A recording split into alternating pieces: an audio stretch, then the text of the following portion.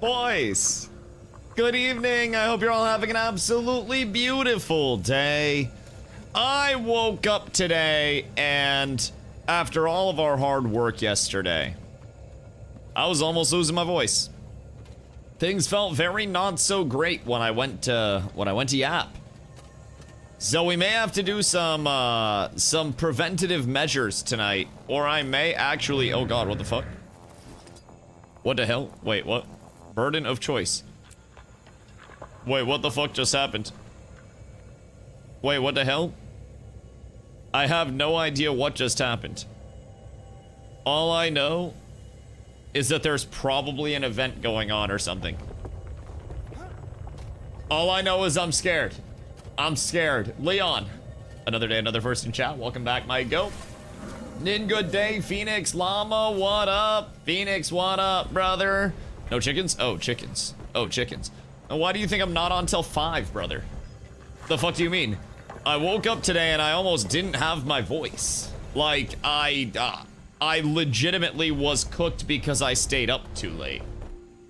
Like, why do you think I'm not here till 5:30? We've been gone all day, and then I napped when I got home. We've been gone literally all day, my boys. I shit you not, just got home at like 4:30 and then napped for a little bit because I was still so beat because I didn't even get any sleep last night. And then I hopped on. Also, a reason I'm on Guild Wars, dude. I don't know that I'm like mentally awake enough right now to maneuver an action combat system. I'm like very going back and forth on it. Like very much so going back and forth on it.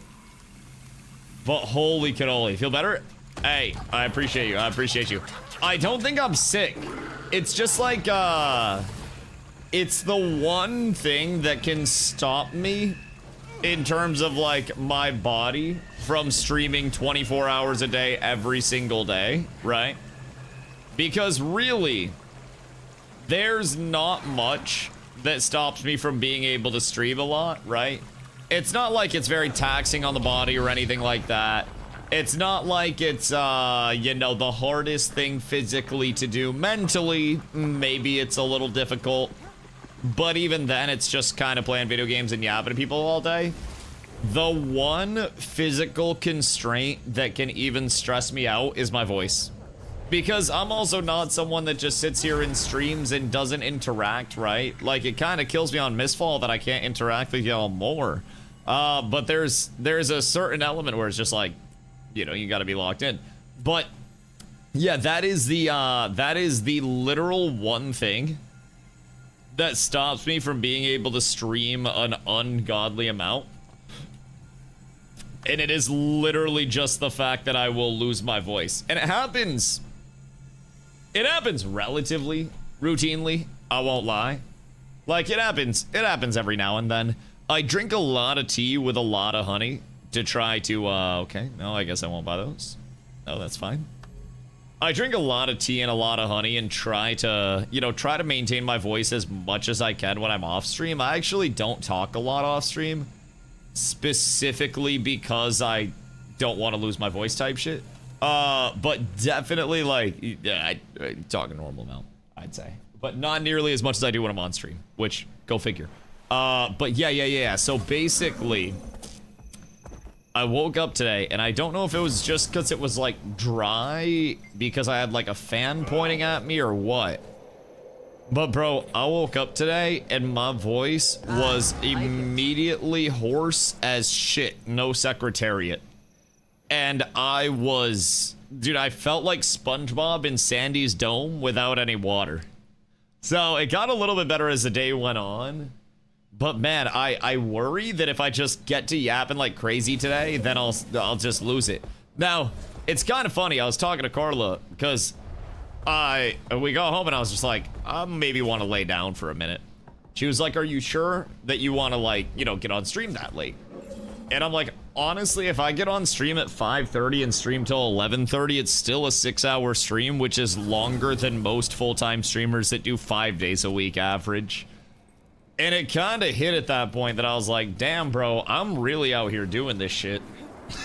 Like, I'm kind of built different. There are so many people that go full-time on stream and throw in like 30 hours a week, and they're just like, oh man, that's tough. That's tough. And then here I am with literally over 1,000 streams consecutively with no days off, and my average stream time is like 8 hours. It's a little stinky. I need to, I don't know, I need to get richer and then disappear for a little bit so I can spend less time streaming. Good news! We're up tremendous. Wait. Oh shit, we actually have a building? Whoa, wait, we've never had a building in the guild hall before. It's all just been ruins and rubble. Wait, this is kind of fire. Think I might hop on and try to get my sky scale egg? Yeah, I was thinking about doing a little bit of story prog today. Oddly enough, I won't lie. I was thinking about throwing on my power scaling here and doing a little bit of story prog with stuff, and then popping over to some Mistfall a little bit later once I wake up. Oh shit! Wait, what the fuck? Wait, this is drippy as shit. This is so cool. Is this supposed to be SMC? Nah, wait, this is crazy. Okay, so we actually have a full war room now with a war table. And then we also have our places. I'm assuming this is where like our war council would stand if we were having like war meetings. These would be like all of our guards type shit. And then we'd have the people around the table. We have a war room. We do now, buddy. Just built it with my bare fucking hands. And we got golems outside. We got the guards going. Yeah, so we're at the stage of our guild hall where we can actually start fully restoring some things and clearing out the rubble and getting it into like a fully functional thing. So, are you too tired to build? Never too tired to build. Never too tired to build. I will continue to do everything in my power to provide for this community. And if I've gotta be bare bones tired from a hard day of eating food and still continue to push through and build something with my bare hands to provide you all with infrastructure, by God, I will if it's the last thing I do. I just care about the Cats with Abs organization far too much, and I cannot let it fall. Oh, also, we have another one of those big upgrades to get for a room. So that's the first one that we hit. So now we have a full war room. And then I believe if I didn't just use up all the mats that were supposed to be for this. Keep in mind, we also have our arena up. So the arena's dope as fuck. And then here, the workshop. Oh no. Oh no. We need vials of linseed oil. We need mithril ingots. And we need Alonian leather squares. Oh god, where are my crafters? Oh shit. Okay, hold on. Hold on, I have none of those in my storage. So I need 50 mithril ingots. Mithril ingot. At least everything's cheap here. The 14 that are there, I made.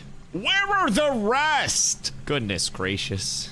I think just because I'm gone and we're capped off, you can take a little time off. Goodness me. Thank you, Super. I appreciate you. Let's see. Linseed oil. Is there an easier way to get vials of linseed oil? Because, ouch. Ouch.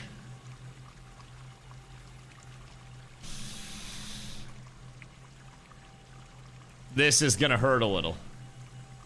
Surely there's a way, right? But there are so many that are ordered. What? Linseed is hurty? So linseed in general is just rough? Alright, that's fine. If it's just gold, then I'll just grab it. That's easy enough. The thing that I'm trying to get right now, these actual restorations, I don't know if you saw, but we just got the war room done. These restorations give 100 guild XP. So I'm trying to get those done and then kind of double back for the other things, because that's our most efficient guild XP per spend. And then once we hit 25, we can save up our 10,000 Ethereum, and then we can upgrade the mining again. And then we'll produce Ethereum at a faster rate as well. 1, 2, 3, 4. All right, that's fine. You just don't have to pay attention, and at the end of the day, it's like I literally didn't even spend 140 gold on that. It's kind of cool. It's It's like you don't even notice if you just don't look. And then from here, I need Elonian leather squares 36. Yeah, I should also probably get my crafting up. Wait, we can buy them. Oh. Oh! Alright, well. There goes all the money I was gonna give to charity. I had to give it to crafters instead. It's a goddamn shame. Goddamn shame. Can we get a Black Lion merchant in the guild hall? Like, do we get access to one of those bad boys eventually? Because having to go back to LA to get one is kind of a goddamn shame. Crafters or charity? Are you a crafter? Because I don't believe in donating to them. I don't tip my crafters unless they do something for me that no other crafter can. It's like, if you proc for me, then sure. If you have a recipe that nobody else has, then sure. But also, like, hear me out.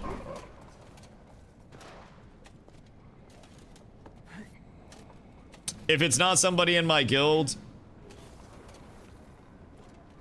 then they probably don't have anything advantageous comparatively to my guild anyways. Because we end up with BIS crafters in every game that we play ever where we need crafters. Like any game with a crafting emphasis, we go fucking crazy with the crafting core. I don't know what it is. Maybe it's because we just have so many people that are happy to consume all of the gear, and we appreciate our crafters like crazy, but bro, our gatherers and crafters go wild. I've never seen anything as demented as the Cats with Abs crafting and gathering core. It's fucking silly, bro. Like, people will, in the same way that our PvPers will, like, 12 hours of PvP, people will literally 12 hours of gathering non-stop for the community whenever it's necessary. I would lose my mind doing it, but we have people that are just so willing to do it, and it's such a huge thing. Every game that we play, bro, if there is something that, like, is required, people just grind it out. And it's kind of funny, because in Ashes especially, I love these little cinematics for the restorations. In Ashes especially, also, it was up one of my boys. We had a really peculiar structure because I was always power leveling new characters and stuff and new people that were coming in. Oh, this is cool. I was always power leveling a bunch of new people, and I'd make solid money off of that power leveling as well because we just pick up things that were sellable off of that grind and then sell them. And off of that, I'd make money. We'd get more people leveled, and then we'd get more people up in the ranks, and people would always come in there like, Dusty, how the fuck can you just sit here and hit mobs all day? And I'm like, dude, it's fun. Well, this is happening. We got some people that are probably PvPing somewhere. We got some people that are ratting and taking people's stuff, trying to kill groups and find PvP. We got some people that are gathering. We got people that are crafting. We got people that are econing. And it was really cool how many different areas of the game we actually covered as a community. It was a PvX game, and we covered PvX. And I really hope that one of the next-gen MMOs gives us that same PvX feel. I genuinely feel as though the glue of our community is the fact that we give everybody, when the game allows us to, a role, whether you're the most competitive player in history, the most casual player. Everybody feels like they can constantly contribute to the community in some way, shape, or form. And I think our in-game, like our in-house economy and everything that we presented there, and everything that we've grown up is kind of huge. This is cool, by the way. So now we got like waterfalls and shit. And then once we get the tavern up, we'll have another building over there. That looks like it's gonna have a balcony too. And at a certain point, once we hit like guild level 40 or something, we end up, oh wait. Did that just turn that on? That waterfall? Was that waterfall on before? Because I almost feel like it was not. And now we have a bunch of like fountains and shit. Hey, yo, Cole. What up, Micah? Thank you for the 4 months, brother. I appreciate ya. We're doing some guild hall maintenance over here today. Finding some pretty cool shit, if I do say so myself. We just got set up with a couple of buildings. So we got our, not even our market. This is, yeah, this is our workshop. Workshop, that one. We got our workshop taken care of. And I believe this also, what is this? PvE processing line. Wait. Super. What is this? Resonance. Super probably knows about this. Because Super's huge crafter, apparently.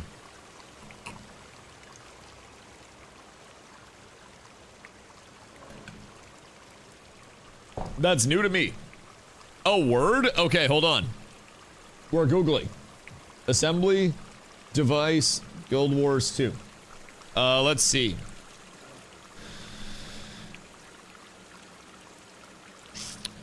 Queuing schematics. Interact with the etheric assembly device in the workshop to open the assembly queue. Crafting schematics will appear here and can be queued for assembly, which take a varying amount of time. This process can be cut short by spending resonance. When a schematic is fully assembled, it'll appear in the guild's storage panel. Schematics crafted by scribes enter the guild's assembly device automatically. Assembly devices offer separate queues for each game type, each able to process at the same time. Active processing queues cause the device to create bright particle effects above it. Interacting with the device is limited based on guild perms. And then schematics in the device stack up to the usual 250 limit. When that limit is reached, no new schematics of that type can be crafted. So, what kind of schematics do we put in this? Like, what do scribes make that we would throw in? What would that build? Never do guild work. Interesting. We can make boss summoners? Wait, what? So what are these? Research notes, and then I'm assuming we use those to get schematics. Where are these schematics that scribes can make? Schematic minor supply drop. Something like open world bosses for a guild fight. Do we get gear off of that? Like if we do the open world boss summoning? Also, yeet. Might as well. Wait. Oh, no. I probably should have popped the booster before that. But I don't have a booster. Saws, what am I go? What'd you be up to? Let's see. That's world versus world. Yep, that's shame. Get the normal drops the boss would give, but we can summon multiple. Interesting. So we could just farm those up like crazy as a result? And whatever we want. Is that off of the schematics? Because that sounds kind of cool.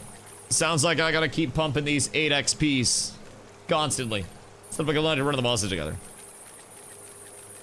Could we have done that during boss rush as well? No. Goddamn shame. Goddamn shame. So I'm assuming at this point that I'm probably supposed... Do I just like auto learn new recipes as I go? Oh, I do. I just have to refresh. I have much more now. At what level do I get this stuff? Scribe 25. View recipe. Oh, wait, word, we're up. And then I need linen supply sacks, which I can make. Those are flax fibers. Maybe. Interesting. I mean, it sounds like those would actually be worth running and completing. Doesn't sound like it'd be the worst at all. And then the copper reinforcement plates have been made. And then bag of shimmering energy. Uh-oh. Do I just buy these? My word is my honor. Or what is the play here? Uh-oh. Loading matrix. Chad, I got no fucking idea how to make that. I ain't even about to lie, because that guy's just upgrades. And I don't think... Bag of shimmering energy. Oh wait, linen supply sacks. So I just need more flax fibers. And then we're good. And then we ball. God damn it. I don't want to spend any more money. Alright. I'm just gonna let this exist for right now.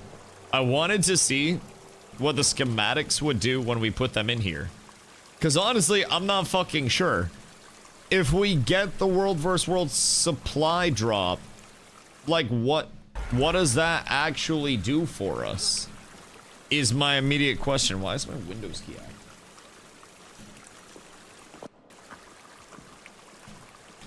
I have a switch that's supposed to stop my Windows key from being active. Oh, weird. I guess it unswitched. Tragic. Tragic. World vs. World ones, or we slot into camps and towers and keeps. Right, so I'm confused, like, what we'd actually put in for schematics. I'm not quite sure. Apparently, this has been in since 2016 at bare minimum. But I'm not sure which crafting schematics will appear here. Make guild items. Guild banquet schematic. Guild gathering boost banner schematics. Guild experience banner, guild world event, guild road marker, vault transport. Summons a guild vault to your location for easy access. Wait, so where do those go? Once we have those. Roster missions, team storage. Uh-huh. Okay. So basically, these schematics get made into these banners and shit. And then if we were going into like world versus world or something, that would be our consumables by the seams. That's like what I'm gathering right now. So we need to get the schematics for effectively like guild banners and shit. Made by scribes, and then those go here. Thank you, I appreciate you. And then those get crafted once the scribes actually make them. Understood, that makes a lot more sense. World vs. World claiming. So those schematics are just... Wait. Schematic miner supply drop can be crafted by scribes once a guild has acquired the scribing miner supply drop from the war room. When it's been crafted, it'll go to the assembly device and wait to be added to the world versus world processing line. Okay. So in the war chest, were all of these schematics that just got made into actual things at one point in time? Like, did we just get the schematics and then the schematics got processed for us? And we just didn't see the assembly device doing anything before? Because that seems what the most likely scenario is. It seems like this isn't new with this upgrade. And it's probably been here the entire time just working, we just haven't seen it. So I'm less freaked out about that now. Apparently, that's for all of our supply drops and stuff. You can also get those World vs. World from Skirmish Chest. Is that the schematic? Or is that just like the straight up one? Okay. So, long story short, it seems like there's legitimately nothing to worry about in terms of that we would have to deviate from whatsoever. So that's nice at least. Why are my menus so laggy today? Is it because I haven't been on in a second? So the game is telling me that it hates me because I took a couple days just to play MISTFALL? Because I feel like that's what the game's telling me and it doesn't feel nice. It's not a good feeling at all. Makes me want to go play MISTFALL. Just a little bit. Bro, I still stand on the business that 0 to hero in MISTFALL is one of the most fun things that you could do in that game. Just take somebody else's gear and blast up with it through all the lobbies. So this is our next big upgrade, by the way. So we have to wait until we have another 10,000 Ethereum. Which I think is going to be, it's 30 seconds per Ethereum. So that is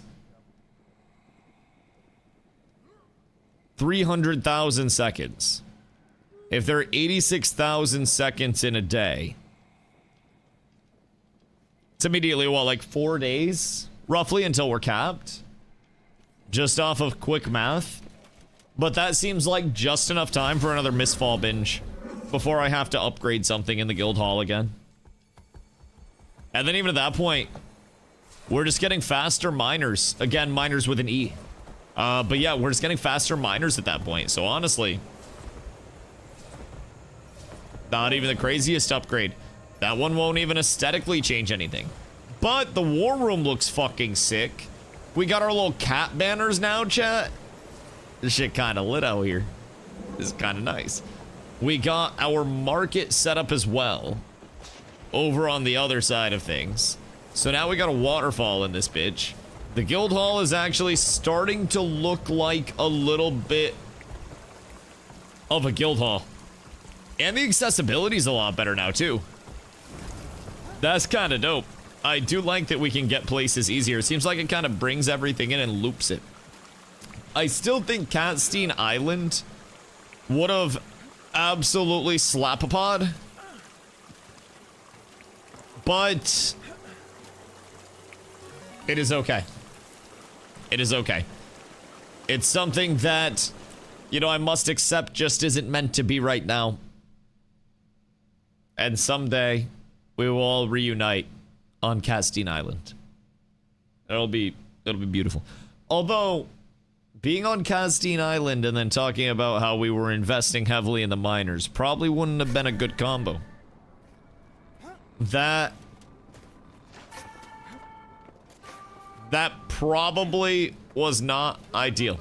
I rely on your generous donations to stay independent. The city. No, that would be Streggedy. Because Streg is in charge of the miners. Again, miners with an E. But yeah, no, Streg's, speaking of which, Streg's in charge of the miners. Zero to Hero is always the best. Yeah, like, ranked push is really fun too. But I also think that, like, Zero to Heroes, especially until the servers get fixed, ranked is, and I say this with no disrespect to ranked players in Mistfall Hunter, right? But ranked, because of the way that they have set it up, is literally just a time investment grind.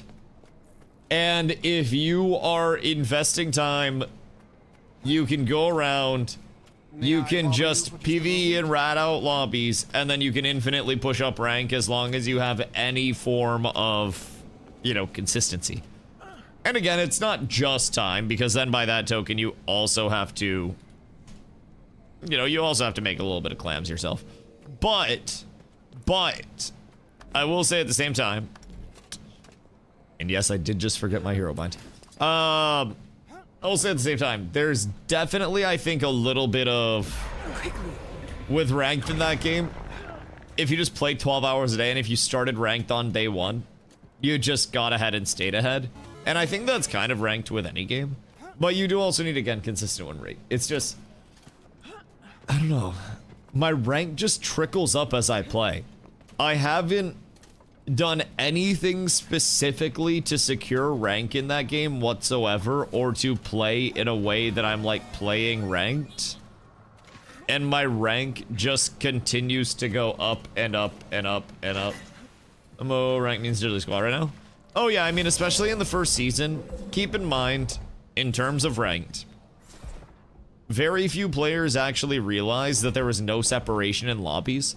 Like, imagine in Guild Wars 2, if you had your ranked lobbies that were just queuing into normal player lobbies, and also you could get bots in those normal player lobbies, right? There was no rank. That's what Mistfall has right now. And it's also Season 1. So anybody that played the game ahead of time, right, in alphas or betas, that knew any mechanics coming in, that knew any of the systems coming in, there was an immense amount of advantage that came from even just, you know, 100 hours in alpha and beta. And that was very achievable, I think. I didn't play, but I also had different interests at the time. Didn't think I would find myself so into Mistfall Hunter because of the extraction side. But I will say it's definitely, I think, a little bit too early for everybody to just start gushing grannies constantly about the Season 1 ranked push with that game. It's... First things first. An extraction, right? So naturally, with extractions, again, if you had any bit of information, you know, before you started playing or before other people did, then that in itself is going to get you a large advantage.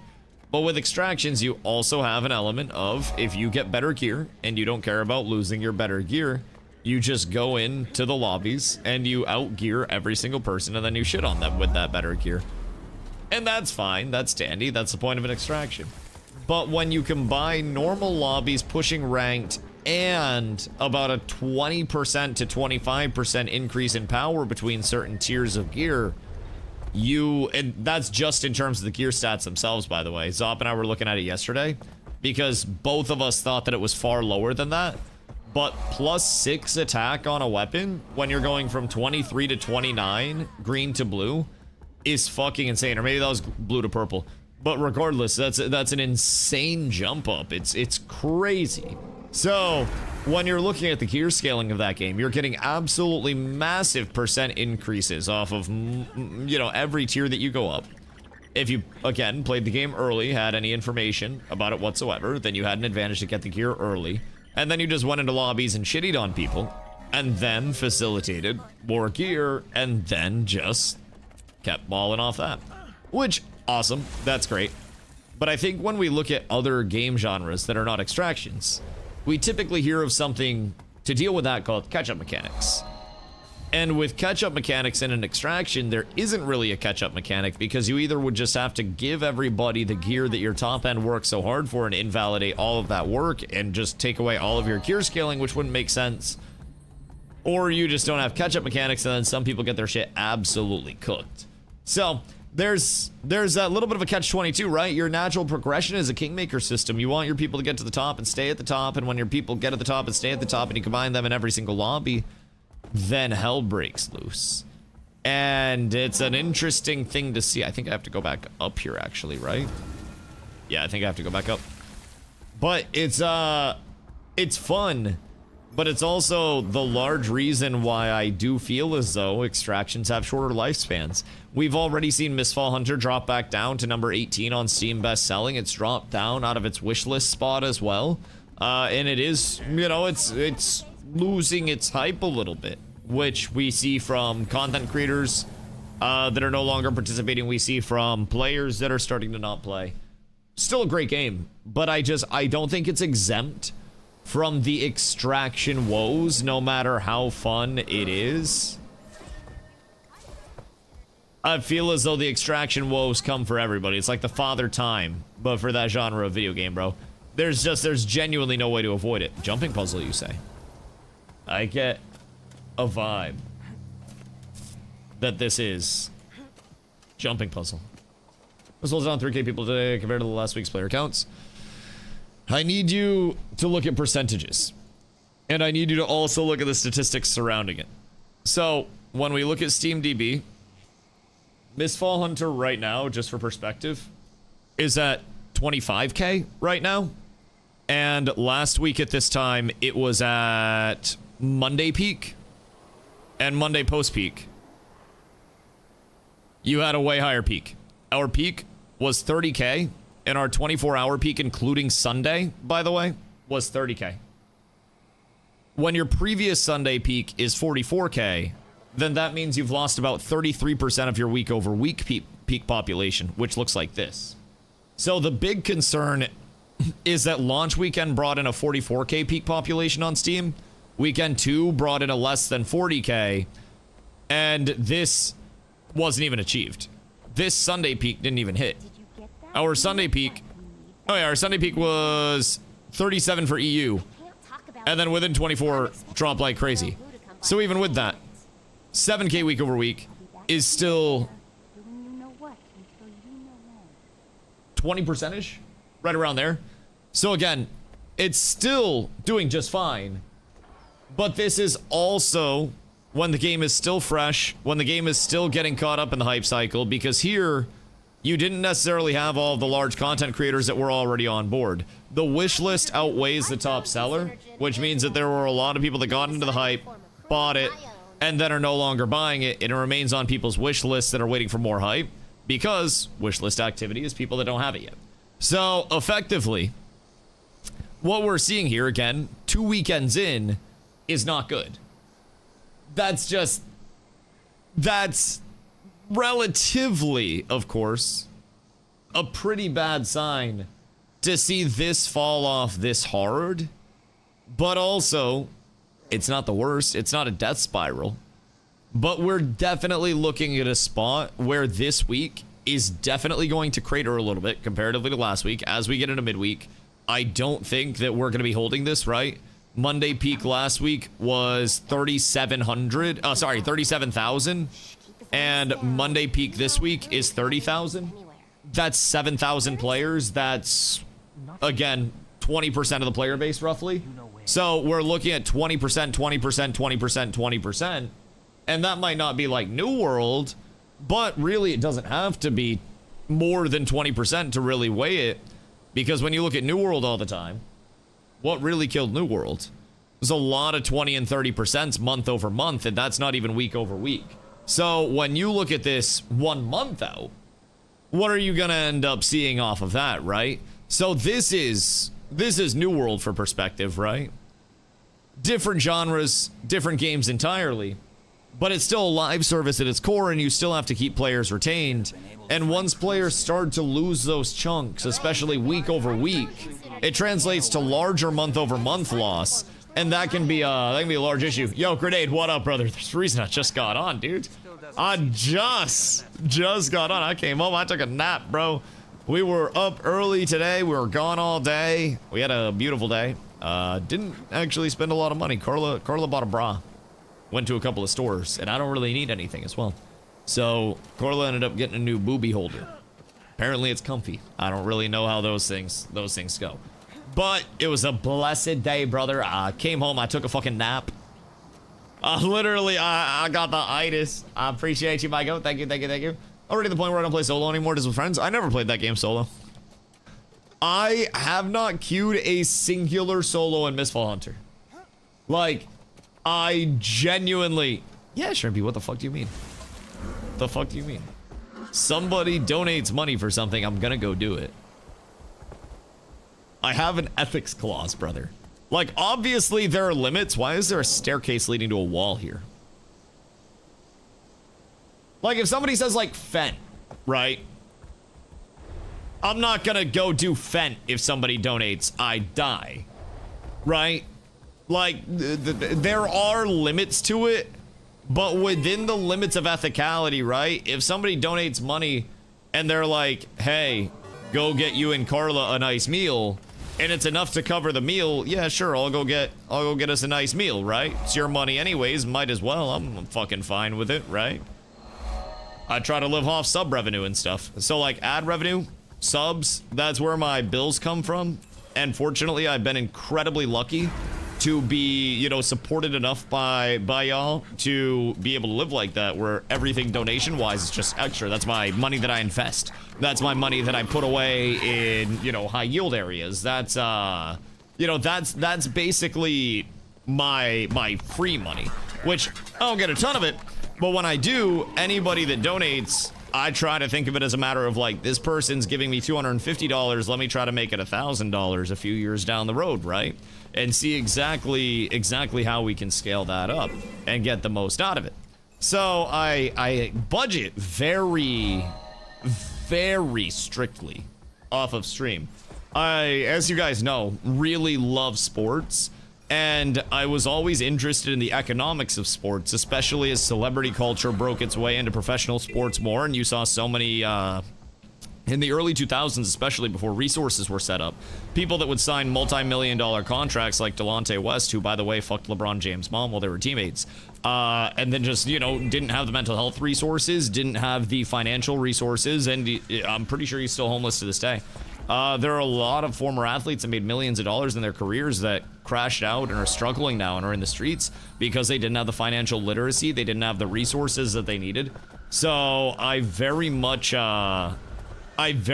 listen to those horror stories, and followed a lot of those players that I really liked watching when I was a kid. Delonte West wore the same number as me. He had the same last name on the back of his jersey, which was cool as fuck, because I could just get NBA jerseys for whichever team that he played for, and it was like a custom one before custom jerseys were a thing. That shit was fire. But also, it was a nasty lefty, bro. I'm not a lefty, but I liked watching lefties play. But I will say, I read a lot of those horror stories and followed a lot of those, and then I also, you know, followed the athletes that were like actually financially literate, and those that were like, yeah, my contract earnings, I budget a little bit of them so that way I would be able to live, and then the rest of them were put away in, you know, very safe yield areas, and 95% plus of the money they haven't even touched from their career earnings. Or the people that didn't touch their contracts at all and simply lived off their endorsement money, where it was like, hey, anything that I get that's extra, great. That's what makes me, you know, makes me exist now. So that stuff always kind of was very eye-opening for me. How you could have people with millions of dollars that could lose it instantly, and then you had people with millions of dollars that turned it into tens or hundreds of millions of dollars. So, also, Jonathan asked if I played 14. I played Final Fantasy 14 for a little tiny bit when I was a young lad, when I was a young warthog. It didn't stick with me a lot, and in the modern day, it definitely wouldn't stick with me just because it's so story-driven. If you really like a story-driven MMO, and you really like PvE stuff as your main focus, fuck yeah, probably one of the best out there. It's got a really solid story drive to it, and it's one of those where if that's your thing, you will have oodles of content. I myself am not necessarily the largest story grinding man. It honestly, raids to me are kind of like a secondary thing, right? I'll do the raids if there's a reason to do them, but if there's not a reason to do the raids, I'd rather be like PvPing or, you know, doing something fun with my time. Which raiding can also be fun. I've got some very good memories of raiding, but you know, raiding for me is like, if you give me incentivization, I'll do it. If I don't have incentivization, then I'm probably not gonna do that shit. But yeah, that's kind of my thing. Really good mod community. Giant titties, what you got? Yeah, if you like ERP, probably a fucking banger as well, I will say. Probably it's either that or Moonguard, so. Yo, Rat, what up, brother? Made a hardcore character on WoW last week. Died today at level 12. Wait. You made your character last week and you only you made it to level 12? Brody, we could get to level 12 tonight. What the fuck do you mean? Get back on the horse. Level 12's like 3 hours. Only playing him on Mondays. Oh, that makes so much more sense. That checks out. Okay. I was like, Brody, that's no time at all. You gotta get back on that. When Carla and I played hardcore WoW together for the first time, it was her first time ever playing WoW. And she wanted to make a gnome. So I made a dwarf pally with the intent to be able to tank. And also didn't really have any means of tanking or saving her life at an early level. We're going through Dunmorrow, and we're heading east towards Ram Ranch and shit. And I'm like, hey, be careful with the boars here, don't run off. This is where you can start to aggro stuff. And the boars hit hard. And I'm like, make sure you stay close. So we're yapping. And then I look up and she's slightly away from me. And I'm like, oh, hell no. Not like this. Not like this. And I see a boar.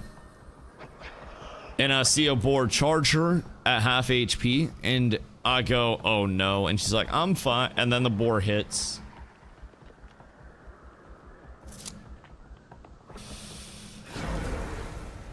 And when a boar hits after a charge, I'm not roller beetle racing. When a boar hits after a charge, it has very increased attack power. Like a lot of scaling on the attack power side. She died. That was our first remake. It's definitely an interesting situation. Wrong choice. But look at Aeon 2, combat looks pretty fast. So like, hear me out. For me, I'm not even necessarily a combat needs to be fast. I played Bruiser in New World where I had 3 cooldowns with an average cooldown time of about 20 seconds. I don't need it to be overly fast. I need my combat to be meaningful, right? I hate games when I go into a fight and I hit like a... and then it's like 5 damage. Like, just let me go and do 5 damage. I don't need to do all that. There's no reason why anybody needs to do all that. And some games, it's just like particle effects, animation, jiggle physics, and the combat's not actually meaningful because every single ability in combat is this like super long animation lock. It's more of like a visual spectacle than it is a game feel thing. And I kind of feel that way about, I don't want to say like a lot of Eastern MMOs, but a lot of Eastern games give me very like non-satisfying I think I tore my rotator cuff, bro, fuck. Old. Gotta stretch before I do those bits now. But I look at a lot of Eastern games, and I'm like, damn, bro, why do I have to jump 17 feet into the air, slash a sword 17 times, and go, yeah, just to do 10 damage? Why can't I just swing once? Like, why do I have to have a 6-second animation? I don't, and it's not satisfying to me. I want to swing axe, hit with axe, do damage with axe. I want to use ability and have that ability feel fluid and smooth to me. What is this? Somebody going fucking crazy in here? The hell is this? It's like manic scribblings and shit. This looks like my stream room, bro.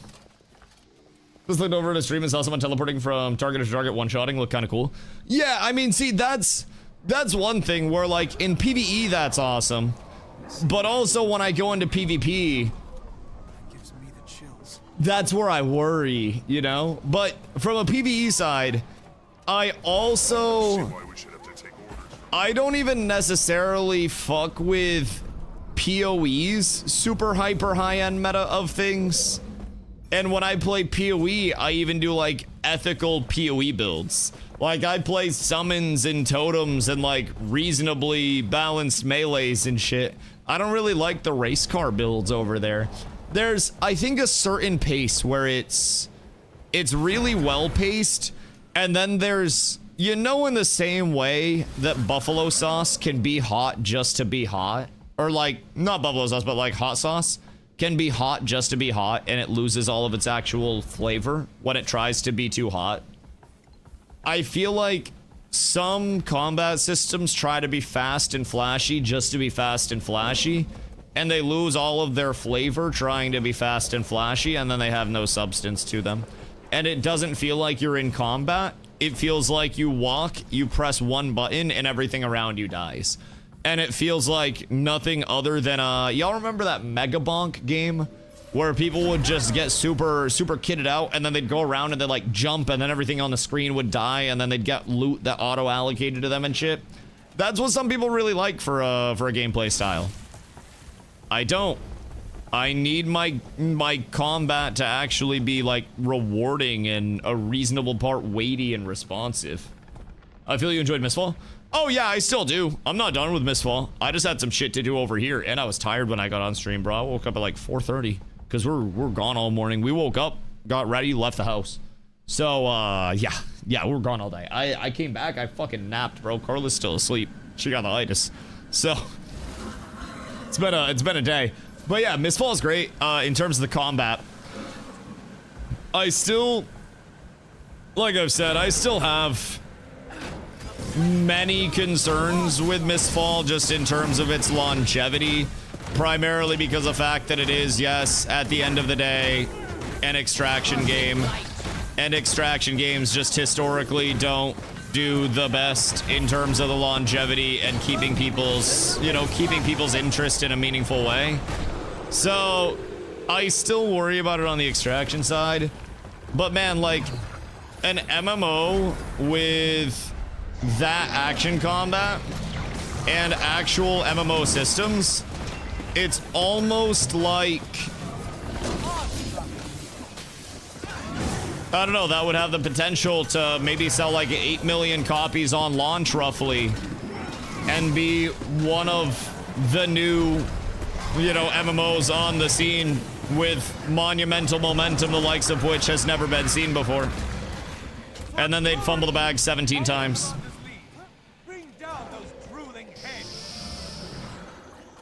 Time and time and time and time and time again. I think the only two that have truly done that are Tarkov and Dark and Darker. I know Dark and Darker qualifies as action combat, but god damn it is like the fucking CS of action combat. Dude, I can't stand how slow Dark and Darker combat feels and like true Souls-like combat. I don't want to say true Souls-like because there are even some like some of those shits. Oh, Meta's extraction style games holding attention. Oh. Yeah, that's pretty much it. Yeah. And I mean, even when we look at Dark and Darker, right? People say Dark and Darker's held attention.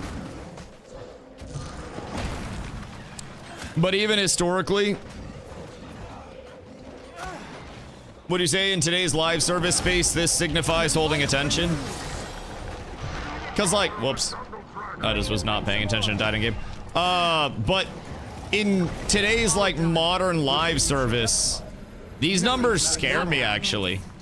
I know their cost isn't necessarily as high as like you know, as a AAA.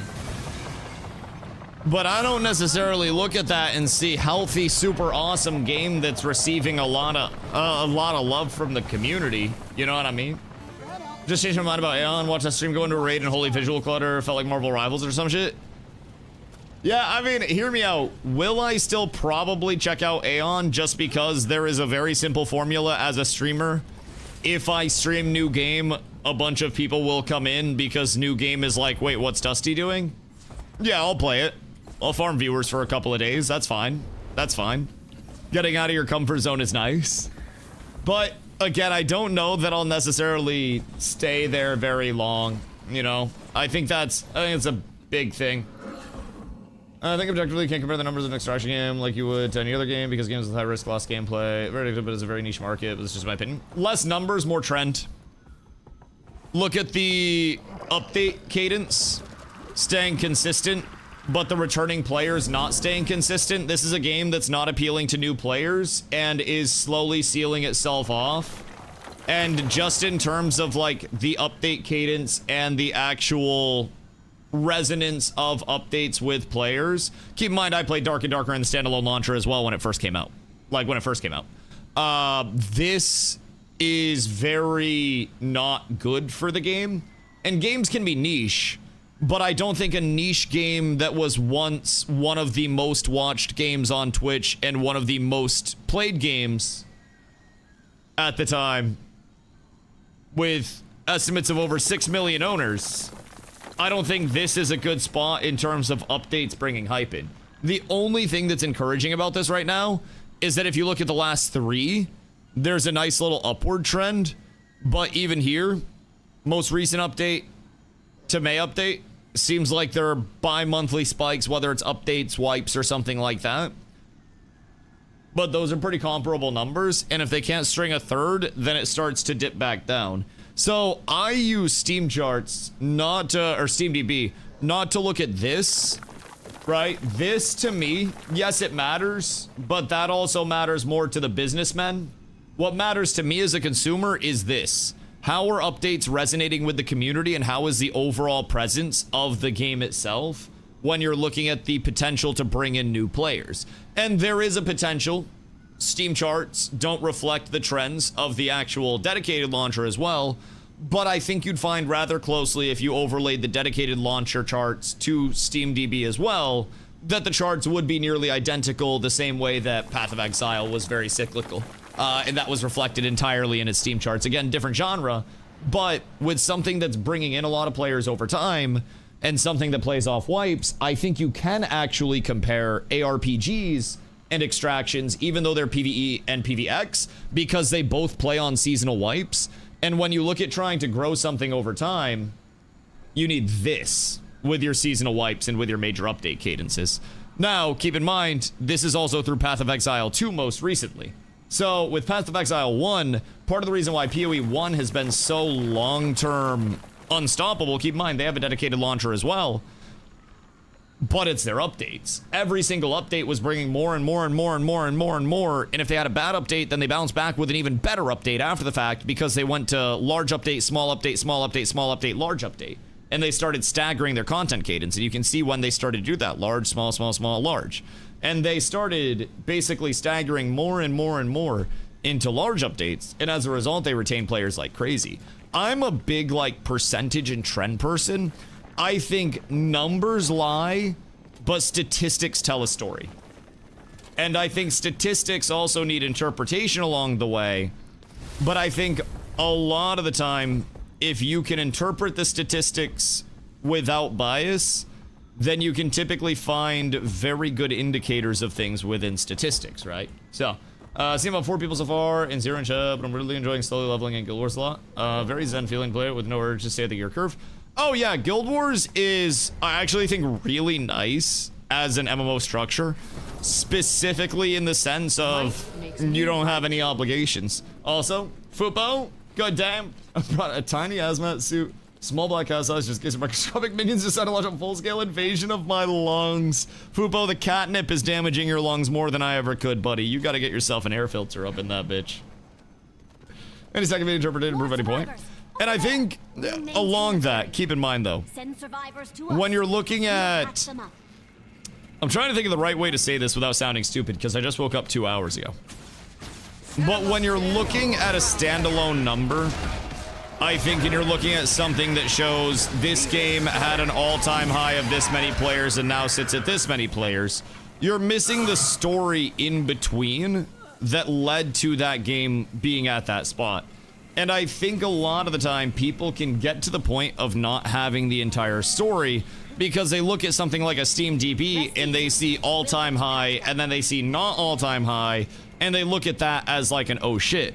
But notice, even when I was talking about MISTFALL Hunter, right? And we were talking about those charts, I'm not really concerned the most about the raw number of players. I'm more concerned that Weekend 2 didn't match Weekend 1 numbers or exceed Weekend 1 numbers, which means that after 1 week of playing the game, a lot of your average everyday players are now already at the point where they're just like, all right, I'm good. So that, to me, I think, is a little more of the concerning factor with MISTFALL, but that is also, I would say, relatively, you know, common in the extraction scene. So extraction has a lifespan, it will fall off pretty hard. Pretty much people who got ranked don't care anymore. Oh yeah, and I mean, keep in mind too, with smaller games, a lot of MISTFALL's success was unexpected, and a lot of MISTFALL's success happened because the stream spread like wildfire with action combat, and the combat looked really fun and unique for people at the time. Streamers were a big facilitator of MISTFALL Hunter popping off in the way that it did, and the spread of that was like wildfire. You had literally some of the largest streamers in the world that were coming over to play MISTFALL Hunter. When in the betas, it had effectively zero hype. Like, none. You would find less than 1,000 viewers in the directory frequently during the previous testing phases. So, just like our creators watching October, it'll spike his new update. And even then, I don't think Arc Raiders has the goodwill within its IP anymore to even have a spike that looks like a spike. When you zoom out the charts, Arc Raiders is unironically in a New World fall off. So like, this was a really good spike for Arc Raiders for an update, but after that, update failed, update failed, update failed, update failed. Every update since then has failed. Arc Raiders right now is in the death spiral that New World went into, where they saw even less interest on their updates, update over update. But you look at this, right? Release, and then you have November 10th of 2025, and then this is December 29th. This is month over month, which is kind of crazy. I feel like Arc Raiders was carried by Peanut. Arc Raiders was carried by a lot. Keep in mind, Arc Raiders had 400,000 all-time peak viewers, which is phenomenally large. But also, just compare that real quick. to Dark and Darker, which had 274k and only peaked at 57,000.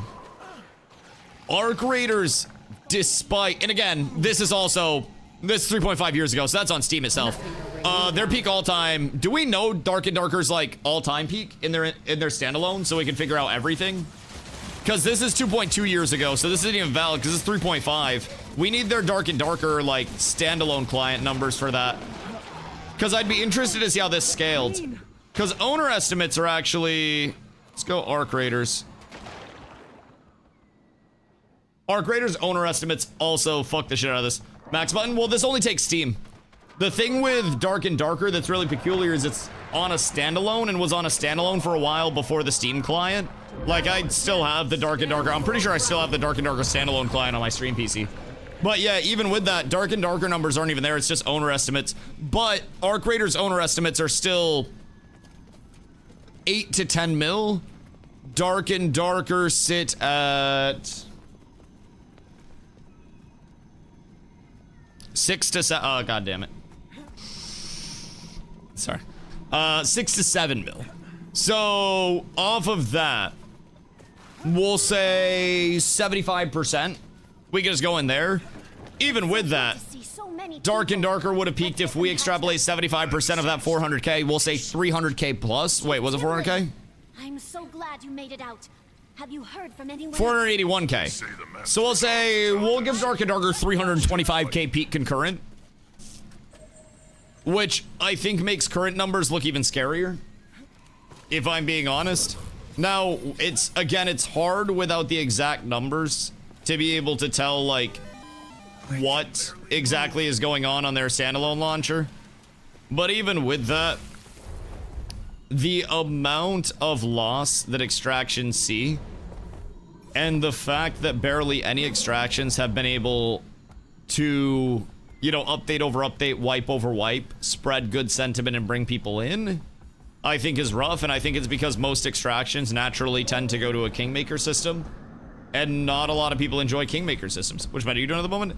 I was running to do my quest stuff, and then I just happened to find a meta, I think. I found an event, so I stopped to do it. I'm just kind of like running around, working towards my quest indicator, wherever the fuck that may even be. And I'm exploring the world as I go, discovering some shit, getting some explo done, and just some teleports throughout the world in case I need them. But yeah, I don't know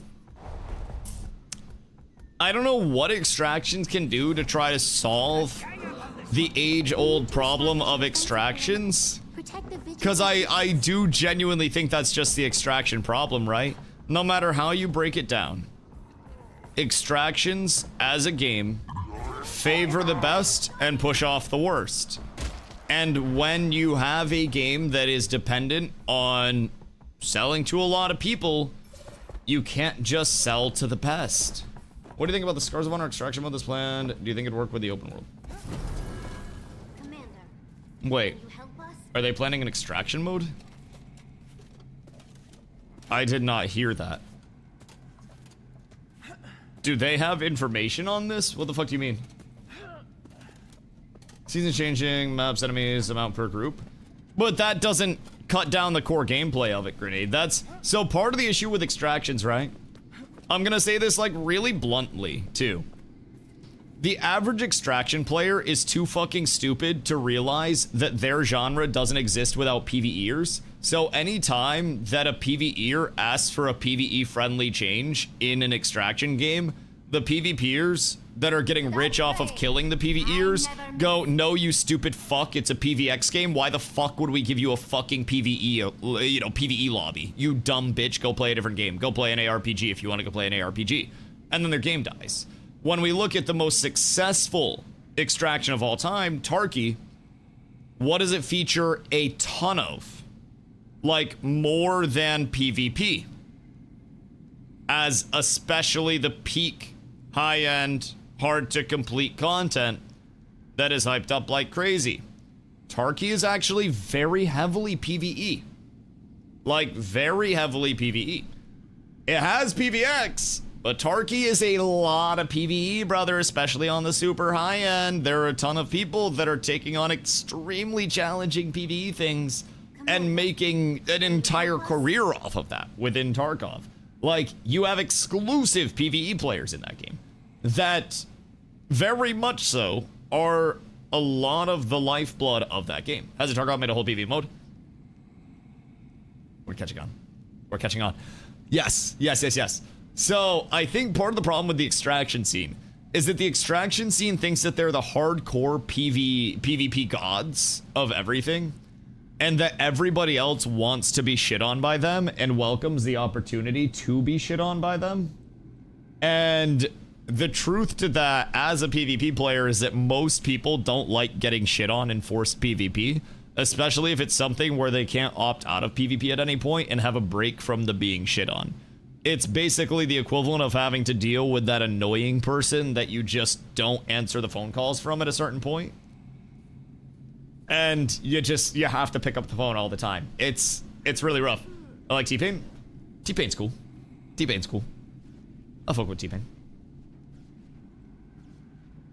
But yeah, I just lost tens of millions, then regained millions. I feel like, hear me out, hear me out, hear me out.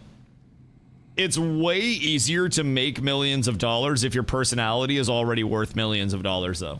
Like, say you go completely bankrupt, but you're one of the largest, or even a large musical celebrity that has one hit. You can always do a club appearance for 30 grand as, like, a one-hit wonder celebrity. Like, the Catch Me Outside girl was doing appearances for $50,000 to $100,000 per appearance, by the way. Just for a night to show up to a club so they can be like, party with the Catch Me Outside girl, how about that? Like, Hawk Tuah girl got paid crazy for appearances. Once you have a likeness that people will compensate you for, if T-Pain lost all of his money, he could just go up to a club and be like, hey, I'll sing bartender at your club tonight a few times if you give me 25K. They'll give him 25K in a heartbeat, and then he'll just show up and I'm at the bartender a few times, 25 grand. It's crazy. And that likeness makes money on top of the money, and then because of the likeness, there are also resources around it. It's this weird thing where, like, you notice it with streamers as well. But when you're a really rich streamer with a massive platform, companies send you things for free because it makes sense for them to show the things off through you if there's a mutual interest in the product and if they feel they want to work with you, right? It's kind of the way of the road. And once you have a platform that is a certain level of large, you kind of just get more shit for free. So, say you're a celebrity that's down bad. I'll endorse your cars if you give me a car. Bet, you now have a car. You shoot a couple of commercials, and it's like, here's T-Pain for Honda Civics. And then there's like the new T-Pain Honda Civic trim, where if you start your car up, there's like auto-tune in terms of the engine. There's so much that you can do to make money with your presence. And honestly, even as a streamer my size, you can make money with your presence if you really leverage it. You could do so much. Like, I could do a bunch of sponsored content. I choose not to because I don't really believe in most sponsored content. I feel like a lot of sponsored content's rather unethical. And a lot of people kind of get sponsored for, like, you know, things that they don't agree with simply because the money's good for sponsorships, but that's a different point entirely. Missed getting 15 mil for a 7-second appearance. Yeah. Oh, yeah. Yeah. Yeah, it's, brother, it's a lot. It's generational amounts of money to go somewhere when you are on the highest end of celebrity. And you get everything for free. Everybody will just bend over backwards to send you shit and promote shit through you. And it's kind of funny as well. Sometimes there are instances of people over leveraging that, and I think there's a nuance to working it where it's like a business reaches out to me and they're like, yo, Dusty, I'd really love to send you this thing, right? I like your content. You talk about this, you know, you talk about coffee a lot. I'd love to send you our coffee beans that we roast in-house, drink it on stream, let us know what you think. We got a few different blends for you. Just give us a shout out on stream and let people know what you're drinking. Betty White, I'm down with that, dude. Send me coffee. I'll talk about that coffee all fucking day, right?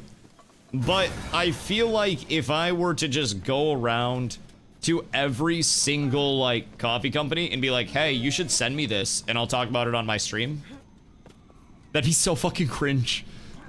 I would hate that. And there are some people that are like, I have a platform now, so I'm going to just use that platform to try to get everybody to give me everything for free. And that's where I get a little bit like weirded out by some people. I won't lie. I won't lie. It's like, goddamn, bro.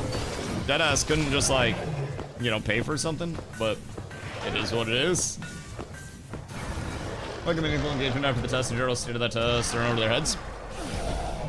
I don't even know that it's like the lack of engagement necessarily that worries me. I think it's the lack of hardcore definitive direction. I feel as though, like, I know their entire thing with Scars of Honor is that they want to have a game that's by the community for the community, but your community isn't game developers. Your community hasn't shipped successful titles. Your community hasn't made millions of dollars idea generating with companies. Why are you trusting your community? I need developers that are willing to, like, I want to be the equivalent of like the feminine damsel in distress that has this super strong Chad developer come scoop me up and their massive hairy arms and be like, it's okay, baby. I'm taking you where you need to be. And then I'm just safe and I'm like, ah, and I faint. And they give me exactly the game that I want, right? And I live a happy life. I'll do the laundry, I'll do the dishes, I'll wear something skimpy. I don't even mind. I don't even mind. But I need developers that know the direction that they want to take and at times are willing to even push back on the community. And if the community's saying this is bad, this is bad, this is bad, this is bad, sometimes the developers need to say, hey, why don't you just give it a little bit of time? Sometimes we need to iterate on systems after you get your hands on it before we completely scrap something. Give us a little bit of time so we can see if we can make this work, right? And I feel like one thing I see with a lot of smaller games, and I'm seeing this a lot with Scars as well currently, is like, you know, I'll still follow Scars updates and stuff like that. I'll still play it when it comes back out. But I worry that they are not at a spot where there is a complete start to finish 1.0 vision for the game. Welcomes me. I would like to ask them if there is a completed version of the game that they are working towards in their mind. A ready to ship, 100% sorted, done, and dusted version of the game. Because if there is not, then I have low hope. I genuinely do. I think that's something that every game needs to have before development even starts. And I think if those things shift very heavily, it typically is a relatively terrible sign for development in the mid to long term too, because that is typically an indicator that things have gotten a little bit out of control in terms of the you know, the overall vision and shit. It tends to make it a little rough. So the fact that Fortnite was an inspiration for the business model is a bit of a red flag. Wait, why is that a red flag? Fortnite has an insane business model when you think about it. Like, Fortnite is a crazy business model. Free to play, available on every single platform, monetization that's entirely optional, and a community-driven chapter of the game that is also an entirely functional sector of the game, equivalent to the arcade mode in Dota 2 or in Warcraft that spawned Dota as a whole. Yet they retain the rights to everything created and they pay out the creators of those maps. Fortnite and Epic Games have quite possibly one of the best business models in gaming right now.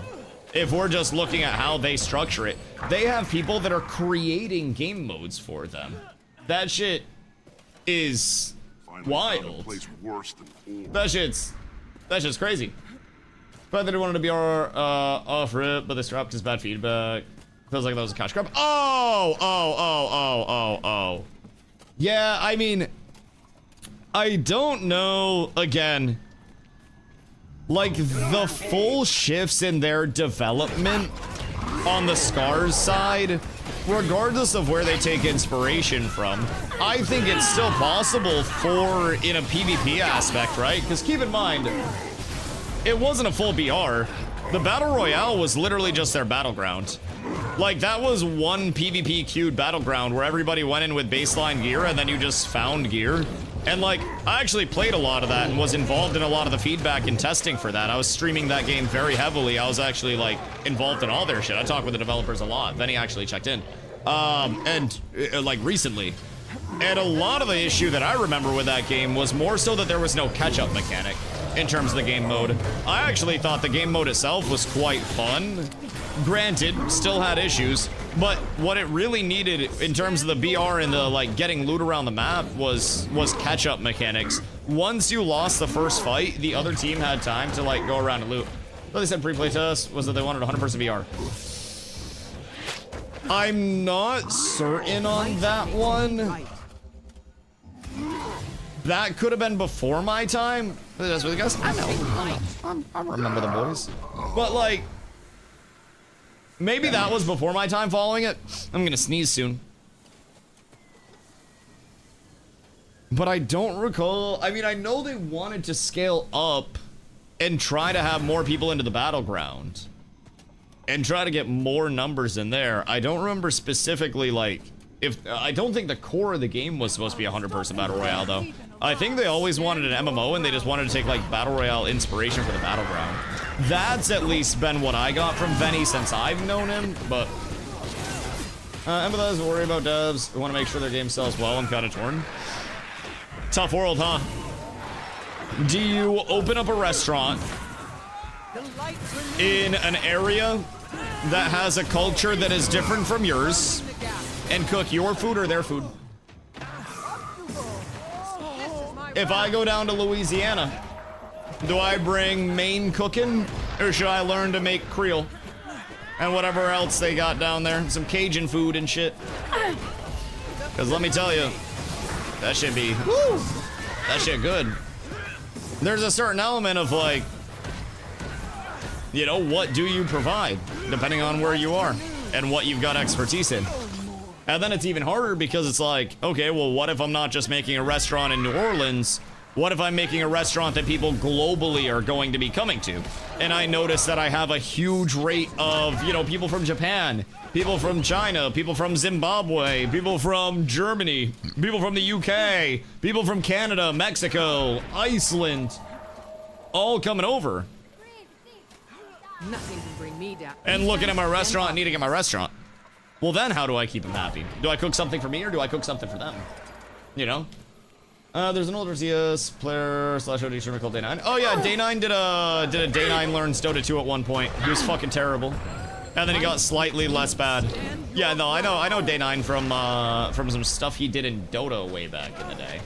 Yeah, I put it like this: if your game is a 7 to 10, a 7 out of 10 in today's market is a 0. Yeah, there's just too much competition.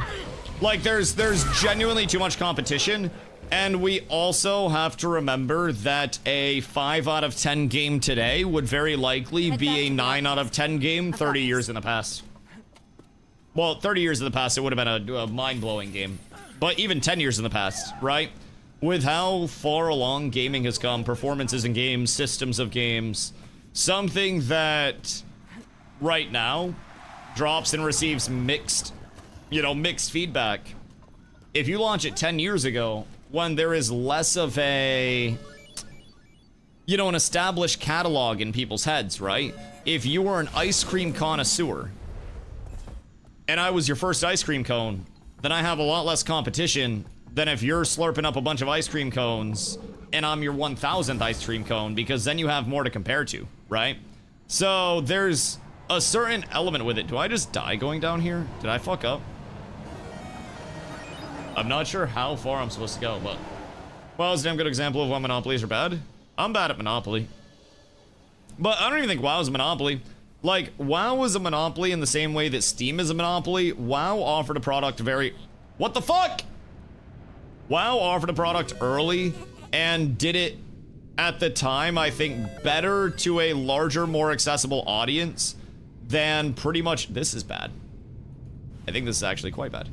Than pretty much anybody else had been able to, you know? They took the EQ model, which was largely popular at the time already, and then they just made it hyper casual friendly. Yep, I fucked up. I fucked up. And WoW, when it, like, you know, made its appearance and reared its head for the first time, that shit was, like, truly groundbreaking. Like, truly groundbreaking. It was something that, you know, a lot of the world had never seen before. That living of a world with that much immersion, that much story. The graphics at the time were sick as fuck. And it kind of, it became a lot of people's, you know, bar. The same way that some people may prefer Nike shoes or Hoka's or whatever hiking shoe you prefer, right? If you're someone that hikes a ton, there's always an element of, like, once something has established itself as the, like you said, the gold standard for something, it's tough to break into the market. Energy drinks, food brands, clothing stores, anything, dog. That is unfortunately, what is this? Oh wait, we're up. That is unfortunately, I think, a large part of, if I'm being honest, capitalism in general, that creates great opportunities for people that can solve a demand. But once that demand has been solved for, it's almost like, well, you gotta have another product, right? If I'm looking for an ice scraper for my car, why do I need a super fancy ice scraper when I can have one that has the plastic tip and then the brush on the other end, right? Why do I need something super fancy that's like the Jackhammer 6000 of ice scrapers when I got something that gets the job done? The evolution of previous games like EQ and such, a better 3D world, wouldn't say necessarily groundbreaking, but it was first well-known IP about the open world scale MMO into the mainstream. It was groundbreaking because it took the MMO scene, which was regarded at the time as extremely inaccessible to players because the EQ model was regarded and still is regarded as an extremely grindy model. And it brought in a bit of casual play, where the MMO scene in 2004 had zero casual accessibility. It wasn't seen as something that was cool. It wasn't seen as something that was popular or easy to get into. And the EQ model was, for those that liked it, regarded as something that presented a lot of content, but it was also regarded within that time as something that was incredibly grindy and incredibly hard to get into, and kind of established a lot of the, you know, a lot of the MMOs feel like jobs sentiment. As early as that point in time, and WoW was the first to really address a lot of pain points. But funny enough, people played way more hours on WoW than they did on EQ. Right, but what you were doing in WoW was a lot different than what you were doing in EQ. And that was, I think, the big differentiator. People felt like it was fun and engaging, and I think WoW, especially early on, they got away from this very heavily later. But man, like OG WoW, and thinking of Wintergrasp and like walking into Wintergrasp and having to deal with all of the OG pumpers that were controlling that all the time and fighting over that shit. Thinking about Battlegrounds and going in there, thinking about getting into raids and shit, just exploring the world. At that time, you just had so much to do, and people, I think people, you know, got really immersed with WoW. And I think there was so much to do, and it was so palatable, like you said, because of the evolutions of graphics. Because they had, and I think this is also something that's really understated with MMOs in particular, Foop, they had an established IP. And what do you get with an established IP? Players, sure, great, good to start with, but hear me out, a world. You have your Arthas, you have your Jaina, you already have your characters that are established. That, my friend, is where a lot of MMOs fall short with casual players. Because story also drives a fun questing experience. You have so much immersion and so much involvement that comes from effectively everything established within your story and your world building.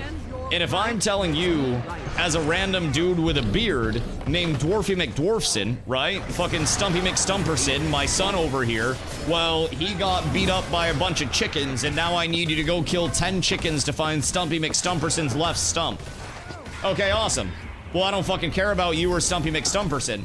But what if this is a character that's been, you know, that you've been interacting with and you've been familiar with because of the lore of the game for years now.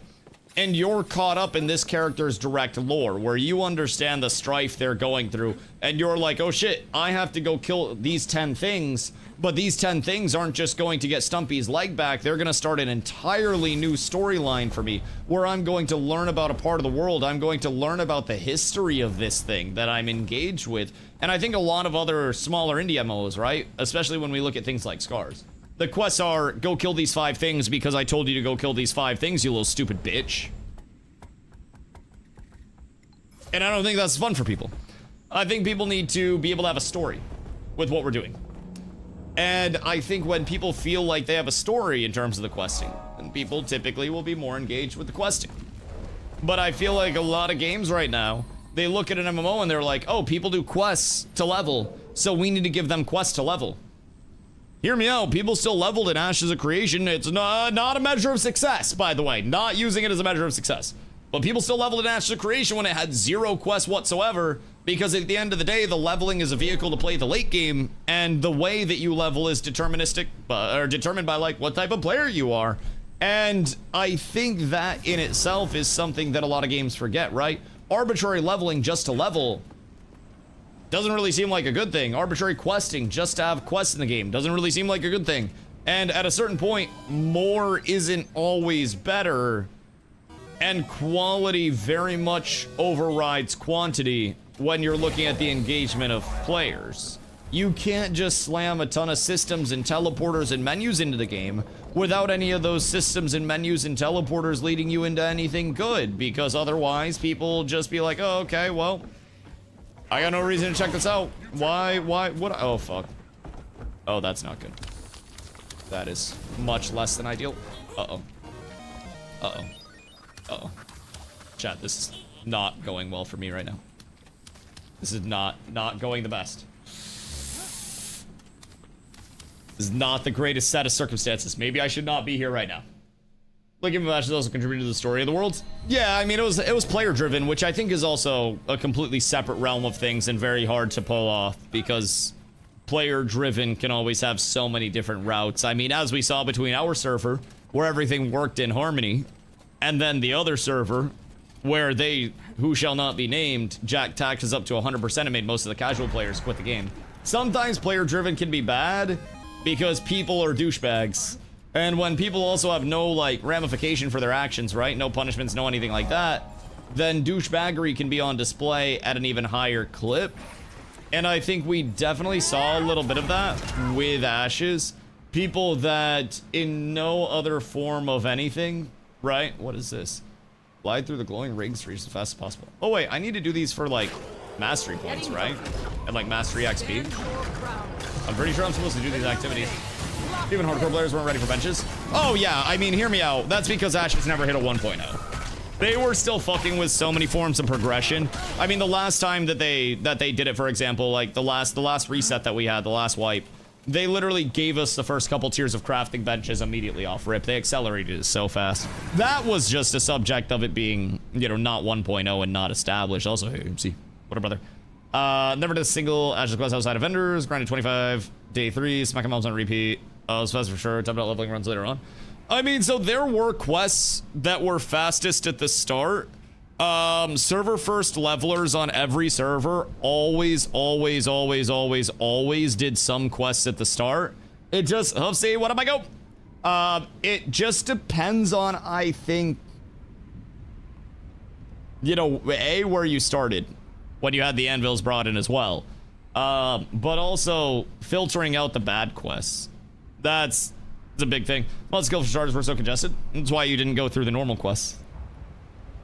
Yeah, there were still quests that were valid. We had an insanely fast start in the anvils last reset, and we also had alternates for the Riverlands.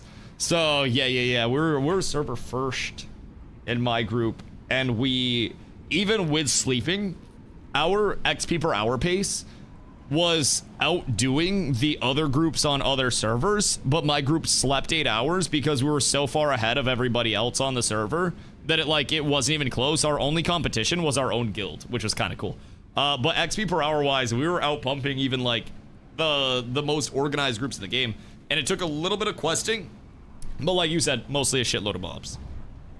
Get mobs, get them around a corner, kill them over and over and over and over and over again. Just don't like quests. I also hate that. Yep, I also hated questing, I will say. I think if I can kill things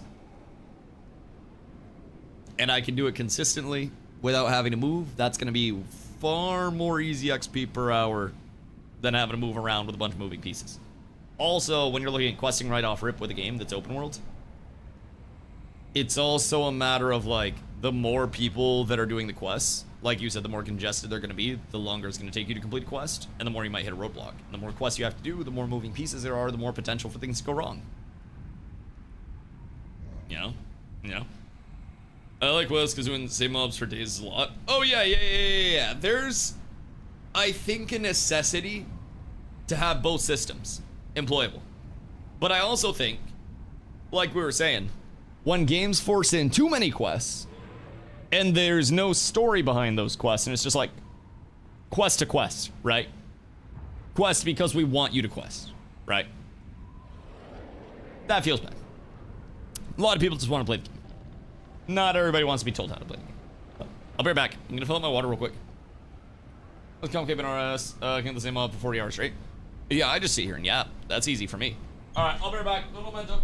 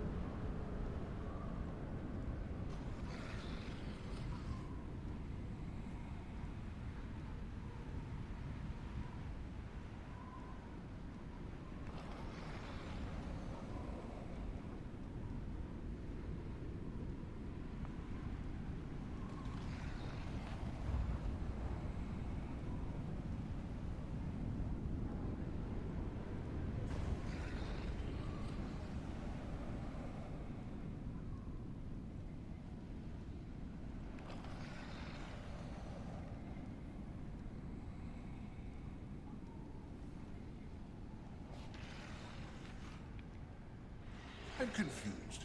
Didn't we already kill that creature back in the caves? There was a similarity. It looked like Diarmid, but as a twisted, blighted form. It and the others came from that tree to the north. These enemies are getting stronger. They could overwhelm us soon. Agreed. We need to take down that tree. How are we set for explosives? I think there's enough material lying around for us to rig something up. Then make it happen.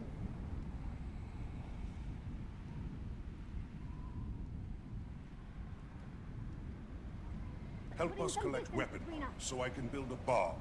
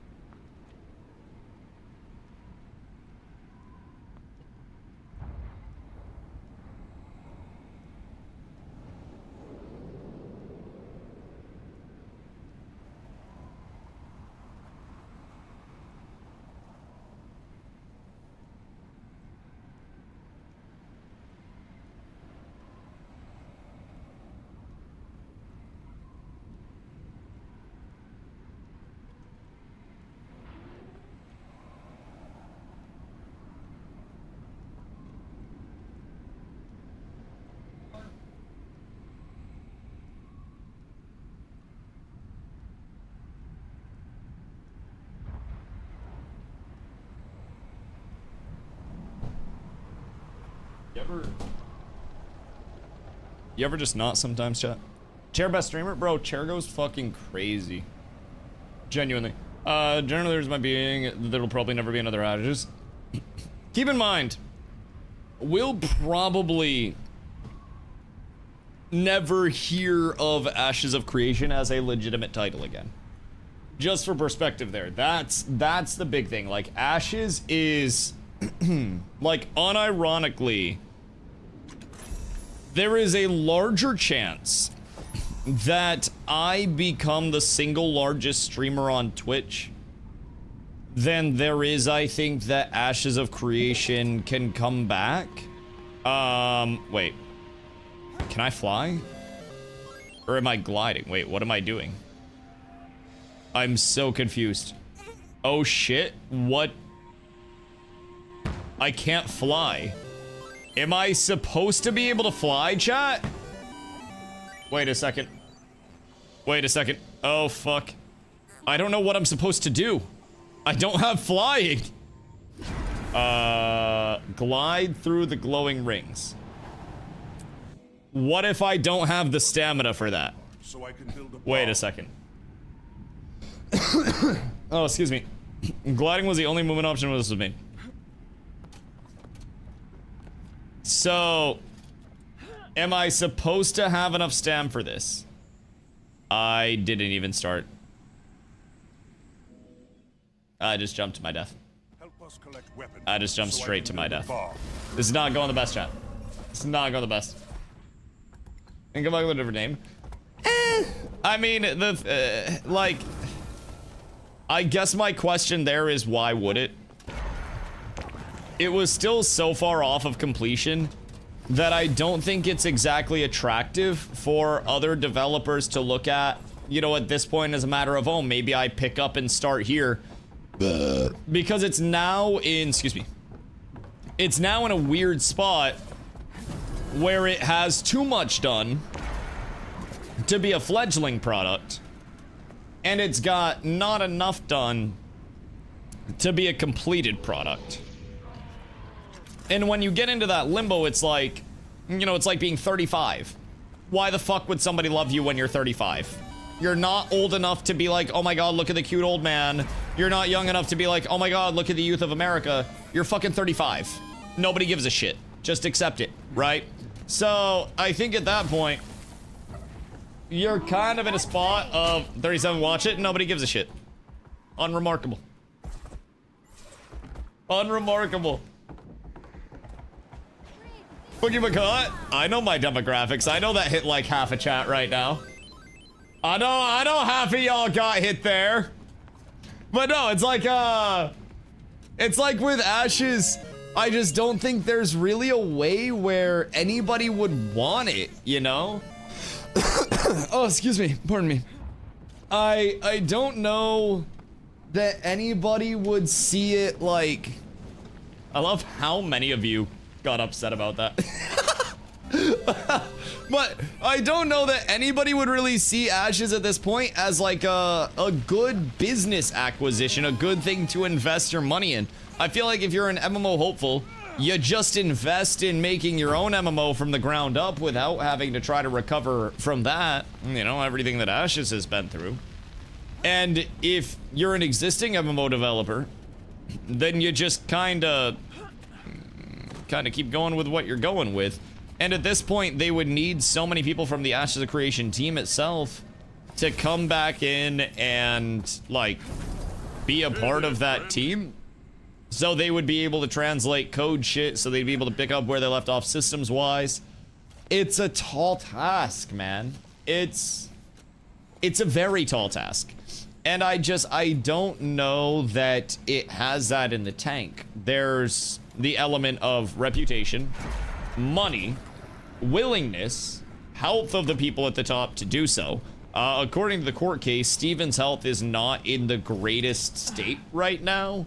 That's, you know, I think something that's been relatively known along the way, that his, you know, his health state isn't exactly that of a spry young lad. So even with that, I don't even know I don't even know that there's going to be willingness after the court case to keep going. Like, if I'm being completely honest, if I have even $3 million, right, after the court case, I'd just retire, man. I would just get the fuck out of there. I think Ashes was the ideal MMO for PPX/PvP enjoyers. I think Ashes of Creation on paper, and keep in mind this is on paper. First things first, on paper, it took on way too much for its 1.0 launch, and I think that was one of its largest flaws, was that on paper, it had, you know, it had everything. That's a bad thing. I think its 1.0 launch, you know, what it wanted was too grand, and I think that it would have been better off with a more humble 1.0 offering set and expansions after the fact, but that's just my opinion on things. I personally think if it launched 1.0, one continent, core classes, settlement sieges and growth up to cities, not going up to metropolises, and then eventually bringing in metropolises in as an expansion, housing as an expansion, families and religions and other settlement types as expansions. And they had expansions planned and they launched the game in like 2023, then I think they would have been fine. But personally, I think with Ashes, it was an ideal game on paper, right? Hadn't realized this yet, but on paper, it was an ideal game for people that wanted to feel like a part of the world in the game that they were playing again. And I feel like that's been something that, very simply put, has been gone from MMOs for a little bit now, where you teleport around so much, you don't really feel connected to anything, you don't really know where you are in the world half the time because you've teleported there, you've teleported back, you don't have the, you know, I ran through here, here, and here to get here, so you don't memorize things as much. And everything feels really disconnected. Everything feels very, how do I say this? Like, menued out and shit. And I think Ashes was, whether you're PvE or PvP minded, because I still lean into the fact that most players in Ashes of Creation were not impacted by PvP at all in their time in Ashes of Creation. Like, they just weren't. Most players in that game did not PvP a singular time. Corruption was not as rampant as people made it out to be. Guild wars did not get dropped on casual guilds very frequently, especially once they added in the charge system for guild wars. It really was not as much of a PvP bloodbath as people thought. And really, people say what they want about the PvP, you know, scene in that game, and it was an oppressive one, but it was a small but oppressive one. Even though the server sizes were relatively small along the way, the PvP guilds in that game that were actually worth a damn were about 5. Just for perspective on NA. There were maybe 5 legitimate guilds in NA that were PvP contenders. And there were a lot of guilds underneath that said they had 300, 400, 500 active players that unironically had about 10 active players and just invited a bunch of people and never did activity checks and then counted like total numbers in the Discord and shit. So most players over there were very casual. I think the cool thing about Ashes that really hooked me was the fact that, like, while I was in the world, I played my spot, right? People knew that I was CATCHUP, right? And they knew what our community was about. People knew that I didn't really craft much, but I knew where all of our crafters were. And if someone needed something crafted, it was an element of, like, they'd see me on physically in the world and they'd be like, oh shit, yo, Dusty, is Busty around with weapon crafts? And I'm like, what you need, dog? And then I would hit up my guild crafters, and we had the economy of the game, you know, through that. There was a trading post, yes, but there was also such a player-to-player driven, like, in-person trade where most of the handcrafted items were genuinely farmed up by people and then driven on that trade route. And everybody had their role within the world. Everyone had their spot. And while you were out and about, something that was really unique about Ashes, compared to a lot of games as well, one layer. Good, bad, indifferent, felt cool. If I was running from Winstead to Halcyon and anybody else was on that path, I'd see them. Whether it was you guys or somebody random, whether it was a friend, a foe, or anything in between. And as a result of that, you genuinely knew the other guilds, the other people, and the other, you know, the other entities that were on your server with you. It was a very involved, kind of like social state as well, which I think was very fun. Now, I think there were still a lot of system checks that had to come in to protect casual play a little bit more. We talking AOC? Yeah. Just like MMOs in general, honestly, we're kind of getting into this just general vent session about like how hard it is for games nowadays, especially MMOs, to come into a like legitimate spot because of a variety of reasons. Some lack the funding, some lack something as simple as an established IP to build a story off of. Excuse me. Some lack far more than that, but I enjoy talking about the struggle of MMOs. Know why? Perhaps more trade. I think we're all just really hopeful consumers that at some point in time hope that somebody is out there listening. You know, it's like the equivalent of drinking lemonade from Simply and being like, man, I really wish Simply would come out with a strawberry lemonade. And then you look at the shelves a month later and there's strawberry lemonade on the shelves and you're like, damn, that's kind of sick, right? We're out there just optimistic that maybe somebody's listening. You know, I'm not a large content creator in like, you know, the gaming creators' minds. Maybe in a lot of people's minds I am, but like I'm really irrelevant in the gaming space. And it's very unlikely that there are game devs listening that, you know, work on major projects at any point in time. There's a very low chance of that. But just in the event that there are, I also feel as though it's a very cool thing for us to be able to talk about, you know, so much of our personal experiences, right? If I asked every single person in chat right now to tell me your 3 favorite MMOs, please feel free if you'd like to. I bet all of our top 3s are going to be pretty different, and a lot of people are going to see an MMO that they didn't even fucking know existed within somebody's top 3, and they're like, what the fuck was that? And I think that's a cool thing about, like, this community, right? You have the opportunity to pull so many minds together, and so many people, and so many backgrounds, and so many games, and so many preferences. And you know, if we all share common grievances across our very diverse gaming backgrounds, then shit, somebody should hopefully listen, man. Like, if every MMO player in existence is just like, yep, these things definitely suck in MMOs right now, I feel as though it might be cooked. Also, chat, what are your thoughts on chain quests instead of one-offs? Because personally, I feel as though multi-step chain quests that bring me place to place to place to place to place are really fun, especially if they introduce me to other questing hubs. Like the functionality of a definitive main story quest for me to follow throughout a world that builds the narrative, and then side quests that explore the narrative, I think is the greatest, like, hybridization of questing that can exist. I feel like with a lot of games, they lack, we've talked about this, like, this story and this linear progression to things, right? And something that Guild Wars 3 talks about a lot is like the play your way. And I really hope that even in something as simple as leveling and progression, people are able to, if they want to, same thing with Guild Wars 2 as they've set it up here, right? You can follow the main story quest if you'd like to. You can branch off of it if you'd like to as well and not be really punished. I will say, exploring the main story quest over here, I wish it had a little more weight, but also that's what happens when you join something 13 years after it's, you know, after it's come out. I think if I were playing on launch, I would be way more excited to get the entire main story quest done and get that through to completion. And then as soon as an expansion came out, I'd also be caught up in that. But I feel very little, like, pressure to progress my story, really, in a lot of instances. So that's kind of something over here that I wish there was a little bit more on, you know, when a new expansion comes out, completing that. But also just personal preference, one chain quest per map, tipping through the map.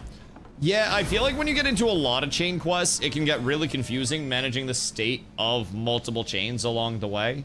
When you're interacting with 4 chains and they're all splitting you in different directions, I feel like the questing can come off as rushed. I think it was Emu earlier that said they'd rather have like a few very good quests than a lot of like mid quests. And I think questing is really your opportunity in games nowadays to tell your story to your community, especially in MMOs. And if you don't tell your story to your community efficiently during the questing process, your story is going to be lost and people aren't going to feel connected to your world, and then it just becomes about your systems themselves. Am I dead again? And I feel like not every game is prepared to retain players simply off of systems. I think I have a tiny bit of hearing damage. How was AC/DC? Were they old? How was the demographic of the concert? Was it old? Because I feel like... Old, yes. I was gonna say, AC/DC seems like it would, one, probably be a better show than, and also, two, be more Caucasian and slightly older than the Bangor Maine Lil Wayne concert. Because let me tell you, again, after going to see Kendrick in Vegas and then Ye in Florida, we followed it up with Wheezy in Bangor. Brother, it was the unction. Like, I fucking shit you not. It was the actual unction. So many unks, bro. The average age of that concert had to have been 50. It was crazy. They played the shit out of it for being 70 plus. Yo, that's fire. How long was the set? And then cannons go off at the end. Define cannons. Like fireworks and pyrotechnics, or like actual fucking like pirate cannons? Because that kind of sounds fire. Like, was... I ask this... Actual pirate cannons. Okay, okay. I ask this from a spot of not trying to shit on them. By any means, but more curiosity. For 70-year-olds, it was good, right? But like... rate it compared to like actual AC/DC that can move. Like, were they moving around the stage? Was there stage presence? Were they hitting that shit? Or was it very clearly like, okay, these guys are trying their best, they're extremely old, but that's okay, we love AC/DC regardless. Because the second one's perfectly okay still, by the way. I'm not even saying it's a bad thing. That's a very good thing. I think if they're able to put on a show at all, Lil Wayne's 1 year older than Future and didn't even show up for his fucking concert in Bangor the first time. So, you know, AC/DC's already got him beat. But, and yes, Lil Wayne's only 1 year older than Future, keep that in mind. Does that mean that Future is really old? Or that Lil Wayne is way younger than he appears? It's for you to determine. It's for you to determine. Angus was smooth. Lil Wayne's like half dead from the strokes though. Well, and the drugs. I feel like it's like an overall combo of like the blood and the fuck up. Probably whatever early 2000s rap introduced into his system. Which I would imagine is a lot. The lean causes strokes. He also has epilepsy. So like, I think it's strokes and seizures. And he still is doing shows for whatever reason. And I also don't necessarily know how good he takes, like how well he takes care of his health. And also he has ab implants.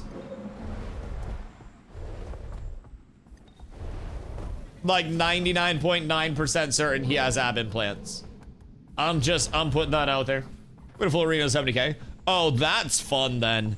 That in itself, I had never been to a stadium before. Well, I'd been to stadiums for like, you know, sports. But I had never been to a stadium concert before Kendrick. And there were so many fucking people that were just having an amazing time and vibing, and it made it so fun. Dude, it made it so fun. I think there is something about, like, stadium venues that are crazy. Also, what venue in Canada holds fucking 70,000 people? I don't even think the US has a 70,000 person stadium, does it? Aren't ours like fucking 50? I feel like 70 is a lot. Like a lot. Stand your ground. Regardless, still very cool. Hold on, now I'm curious. Largest stadium, Canada. Motherfucker, your largest stadium holds 56,000.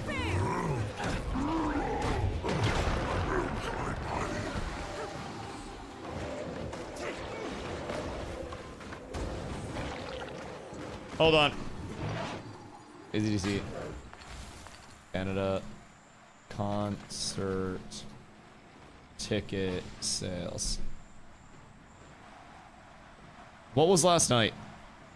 Hold on. Attendance last night. It did say they can go larger. 50,000 and 47 is the official number based on ticket sales. 50,000 and 47. Don't forget that fucking 47. 20K off. Regardless, still crazy for 70-year-olds. That shit was sold out. Commonwealth. Oh, that's a cool stadium. That looks nice for concerts. It looks kind of like Raymond James, which was the Tampa stadium that Ye was in. That one was really cool too. 60,000 is the cap for that. Wait. Home of the Edmonton Eskimos. Isn't that a slur, basically? Isn't that like how the Washington Redskins had to change their names? Elks now. Oh, Google's out of date then. Yeah, Google still has it as the other one. They're the Elks now? Why wouldn't they, like, maintain the original inspiration at least? I feel like that just makes it worse. They just said fuck all that in general. Couldn't they have just, like, adopted it to something else that, like, I don't know, shows inspiration from it? Why not, like, the Edmonton Igloos? And then you just have Iggy the Igloo as your mascot. And then Iggy comes out. Like, they could have even capitalized on, like, the Iggy Azalea hype if they did Iggy the Igloo. And then they could have had, like, Iggy Azalea come out and do Fancy with the Igloo. And then you would have been popping off. But they don't really have igloos. Right, but wouldn't that have retained, like, the original inspiration of the namesake? Instead of just being like, alright, fuck it, Elks now? I feel like there's effectively no sync up between that. But yeah, Google's outdated. Well set up stadium, no lines for food, drinks, or bathroom. Word. Good reviews for the stadium in general. Why'd they cap it at 50,000, I wonder? Did they have, like, the end zone? Do you guys have end zones? What's that stadium for? Do you play football up there? Largest capacity stadium in the US is Michigan Stadium in Ann Arbor, which is officially around, oh, wait, what is this? 107,000 for football. Though it can expand with standing room. Jesus Christ. Wait, for college? The fuck? Random question. Has anyone here ever been to a PAX event? No, but I want to go to PAX. Like, PAX sounds really fun. Half the SEC is over 100K. Huh. One end zone was the actual stage. Oh, wait, what? That was a concert, they were old as shit. I cannot put that on with visuals or audio. I'm pretty sure I will get copyright stricken to shit. But I'll watch it off stream. DM me on Discord. I do not feel comfortable showing concert footage on stream. That would probably cook me. You got 5 seconds. 5 seconds, all I need, baby. That's all we need when we're playing efficiently. We get in, we hit the combo, we get the fuck out after the combo is actually hit, and then we call it good, dog. That is the entire goal out here. Alright. Alright. I need to go here. And then we're finally working towards the story. I've got on so many little mini adventures today. 5 of these teams have over 100k. 2 of them are Texas teams. Is college football that large? What percentage of that during college football games is students that get free admittance? Versus like actual paid entry fans. Do you get free admittance to the games if you're a student at those schools? Students who get free admittance in D1. Maine, they do. I don't know about large school. We don't have like actual D1 up here. Our only D1 school is University of Maine, and their attendance at games is like 4, dog. Like, when I played at a community college, we had more people that came to our games than University of Maine games. That shit is dead. UMaine, like the actual University of Maine school, lost to one of the smaller University of Maine schools in a preseason scrimmage. Like, the big UMaine lost to UMaine Fort Kent, which has like 400 people. Which is crazy. Student tickets for MSU are about $30 a game. Compared to what for like normal players, normal entry. And is it just like GA or? Looking at Liberals, make sure to track the season or Dragon's achievement, free 32 slot bag and Lego amulet. Oh word. Would have been proud of being Dark and Darker. Instantly not proud because you're playing Dark and Darker. One was a rogue on a 3-man and an elevator, and I was fucking most of it. My boat took once. Did you die? Did the 3 on the elevator? We get 15 to 20 casters for Lord of the World Night to split. I think we do okay. What is going on with it? Is it all just like buns around the clock? What team are we? I hope this isn't. I don't even know what team we are. Are we Rawls this week? Or this split? Oh, we're Mosswood. Oh, we suck. Wait. Oh. Yay, we're ass. Yep, that's not good. It's rough. Is there actually nobody there? Hold on, I need to go look at this. Have we gone on queue once? Or is it just... And we're in T1 at the moment. What? Why? What the fuck? Why do the world versus world gods smite us? What are these placements? 2 guild close groups to show up for a few hours and then tear it up, and then it's just dead. So there are 0 Pugmanders, but a bunch of private tags? Right. I know like Woso and Bags and Wine are over here. See, that's the thing about World vs. World, right, that kind of gets me with it. Like, the concept of World vs. World is really cool. And then after, like, a month of World vs. World, you're just like, yup, nothing I do actually matters. Even if you play 8 hours a day, you're covering 33% of the World vs. World uptime, and that's if you're in for 8 hours a day every single day with no, you know, no days off whatsoever. Your actual impact on World vs. World is so fucking small. And that's one thing for me, it's like, sure, it's got the large-scale PvP, but that's what I play it for. They're examining World vs. World scoring changes as well. But I think with 24/7 concurrency and modes, you lose a little bit of that, like, something on the line, so to say. It's never really hit me as a, oh shit, gotta make sure we get SMC right now, gotta make sure we win this fight, gotta make sure this, gotta make sure that. We lost fights and I've just been like, alright, bet, run it back. And then we've won fights and I've been like, alright, that's cool.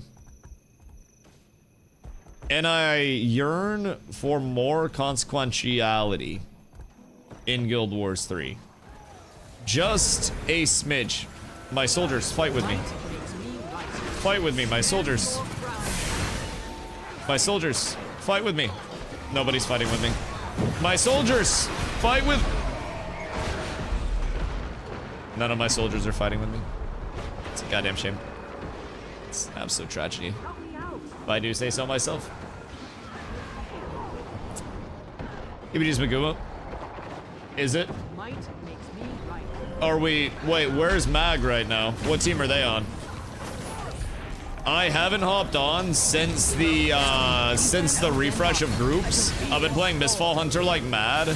I saw the lineups and like what was available on each side and what guilds we got grouped with, and I was just like, this is gonna be tough. Rawls. Where did BTD end up this week or this month? Because that's like Iggy's guys. Where are they? Because that was basically like most of the comp that existed previously. When we were in T1 last time, we didn't fight Maguma last time, but we fought Iggy like multiple weeks. That was great because there was 24/7 content. But even then, it's also just 24/7 PvP, which is what I play for. Which is great, but again, the actual consequentiality of this, man. You gonna turn the fight? I mean, I think a lot of people just finally decided to fight together.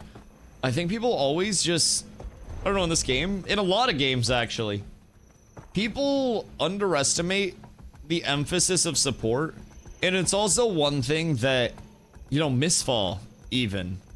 We play with a support in our group, and not a lot of groups run a supports here. And it's specifically because if you're running 3 DPS, you can all kind of play a little more split, and as long as you're hitting stuff, you have more forgiveness, right? If you have a support, you actually have to play around that support. You have to play within your support's, you know, area to effectively support you. Otherwise, you're pretty much invalidating that support's existence, and then you're down a DPS as a result. And playing properly around other people, I think, is one of the hardest things in gaming. It's almost like, as I always relate things to sports, it's like finding your role within a team to play, right? You have to have that same amount of commitment to your role with this shit that you do with anything else. Destroying your store proc? No, that's okay, that's okay. I don't even think I made it to my story. I will not lie. I don't think I made it over to the story whatsoever. But I feel like a lot of people just can't really play around a team very effectively and tend to struggle to do so in multiplayer games. And a lot of people can be very, very talented mechanical players on their own, but when you put them in a team setting, they don't translate for whatever reason. And there are certain people where they may not be the best in a solo standpoint, and then you put them in a team and their comms, their macro, their positioning, shit like that just weighs out, pays dividends, you know? Tunnel vision, I mean, it's not even necessarily that. It's just sometimes, this was something I went through in New World, for example, right? I was our group lead, and I was known for being a very good bruiser, but also a very aggressive bruiser. And I had no problem getting kills. I had no problem, you know, securing objectives, whatever we needed, right? I played my role very well. But my largest flaw before I really started to, like, climb tiers was that I was selfish. And I led the group in a way where the group played around me and where I thought we should go, and I did not play around the group and where the group was. And a good lead needs to be able to do both of those things, and a good player also needs to be able to recognize those things. There's, with every decision, what do I think is best versus what is the group doing, and you have to be weighing that at both times. Where certain points, it's like, okay, I call my group over to me, so that way I can, we can go down and try to save the camp that's getting contested. I call my group over to me because I know that they're in a bad spot, versus I go over to my group because I know that when I know that if I look over and my group's, you know, in a better spot than I am, or if I call them over, there's something in between me and them that's likely to kill them. That's a large game changer. And the second that I started to look at, you know, how my group was playing, where my group was playing, it allowed my healer to focus less on just healing me and, you know, having everybody else basically dependent on being near me. And it allowed my healer, which funny enough was Carlo for most wars, to actually focus on our group more, which I was going to get mine regardless. She was able to throw out more support healing along the way to the group, and that was a very, very, very large thing. It made every single one of our 5 stacks better, to where it shifted from like, oh shit, well, playing with Dusty is kind of hard because every heal goes on me, to the point where Carla would go and she would play wars with other melees, and she would immediately bitch to me, and she'd be like, oh my god, I fucking hate healing other bruisers. They all take so much damage. I legitimately cannot focus the group at all because I'm healing so-and-so, and they're legitimately just like, they're throwing their life away pretty much. And that was something that I had to work on a lot, where it was like, sure, I can eat all the heals, I can take a bunch of damage, I can play super aggro and trade along the way, but is that the best? Carla plays MMOs. Carla loves MMOs. She loves MMOs. But sometimes MMO communities can be a little strange. And since streams started to get larger, not that it's like miraculously large or anything, but I think there's been like parasocialism in some games that have like led to really weird interactions along the way that have kind of like pushed her to the sidelines for general MMOs right now. Even within our community, there have been like just really weird interactions. And in New World in particular, one thing that like she had to deal with a lot was, first things first, one of her large annoyances was that like anytime a guild would reach out to her to ask if she wanted to do a war or to recruit her to join the guild or anything, it was always followed with like, hey, can you bring Dusty as well? Like, can we get Dusty for the war too? Can you get Dusty to join the guild as well? And then on top of that, there would be like, no, you guys are awesome. Don't get me wrong. Like, a lot of this has sorted itself out over time. But it's more the parasocialism of like, she would be in a Discord call, right? And somebody would ask a question about something. And somebody else would respond with, well, Dusty said this one time. And Carla would be like, wait, Dusty literally never said that. And they would just be like making shit up. And then they would like loop Carla into it in very strange ways as well. It was like, as streams started to get larger, a lot of the interactions that she was having were no longer like Carla interacting with like, you know, people for interacting with Carla. It was people interacting with Carla to try to interact with me, or she would overhear people that were speaking like, you know, we were best friends and that we were talking like crazy off stream and stuff. And I'm just like, no, I don't really talk to people off stream. And she encountered a lot of really weird parasocialism in MMOs in general, where there was a lot of constant like, Carla wasn't Carla, Carla was only extension of Dusty. And then on top of that, when Carla would try to do leadership stuff a lot of the time, people would be very like weird and just generally disrespectful to her when she would try to do leadership stuff, and they'd be like, oh, who are you, blah blah blah blah blah, was one big thing that we dealt with in Ashes a lot that kind of like pushed her off of playing Ashes. And I had to remind people multiple times like, hey, Carla has more authority in this community than you do, dog. And that was something that was a big thing for multiple people. But there's been a lot of like weird interactions in MMOs in general since the stream kind of took hold. She can probably tell you a lot more of like the weird, I don't describe it the best with like the people talking about me as if we're best friends, because I'm a pretty small streamer still in my mind, and I consider myself with the people that I actually talk to be friends with multiple people. Like, there are a ton of people, like, on stream that I actually am friends with, that I've met in real life, that I've shared memories with, that have known me for 10 plus years. Like, I have a lot of people in my stream that are friends. But she would run into a lot of people that were not those people, that were like going around and like name dropping me like crazy. That was a big thing too that she ran into.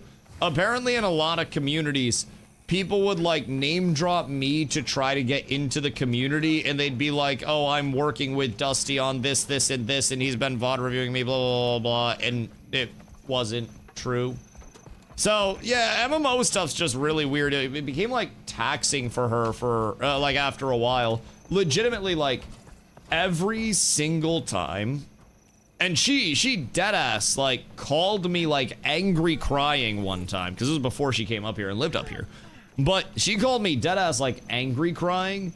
Because so many guilds non-stop. And this was when I was kind of like, you know, one of the more sought after melees. I had made my way up to the top guilds, and I was still one of the few people that was willing to come into mid-tier and lower tier wars and actually try and like teach people. So a lot of people wanted me in their guild, which I get it. But everybody would go to Carla and they would try to recruit Carla, right? And they would hype her up and they'd be like, yo, you're such a good healer. We've seen your war VODs. Like, we want to get you in. We want to bring you along. And then she'd be like, oh, okay, cool. And like I mentioned earlier, it was always the, you think you get Dusty as well? Do you think you get Dusty stat? You think you can get the rest, you think you can get the rest of your group? You think you can get Dusty? You think you can bring Dusty over here to war? You think you could recruit Dusty? We'll level him. And it was literally, it was so hard for her to find anything that wasn't linked up to me that it was ridiculous. And she was a really good healer as well. But people would literally, like, when she would war with other guilds, they would put her in the worst group, and then they would be like, oh wow, your stats are a lot worse when Dusty's not around, ha ha ha ha, and like give her shit about that for putting her with like the lowest of low tier melees that they had, and then they'd use that against her. Like, people were just really weird, and I think at a certain point, like I said, it just became kind of like taxing for her to have everything that she did within something that was supposed to be a form of stress relief linked up to me and like through me and because of me. And I totally get that shit. I totally get that. There were so many times where I even got messages from people and they were like, hey man, Carla's warring for us tonight. You gonna be coming through? And I'm like, dog, no, I have another war. What the fuck do you mean? And they're like, oh shit. Okay, well, man, that sucks. We thought we were getting you both. I'm like, no, you didn't ask me. Did not ask me. Might be dating, but we're not a package deal. What do I get the sudden urge to recruit Carla? Well, thanks to my 3-step recruiting process, there is actually a valid reason to. Internet people are gross sometimes. It's a strange thing because the internet has afforded me some of the most genuine friendships and best interactions that I have had with people who will be in my life for the remainder of it. The internet has also led to me seeing such weird parasocial sides of people where for some reason people think you owe them something, people think that you're indebted to them, people think that they're entitled to this, that, the other. People just, I don't know, people can be weird. Hello, Jefferson, how are you, my friend? You do owe me something? Well, I know what I owe you. I'm a little piece of meat. And I need to be marinated. God damn it.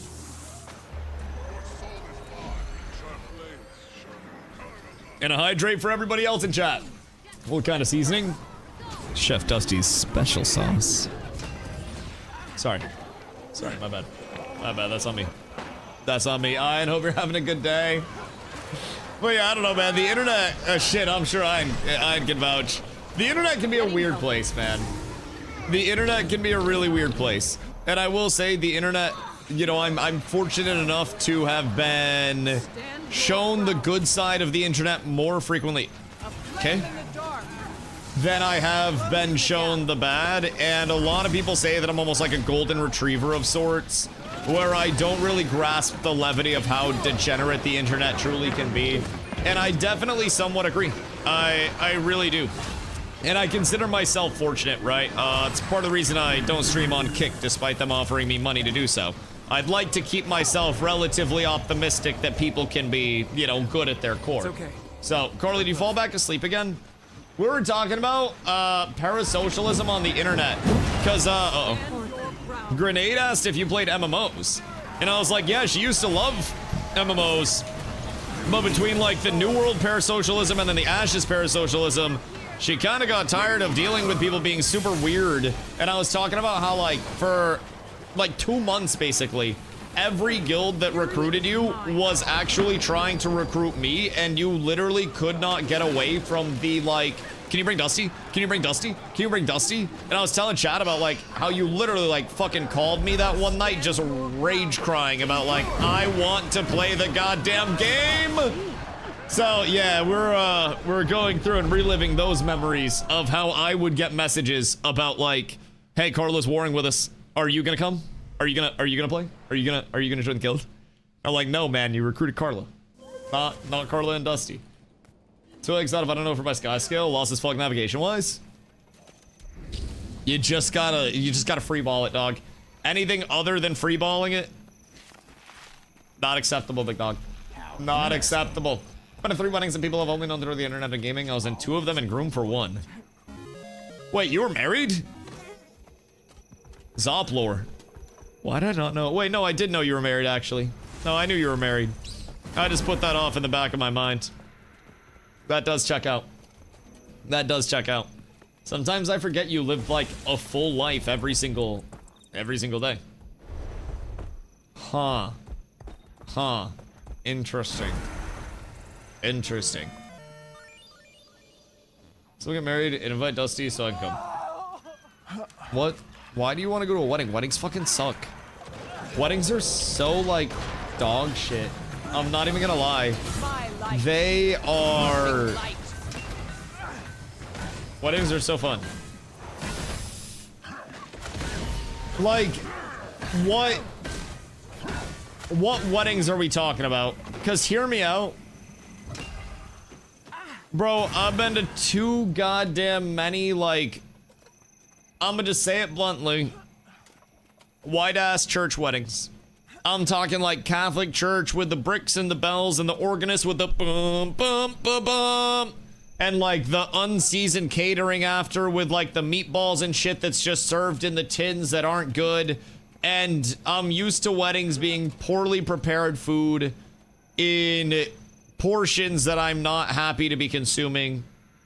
Where is everybody? Wait a minute, south. Oh shit. And I think the number of weddings that I have actually enjoyed is pretty low. Pretty low. A wedding crier, I can get down with true love. Yeah, but then you think that 50% of weddings end in divorce, and there's a very high chance that these people don't actually love each other. Statistics are statistics, you know? But when they work out, sure, that's awesome and shit.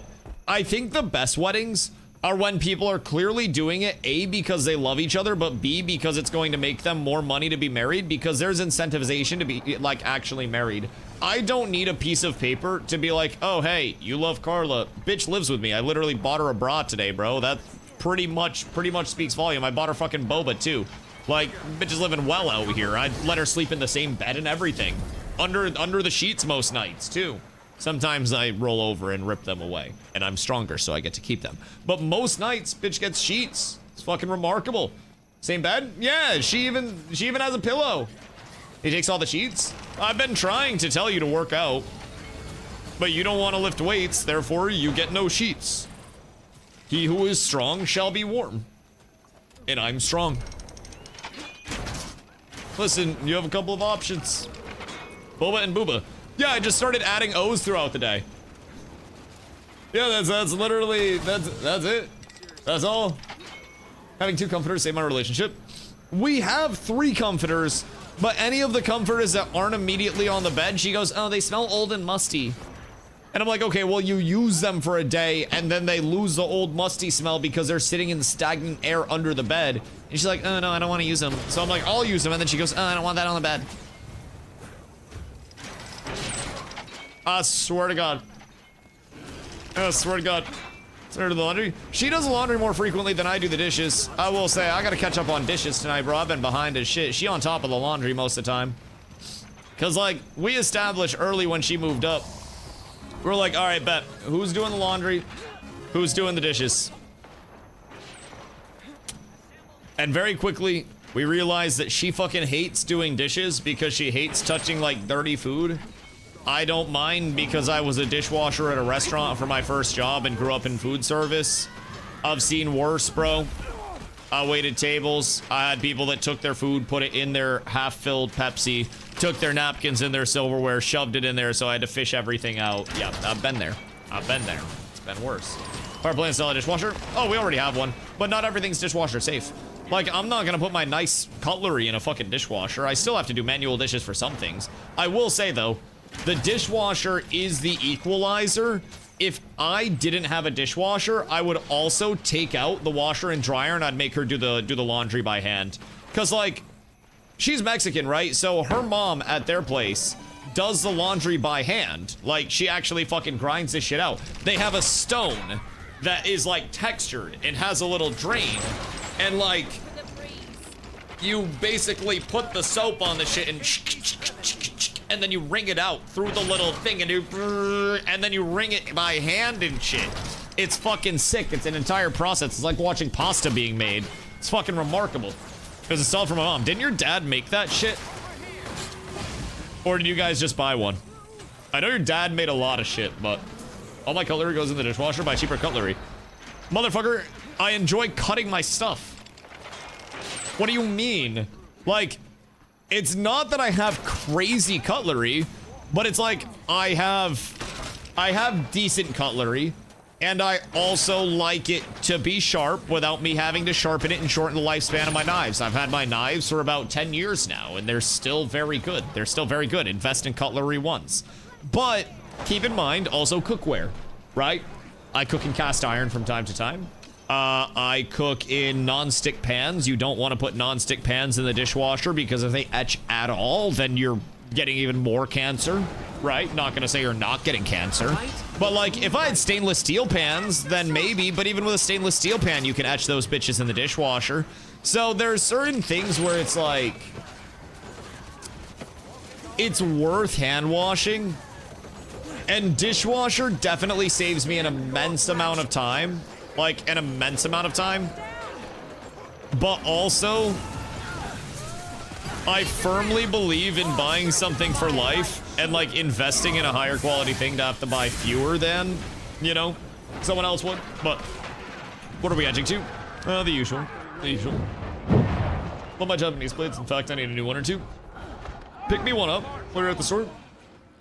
I'll get on the board for those. I haven't got a new chef knife in a while. I went through a phase of acquiring chef's knives, and I have a few cool ones. Nothing too remarkable. They were pretty budget, and honestly, like, my budget go-to is Chicago Cutlery. Just very, very solid brand overall. Would highly recommend. Great longevity. Very durable as well. I think it's one of the better budget brands for knives. Outside of that, though. Outside of that, this is a brand I got off Amazon. So what's the difference between, like, Amazon Japanese knife or Amazon, like, American knife? Is it, like, different types? Shin makes the best chef's knives. Wait, Sean or Shin? The one that Hussy gets?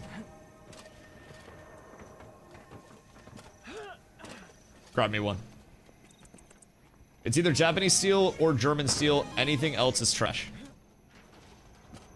Why? The mining? Do they get their steel from there? What makes a difference? What impacts it on that level? Protect me. Do they have better veins?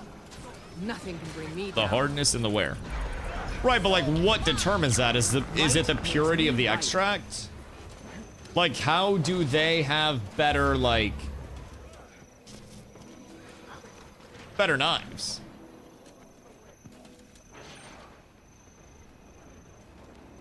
The same knives for 15 years, paid $100 for a set, used dishwasher all the time, and on occasion, sharpened straight edge blades, but never had any dulling from putting it in a dishwasher. You probably have, you just may not have noticed it. Like, even, keep in mind, I'm not exactly a rich man, therefore I don't really buy, like, you know, I'm not out here with luxury knives or anything, but the steak knife set that I currently have, like, it's a knife block, it's roughly a $250 set. When I got it, it was years ago, keep in mind, but it was a housewarming gift, right? And it was one of those where higher quality knives, decent shit, nothing that's just immediately ass or anything, but it also wasn't the highest end of highest end. And even with, you know, hand washing and shit like that, over the years, I've still had to go through and sharpen multiple times because not had to, right? Could I still cut a fucking tomato with my knives? Yes. But if I'm trying to super thinly and cleanly slice a mater and I'm noticing that it's getting caught up and I'm squeezing out the tomato seeds and it's flattening, then that's kind of cooked. If I'm trying to, you know, if I'm trying to actually prep something and I'm doing a lot of cutting, it's typically when I'll sharpen shit beforehand. But I think there's definitely natural dulling that happens in most knives, regardless of how much you may pay. There's a reason why even the highest end chef's knives eventually require maintenance, and blade maintenance as a big thing. But private chef for a year and a half. Japanese family, they bought my first set for me, still have them, def not cheap. Ooh. Listen, if you're ever looking to get back into the private chef life, I will eat the food, but I cannot pay. But I will employ you. I will give you an opportunity to work as a private chef. I can't compensate you. So like that, ball's in your court there. If you're looking to get back into it, you hit me up. I have a great opportunity, dog. I'll even let you sleep in Carla's spot in the bed. I'll find a different place for her. She'll probably agree to it if we got a private chef. She could fit on the couch over here in the stream room. So like we could make that work. We could sort some shit out. I'll be a yacht chef. Like a chef on a yacht? Do you like cooking fish a lot? Because like, I feel as though that's, cook boats. You could do that. Smaller boats. Maybe. I don't know if you'd be able to cook up an entire yacht. You need a really large smoker for that. But a chef on a yacht. Why though? Do you just really fuck with boats? Because I feel like boats, you can get pirated. There's probably less stuff acquirable on the boat. Granted, if you really like cooking seafood, then a yacht chef may go hard as fuck, because then you just fish up food each day and they're like, why are you just fishing? You're like, I'm working hard preparing today's meal. And you actually are. So you just fish off a yacht all day. You catch a giant tuna or some shit, and then you cook it up, and then you get paid for it. I know barnacles are actually edible. You're gonna double duty on that. You could also get a license to drop traps, and then you could have lobster and like crab traps and shit that you actually get. I feel like a long-term yacht chef could actually go crazy. The fresh seafood. There aren't too many yachts in Maine, but might be a plan. Chef solves all your problems. No more blankets, because wife's on the couch. Sharp knives, so the chef will take care of it. This will be taken care of. Sounds like a win-win. Bro, that's what I'm saying. And also a win for the private chef, because they get to work as a private chef. Extremely generous of me too, right? Like, just the philanthropy of streamers nowadays is fucking remarkable, especially me.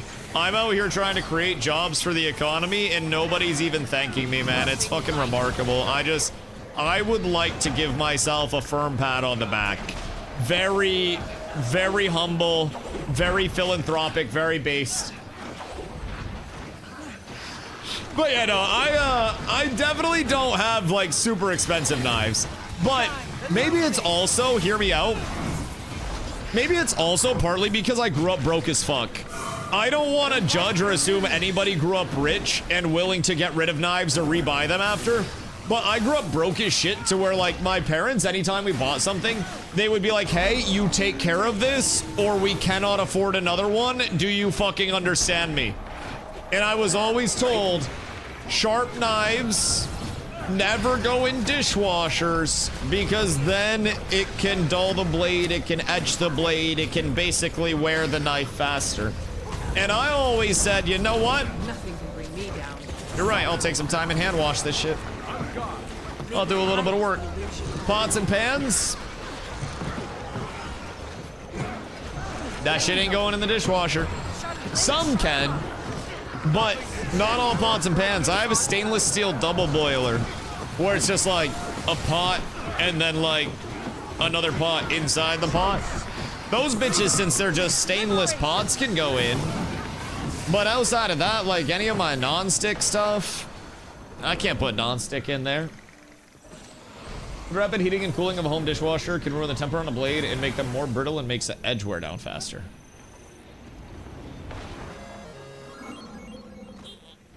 Does a dishwasher go hot water to cold water? Because that seems stupid as fuck. Like, that seems really fucking dumb if I'm being completely honest. Sounds like the dumbest shit in human history. It's when you open it. Oh, that makes sense. That makes sense. Mine does a heat dry, and then I let it sit after. And then it just chills. And then by the time I open it, it's not hot at all. And everything's dry. Hot water to cool air. Is your dishwasher putting stuff out that's like wet still? 6-inch or 8-inch chef knife? I have both. I feel like a 6 is more like of a general usage, but there are absolutely points in time where I have had a 6-inch chef knife and I've been like, man, I need a couple more inches, which honestly is a very terrifying thing to say considering my penis is about 3. Really makes you think about things just in the long term. Maybe I give Carla a couple extra blankets tonight. Maybe I'll sleep with the old comfort. Doesn't got enough to ruin the temper and all the metal, but the edge is thin enough it can cause problems. And when we're talking about it can cause problems, we're also talking about a very, like, we'll say this, it's not going to completely ruin a knife where you take your knife out and it's like flaccid. It's not gonna be that. But we're talking like microscopic edge, super sharp shit. If you're prepping a lot, if you're cutting a lot, if it's your go-to chef's knife, and you're trying to like super thinly slice tomatoes and not have anything go wrong with that, right? Shit like that is, I think, where you would more notice the general dulling. If you're just cutting like a chicken breast or a piece of steak or some fucking asparagus, I don't think you're inherently going to notice if you've lost the, you know, the microscopic sharp edge on things, but do the same thing over and over every day. Yeah, if it's a daily use knife, and also you're using it on cutting boards and shit, just rocking that back and forth on any flat surface is immediately going to wear it. Friction of any way, shape, and form will wear it. Shit, even if you're washing your knife and it's warm soap, warm water, soap, and you're using a fucking sponge, the second that sponge drags over your knife blade, there's a little bit of friction there. So they're not just enough for it to be a factor whatsoever. It's the etching and detergents. What do the detergents do? Ruin the polish? Because I put my silverware in the dishwasher. But that shit's also just cheap as fuck. I think I have like 3 different sets of silverware that cumulatively exist. I got a pairing and a Kurisuki, which is an 8-inch Japanese style chef's knife. You should get a sword while you're at it. So that way, like, say you're at like a pig roast, and they're like, man, this 8-inch chef knife isn't enough. Does anybody happen to have an entire 2-hand sword? You just pull out a giant chef knife. Gotta get back to cooking dinner. Are you doing it with a properly sharpened knife? Kitchen knife blog needs scissors to be full. I have 2 pairs of kitchen scissors. You want to know the weird thing? My scissors in my knife block are used as like scissors, right? Like if I have to cut a tag off a shirt, or if I have to, like, you know, cut a string off something, right? Carla uses the scissors as like meat scissors. And like scissors for veggies and stuff. And this might be my caucasity on display, but like I always just use a knife. I've literally next to never in my existence used scissors to prep stuff. That's just your whiteness. I think it's my caucasity. Because she's literally like, yeah, my mom uses scissors all the time. Everyone else uses scissors in the kitchen. Bro, I just put that shit on a cutting board and hit it with a yeah, and then we're done. Like scallions, green onions. Coral, take that shit, just chop. I take a knife and just rock that shit back and forth real quick and then it's done. Onions, meat. Like if we were doing like taco meat or something, I would take the meat and I would like cut it up with a knife. She just scissors it. Pause. But yeah, it was a little polarizing at first. I just saw the scissors hitting. I don't even remember what the first meat was, but I saw scissors hitting raw meat, and it just felt weird to me. If I'm being honest, it felt unnatural. Well, like it didn't quite belong. Detergents are typically alkaline, so they're hard as fuck on the metals over time. Just answer the question. Ah, that makes sense. That makes sense. If metal touches metal, you can get galvanized corrosion. Wait. So like, if you have a knife, you don't want your knife to touch another knife type shit. That's with the French brigade system for restaurants. I think it's believe in a one-tool aspect because why would you make more dishes in a service environment? Okay, hear me out though. Why would you make more dishes? Just straight up, like, answer that for me. Why would we make more dishes? Ease. But it's easier in the long run to only have one more dish, and if I can chop something as fast with a knife as I can with a scissor, then like, that's fine. Ease in the moment. But what if you sacrifice a little bit of ease in the moment for a lot of ease in the long term? It's glory over a long term versus glory in the moment. Do you jerk off while you're on your way home from work, or do you wait to get home to bang your wife? Me personally, I jerk off in the car so that way when I get home, I can say I'm not horny and then play video games. Wait, that's ease in the moment. Shit. No, that's long-term glory. That's long-term glory. We're good. We're good. The video games is the long-term glory. I want to get home to jerk it. Oh, you're a bold one. You're a bold one. Is it really better, or are you just better with one than the other? I would assume scissor efficiency is relatively low. In terms of its ceiling, no? I don't think to necessarily, like, cut things up, you need to be, like, an expert with scissors. I don't think you necessarily need to be, like, an Edward Scissorhands to cut up scallions. Like, sure, I have more hours with a knife cutting up food than I do with scissors, but I just feel like a knife is also more... how is this, adaptable? Like, if I want to trim a line of fat off of something, it's easier for me to do that with a knife real quick and just shunk than it is to pick it up, grab the scissors, and then scissor it off. I don't feel as though scissors are better for every scenario. And I honestly find it hard to believe that there are many scenarios where scissors are better than, like, proficient knife use. But also, scissors are just two knives. If you really break it down, I could take my scissors apart and chop as well, but... limited edition 4-inch paring knife for 70, or a normal 3.5 for 120. Huh. Have you used any of those kid scissors as an adult? Like the little zigzaggy ones and shit? A lot of greens are frequently used, such as green onions. Yeah, but with a green onion, you just chop. It's super easy. Like, in the time that I could take the scissors, pick it up, and then move the green onion through and chop. I'm literally just chop. Scissor over knife? I feel as though scissors allow you to hold things in the air, no need for a board, which means you can move about the kitchen. Why would I want to be holding things in the air as I'm cutting it?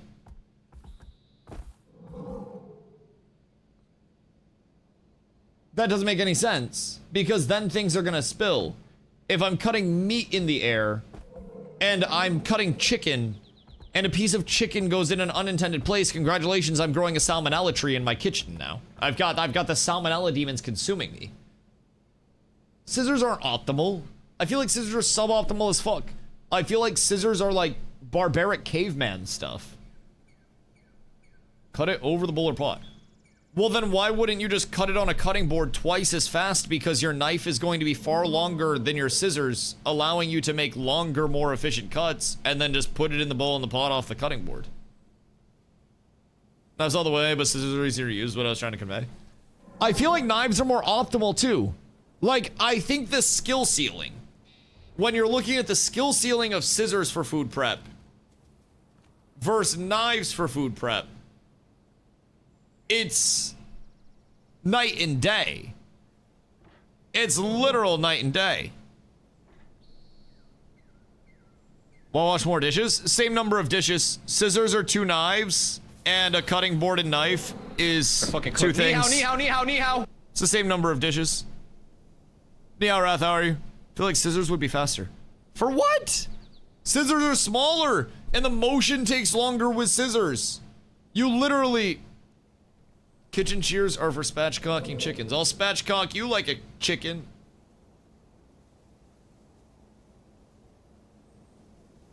I'll fucking open you right up, bitch. Right, thank you for the 7 day, I appreciate you.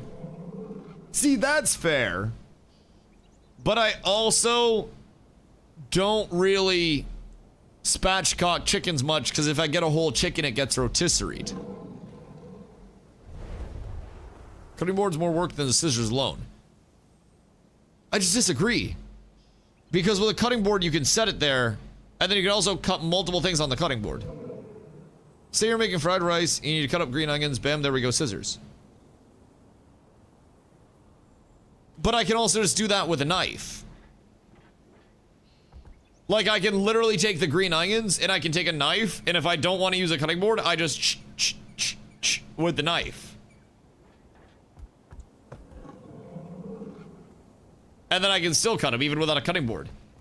But, like, green onions, you just... And then they're done. You can't... Motherfucker, have you never cut anything with a knife facing your thumb? What? You absolutely can. I've cut apples, I've cut green onions, I've cut many things like that. You realize people hold stuff in their hand and cut it like this a lot of the time, like onions and shit. You've never watched a grandmother chop an onion? Not green onions. Brother, I've had green onions. My girlfriend is Mexican. I've cooked with green onions in Caucasia before. Green onions exist frequently. My mother grows green onions. It's gotta be rage bait. That's absolutely rage bait. Now, let's get back to this, Avatar. How dull are your fucking knives? Because again, I have phenomenally sharp knives. If your knives are dog shit, then you probably can. This is why you don't put knives in the dishwasher. I'm going to smoke a bowl. And wash your knives!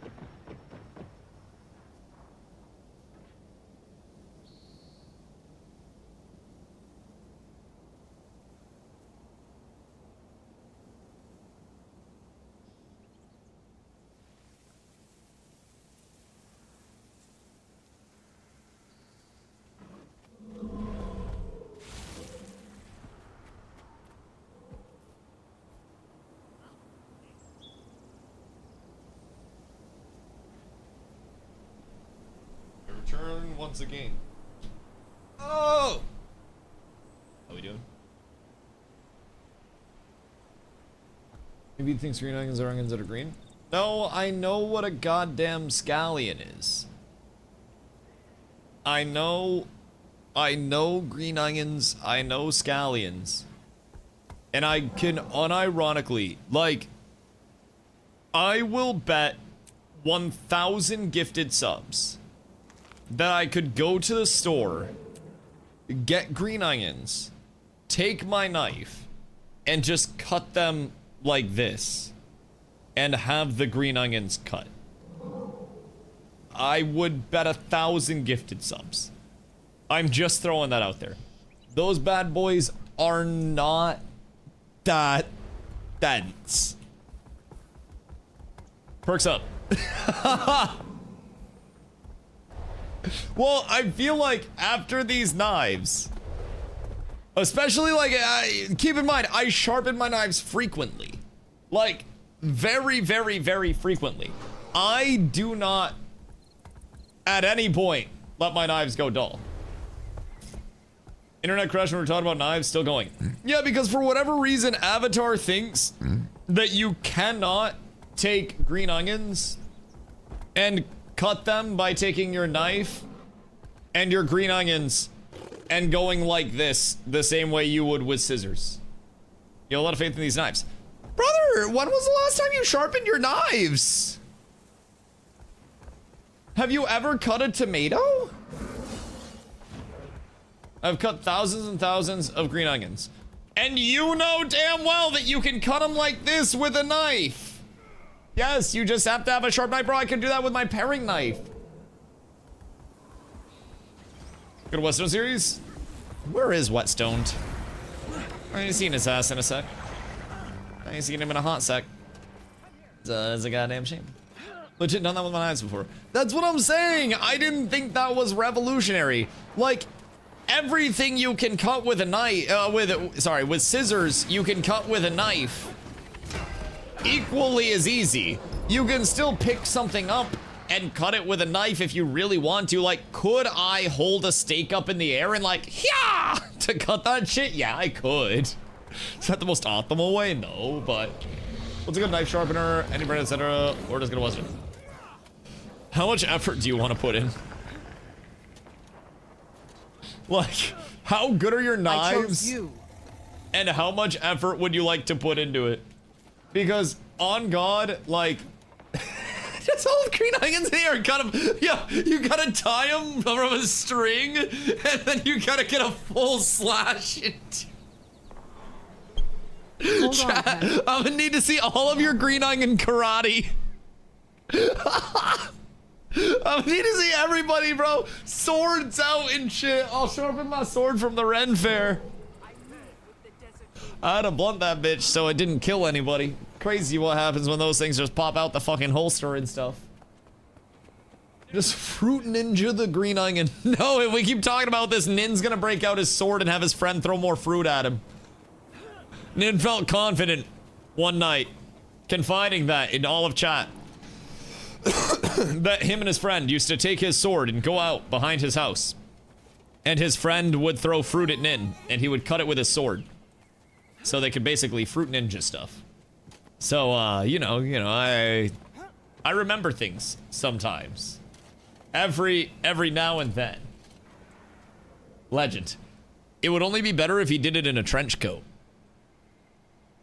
That, my friend. That would be the evolution. What is this one? Tumbler Pro Roller, Diamond Coated Smooth Gliding, Ridiculously Satisfying, Magnet Holder Pro, 4 fixed angles, everything from Japanese Slicer Sourdough Blades, Whetstone Upgrade Discs, Swample for Polished Grade Edge. Huh. Uh-huh. Oh. Oh, that looks nice. Oh, that looks real nice. How easy does this make it? Oh, wait, I'm looking at it right now. Oh my god, wait. Oh, that's so sick. Wait, I haven't seen that before. You're telling me. Hold on, peep this shit, peep this shit. So you can switch out the grits on it. And then this part, wait, chat, just wait. Ready? You think you're gonna have to do the edges yourself? Bam! It holds the angles for you. And then you just run it back and forth to hold the angles. Wait, that's fucking crazy. Huh. Yeah, that's wild, actually. Hoofsy, don't. Hoofsy, no. You've spent enough money on knives today. Someone stop Hoofsy. I have a feeling Hoofsy's about to have a tumbler wear. He says circular motion like you're brushing your teeth, baby. See the advertisement where they're clean as fuck. That seems convenient as fuck. Now, it is $252. It is 252 bucks. But is that probably going to be an extremely convenient option for you? Yeah, I've never used that, so I can't vouch to how good, bad, or indifferent it is. I use one far more basic than that for my setup that gets the job done. But that, from a practicality standpoint, seems quite nice. Just buy a chef that comes with their own knives. Bro, I literally told Riot that I would let him sleep in the bed with me and I'd kick Carla out if he came to cook food. Like, the offer literally on the table. Zop, you two. Whoever wants to come up and be, like, just effectively cooking all the time. Only caveat, you can only buy groceries on sale. I'm not getting none of that, like, fucking $18.99 a pound salmon. Fuck you. You go into the goddamn Shaw's app like a man, and you pick out the best sales, and you cook off of that. Gotta be Big Spoon. I don't like being Big Spoon, man. I'm too tall. You buy the groceries? Deal. I don't trust somebody else to buy groceries as optimally as me. You know, I save on average 65% on my groceries. Like 60-65%. Literally just by coupon clipping and shit. We don't buy anything if it's not on sale. And every time that we go to the store, there are things that are on sale like crazy. Like our recent one, there's a manager special on their like Reese's brand or something like that. It's like these pre-made pasta salads, macaroni salads, coleslaws, potato salads, shit like that. They're normally $4.99 a piece. And because there's a shipment that expires this month, they're marked down to 99 cents. I swear to God, we bought about 20 of them things so far, and we plan to go back before the sale ends on Wednesday and pillage more, actually. That means we have to go tomorrow. Good to know. They're fighting about groceries right now, or do you think we should repeat myself to death? Just embrace it. What do you mean? Brother, as somebody that has stomach issues, like every single time, chat, sorry ahead of time. Every single time I eat, it's followed up with like 20 minutes of just absolutely blasting my ass out. Just embrace it. Honestly, toilet time becomes something of like sweet respite from the outside world when you start to embrace it. And also, a lot of people got that parasite and then it really helped them hit weight loss goals. And some people died and then hit all of their goals. Because really, you can't fail on your goals if you're dead because you don't know if you've hit your goals or not. So technically, you've achieved everything. President? Maybe. You don't know. You're dead. GG. Not a doctor, but that doesn't sound optimal. Hear me out. I know one person, like personally, that got that shit. They were eating a bunch of prepackaged salads. And then they started, you know, just constantly. Ended up in the hospital, and they own a gym. Very, very swole motherfucker. Probably like 6 feet, 6'1", somewhere in there. And he said he was like 230 before he got it. In the hospital, he dropped down to about 180. And then once he got out of the hospital, he started lifting again. And he was like, honestly, I don't think I ever want to go past 180 again. He was like, I think we just chill at 180. So he kind of took it as a free weight loss regimen. Worked out really well for him. How is our Borderland full right now? Do we actually have a tag over there? Because I don't think we have a tag anywhere at any point in time. I will not lie.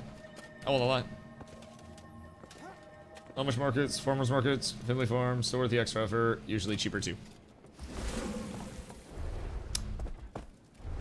Or or just embrace the poops. I will say, I don't know what you have for farmers markets where it's usually cheaper, but I will say, especially shopping on sale, our prices on produce beat the fuck out of farmers markets, bro. I'm not even gonna lie. We have a few farmers markets locally where we're at, and I shit you not, produce that costs us $3 is like $8 there in rural Idaho. Oh, yeah. See, like, my mom's in rural Maine, and like, not even rural, she's in a town, but rural enough to where it's like a small town vibe. So, all right, we have literally nothing going in World vs. World right now. This is tragic. I might go back to questing. Anyways, she has like a veggie stand because they have a giant garden. Their prices are cheap as fuck. I get a lot of my veggies in season from her. I actually might have Carla make some cucumber salad tonight. And by cucumber salad, we literally cut up cucumbers, toss them in like some chili oil and shit, and then we cook.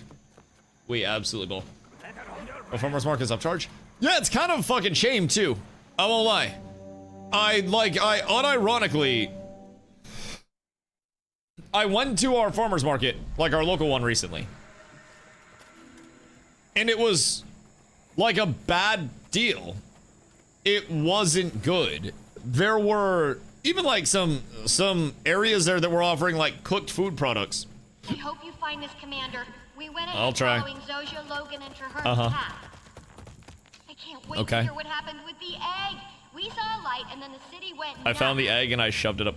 Please remember Never mind. every minute Other egg. facet of what happened. That was the other egg from the other game. Excruciating detail. Get my meat, For instance, honey, raw listen. milk, etc. all from farms directly here, and Okay, it's half what Gridlock is Walmart. signaling me to Magnificent wrap sucks. it up, so I have a few I think there's, unironically, I always heard some bullshit when I was growing up. Hold on.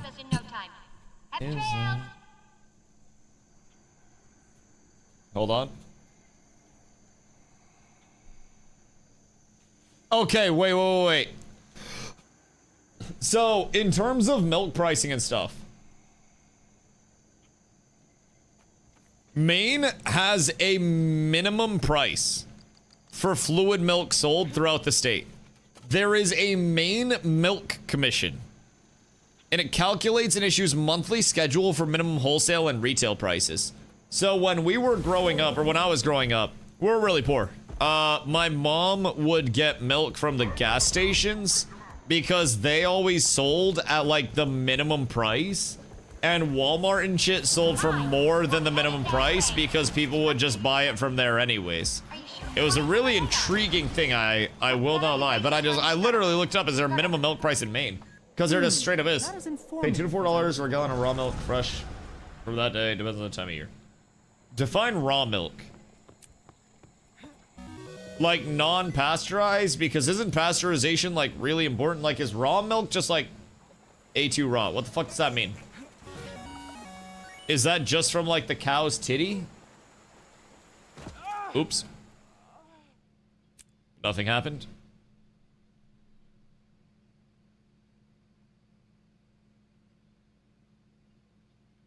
Nothing happened whatsoever. Oh, they would have rezzed me anyways. I saw you. Thank you, kind spirit. I appreciate you. I appreciate you. Stop buying milk, lactose intolerant for the win. What do you mean? Go to Sam's Club. Members mark, lactose-free milk. It's literally just milk, but it has the lactase enzyme directly in the milk. Tastes like normal milk. We cook with it, well, because it is normal milk. We cook with it, we bake with it, I don't really drink it as a standalone. I don't really think either of us do. But yeah, we use that shit, and the Members Mark brand one, it's actually solidly priced comparatively to like every other lactose-free milk, and doesn't taste like shit. Same raw milk, health cases as pasteurized milk, health cases every year. Pasteurized milk sells 1,000x more a year. Who's with me? I need to purify a nearby Maguma spring. Wouldn't that mean that pasteurized is far safer? If there are the same raw milk health cases as pasteurized, and pasteurized sells more, that would mean that pasteurized is the safer option by far. What's... Like, hear me out. I'm not gonna go up and, like, put my mouth around a cow's nipple. What is... Like, what's the benefit of that? Because, like, if you're drinking raw milk, unironically, you would just go up and put your mouth around a cow's nipple, right? And then just, like, with nothing else in between? Another one. It doesn't store as long. Okay, Interesting. Am I supposed to protect this guy? Oops. Stand your ground. 213. It's really the only difference. Anyway, super dangerous. Pasteurization just, like, kills shit off, right? Campfire salvage here. Like creepy crawlies and stuff. My brother, if he's still in here, he's probably already just Made it to the spring. Watch my disappointed as fuck in me. He's a biologist. Pasteurization is just superheating the milk. Right, and it kills stuff, right?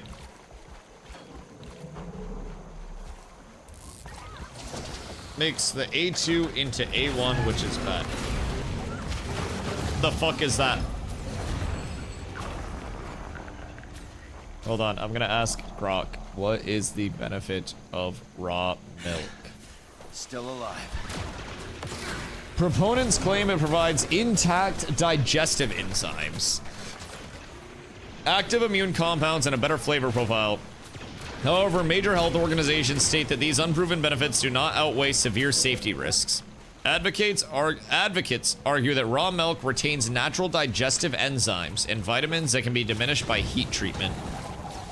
Some consumers report easier digestion or fewer allergy symptoms, believing it helps build gut tolerance. Proponents suggest unheated milk contains beneficial bacteria that support the human gut flora.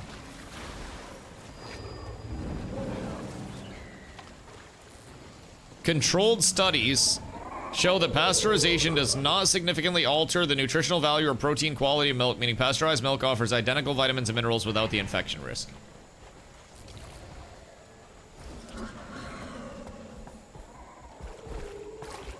A1 gives you whey protein is what gives you lactose. A2 is more bioavailable, more of the vitamins, I don't know. Does pasteurization destroy A1? Effects of boiling on casein. Is it casein? From milk. This study's from 2016.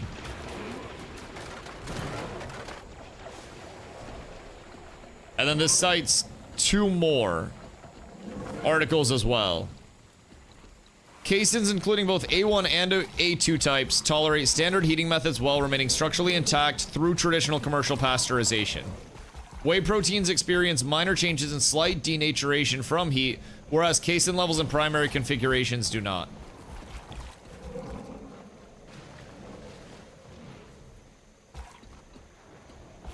So...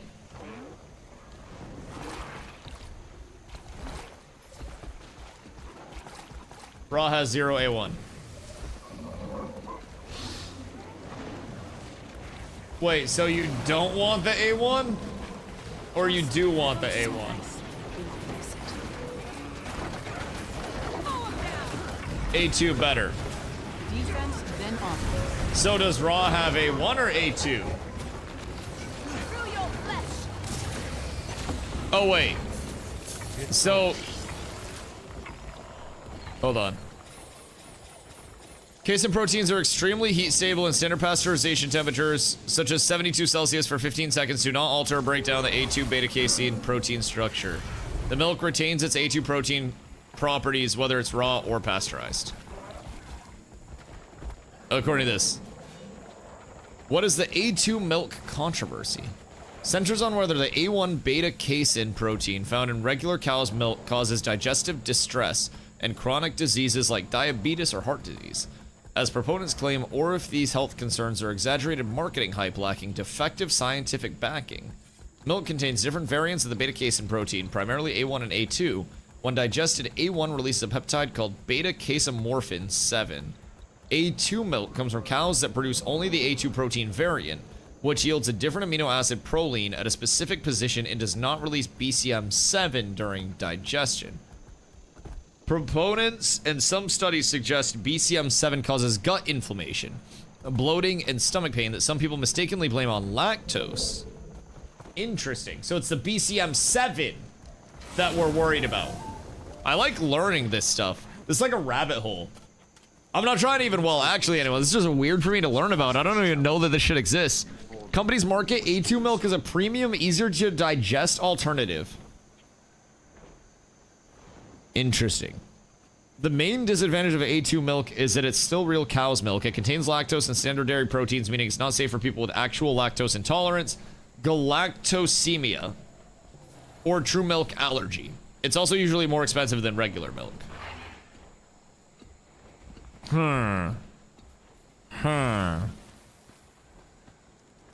So basically, it's not supposed to make your tummy upset?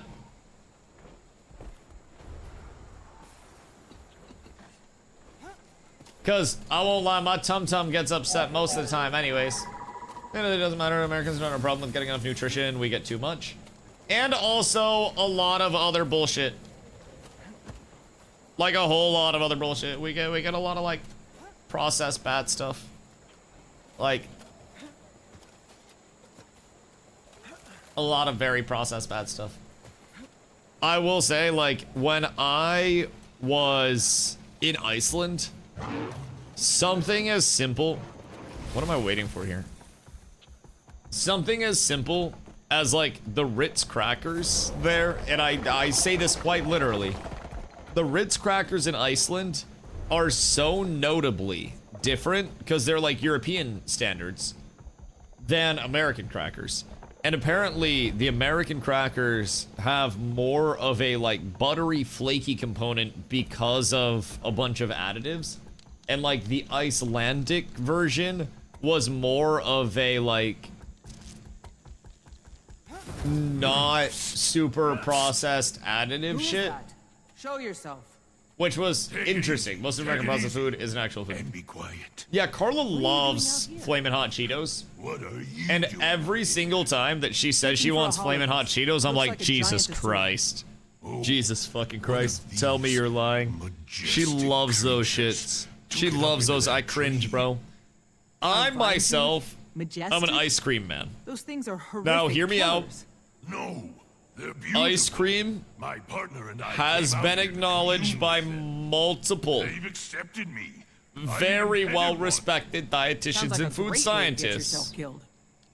one. Nonsense. Roy said they'd never as hurt me. a superfood. Outside of the times they've already hurt Thanks me. to Took a pretty big chunk out the of milk my leg. in actual high Oh, tier they killed ice it cream. quick. The milk fat is Good luck good with for that. you. Thanks for The the info. components are good for you. Ice cream can drive you. Hot Cheetos are ass. Also, if it's not actual ice cream, you might get cooked. But the ice cream standards are also kind of sad. Use the raw milk and raw honey to make my own ice cream. Macros are actually decent. You could do Manuka honey instead of the raw honey. And then you could also take THC syrup and then put that in the ice cream, and then you could heal yourself and get fucked up at the same time. Cause a complete food between the milk and the beef content. Well, also, hear me out. Hear me out. The milk, the beef, and just if you're trying to actually, like, harvest everything, you also have grass in the tummies ready to be, you know, a veggie spread underneath it. Guys, don't forget the American sugar goes through our body 10 times quicker and 10 times less efficient. Yeah, I don't know too much about that side of things. I'm not exactly a science man. My tale about science that I always tell is that my first year of college, that I went to. I went to a private university and I was accepted into their basically pre-program. It was their physical therapy program. And for physical therapy, you end up with a doctorate. I was on the track for that program. I had to take organic chemistry. And this was just like an intro to OChem. This was just a chill organic chemistry class. I ended up changing my major shortly after we were, a decent amount into a semester. And we took a test, and I got a 13. on the test. I literally got a 13 on the test. I had never in my life bombed the test so terribly bad. And at that point, I immediately said, I am not supposed to be doing this shit. This is not the play. I changed my major. I changed schools. I dipped, bro. I literally got the fuck out of there. Oh, Kim did that to me in college? Yeah, fuck that. Fuck that. Am I supposed to get, like, up here somehow? Oh, that makes a lot of sense, actually. That makes so much sense. Wait. My brother in Christ. What the Fweekington? Alright. Surely there is a way. Where there is a will, there is a way, and I will succeed. Take me to the heavens! Bruh. What? Pardon? Pardon? Currently in college for my NP. Nurse practitioner? Is that what you're about to be doing? Or is this another NP? Yeah? Bet. That's fucking intense. That's... Yeah, fuck that shit. Fuck that shit. So, I worked at a college for a while. In there... Basically, after I graduated college, there was a college that had started up an esports program. And I went to the college and was basically, like, known to the people at the college as, like, you know, basketball and gamer man. So, oh, it's right here. That makes so much sense. So, wait, maybe it's not right here. I got hired to head up the esports program.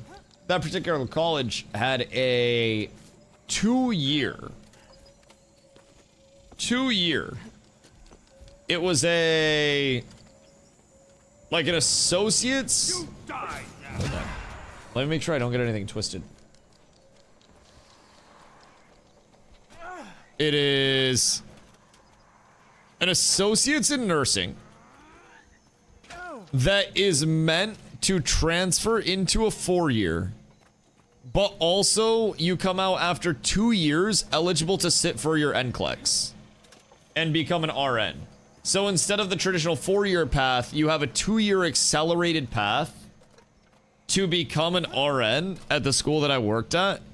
And we had a full, like, on-campus sim center and everything. It was fucking stinky. Fucking stinky. And it was at a community college, so people would come out of that and already have jobs. 0 student debt. This kind of looks like a really thick treant that fell over. Y'all see this? It's like a really thick end. Salary courses are crazy. It's insane. So, when I was at the college, I helped out with admissions during the busy times. And I would specifically help out a lot of, you know, a lot of the incoming nursing students. We would literally tell people, like, do you have a job? Do you have a kid? Like, are you an adult learner? Okay, you should not do this. Just straight up, you should not do this. We would literally tell people, are you planning on doing sports while you're at the school? Okay, well, how were your grades in high school? How did you test? Because again, this is incredibly hard. We would basically try to discourage and discredit people from doing it. And with most of the applications, we ended up turning down the applicants because we knew that they weren't going to be able to make it through it. And it was a very hard program to get into that we would specifically have, like, you know, sit-downs as an admissions team. And we would go through and review everything. Try to learn 4 years of school in less than a year. 2 years. Which is, I mean, still solid, but yeah, it's fucked up, man. It was tough. So you have to have your T's scores, which is basically like a pre-entrance thing. You have to have that taken. And then you have to have incredibly high scores on those to even be, like, considered for it. Basically, you have to have they have the tease scores listed, but you have to have very, very, very, very, very high scores on it. And we'd have to go through and like request people's tease scores, review their tease scores and shit like that. Make sure that they were set to get in, hand review all the applicants, like read their essays and shit. And then we would pick people. Dude, it was a tough course. It was a tough course. But anybody that wanted it also had guaranteed admittance to a follow-up, which was getting them into a 4-year university that had a like a 4-year option that would also branch into nurse practitioner viability for them down the road at also an accelerated pace. So it was stupid, like levels of acceleration. Stupid. I don't know much of what happened on the side of the transfer out. I want to say they got their BSN and then went into NP at an accelerated rate. I think it was like 1 year to BSN after that or something like that. But compound V word. Jesus Christ. The fuck? Why? And he plugs his Twitch right after. Well, if he's doing that on Twitch, then just report his Twitch. That's, I think, the simplest thing to do. That'll legitimately just get his Twitch banned. I did? Yeah, that's something that I think is pretty, like, cut and dry. Report his Twitch. Yeah, I mean, probably a solid idea if anyone just happened to be in that league game. I don't condone bullying or anything, but if anyone happened to be in that league game and saw those messages, then probably a solid idea to report that. Just so that way people, you know, don't get away with saying stuff like that on Twitch, because that is less than ideal. Where is this disc, by the way? I feel like I have run to hell and back for this. Trying to find it. Yet I have not had any success yet. This is closed. I want to go south. Dog, I can't go south. Like, I can't go south. I would like to, but... This is a good session, so he's saying that you feeding the troll? I mean, I don't even necessarily know that people say those things to just be a troll. I think people say those things because at their core, they are very strange human beings. I think there's a difference between trolling and taking it to an extremely weird level. And I think the internet provides people with a sense of there will be no ramifications for my actions whatsoever. And I really think in a day where, and again, I'm not advocating for anything, because personally I think just report it and let it go. But I think in a day where people put so much about their lives and their personas out online, and everybody can be traced to their online actions, people oftentimes will be in something like a league game and forget that you can literally just through their social media that they may have linked up to their Twitch find entirely who they are, blah, blah, blah, blah, blah. And a lot of people have ended up facing ramifications for online actions, both reasonable and unreasonable, in the sense of people who are equally as not mentally stable taking it to steps that are extremely drastic. And I feel like people should always be more considerate with their actions both in person and online. But especially online, people say heinous shit and don't realize truly how traceable every single person is, man. We've had people come in here, and sometimes I'll go to clown on them. Like, people that come in here and say just really dumb shit before they get banned, I'll just clown on them a little bit. Oh, it's here, isn't it? And, bro, sometimes I click on somebody's Twitch just to, like, clown them about their streams or some bullshit like that, watch a little bit of their stream and make fun of them for not being entertaining. And people will have like a dead-ass full picture of themselves. They'll have all of their social media linked up. You click on their Twitter and it says their exact hometown. And you're just like, brother, please, for the love of God, like, have a sense of understanding that if you put everything out, people understand that you're not just an online troll, but you also are a person behind that. And everybody thinks there's a veil of anonymity, but like, there really isn't unless you're extremely secure with your OPSEC. And even then, someone that really wants to find stuff out can find stuff out, so it's like, who cares anyways? So when I see people with their first and last name usernames, yeah, and hear me out. I'm someone that's online. People are training OPSEC, can't follow OPSEC. You expect the average person who knows anything about OPSEC? As an average person? Nope. Right makes me right. Nope. My hope is that I'm relatively uninteresting enough to where nobody would really benefit from hacking me. Like, if you hack me, you would get access to a relatively decently performing Twitch account. Feel free to throw up a couple streams. I'll take a fucking day off. It's unironically been 1,100 days. If anybody would like to run a stream for me for a couple of days, please be my guest, dog. I'll send you the password at this point. Outside of that, you would get a really poorly performing stock portfolio that does not have a lot in it. So good luck recovering that. I've been trying for like 4 years now. If you can get that in the green, I'll send you the fucking password. I'll let you run that shit for me. Uh-oh. This isn't good. Let's see. Outside of that, Help me out. my Civic's paid off. So like if you really want it, you can have my Civic.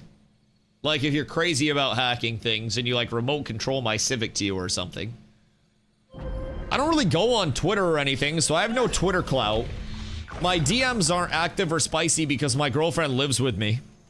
So like,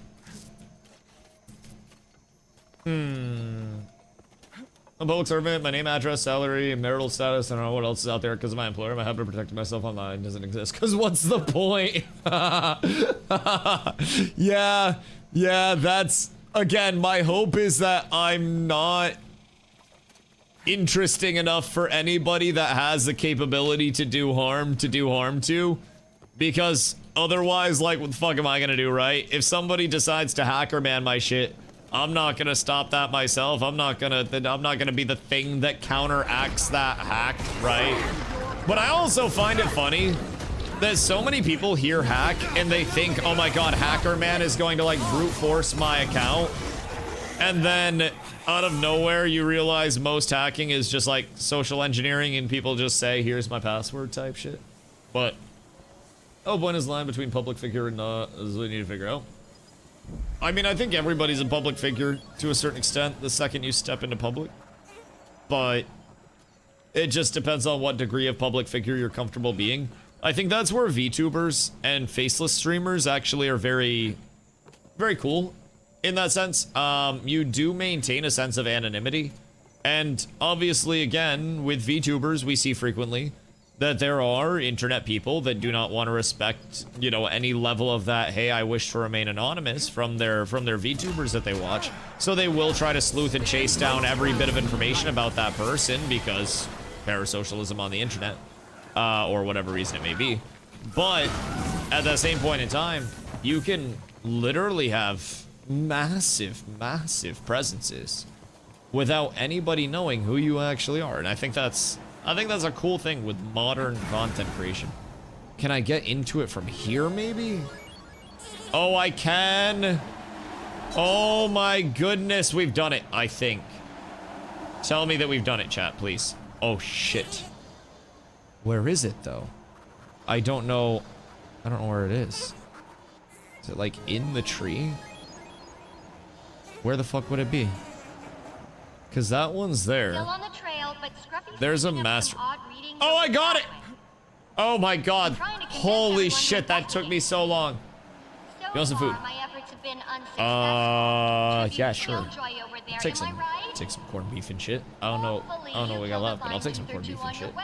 If so, I'm down for good that. job. If not, it's right Look at the behind public you. figures fake me to put out of the but I have zero publications compared to private citizens. See you soon. Finished. I don't know where you heard that, but libel and slander still exists. Like, if I'm a streamer and I'm a public figure and somebody goes around saying things that are in any form libel and slander, that does still apply on the personal level. Like, that is still applicable. There's an entire set of ramifications where, like, if somebody's a public figure and you say that you're going to, I don't know, for instance, do something to them, that's still punishable. Fancy meeting you here. But no, that's not what I mean. No, you're good, you're good. I feel like a lot of people, like, I mean, maybe with businesses, right? You can be like, yeah, fuck this business. And like public figures, yeah, you can be like, fuck this public figure. But you can't just be like, I'm going to assassinate this public figure or start a smear campaign about like this public figure is cheating on their wives and is the fucking Satanist sacrificing babies into eating their stem cells to fund themselves. I don't even know if that's libel and slander. If I'm being honest, I think that wouldn't even be taken seriously. I'm being completely real. I don't know. Like, libel and slander is so actually fucking hard because you have to say some heinous shit that's not too heinous to not laugh off. It's like absurdly heinous about somebody, criminal levels, right?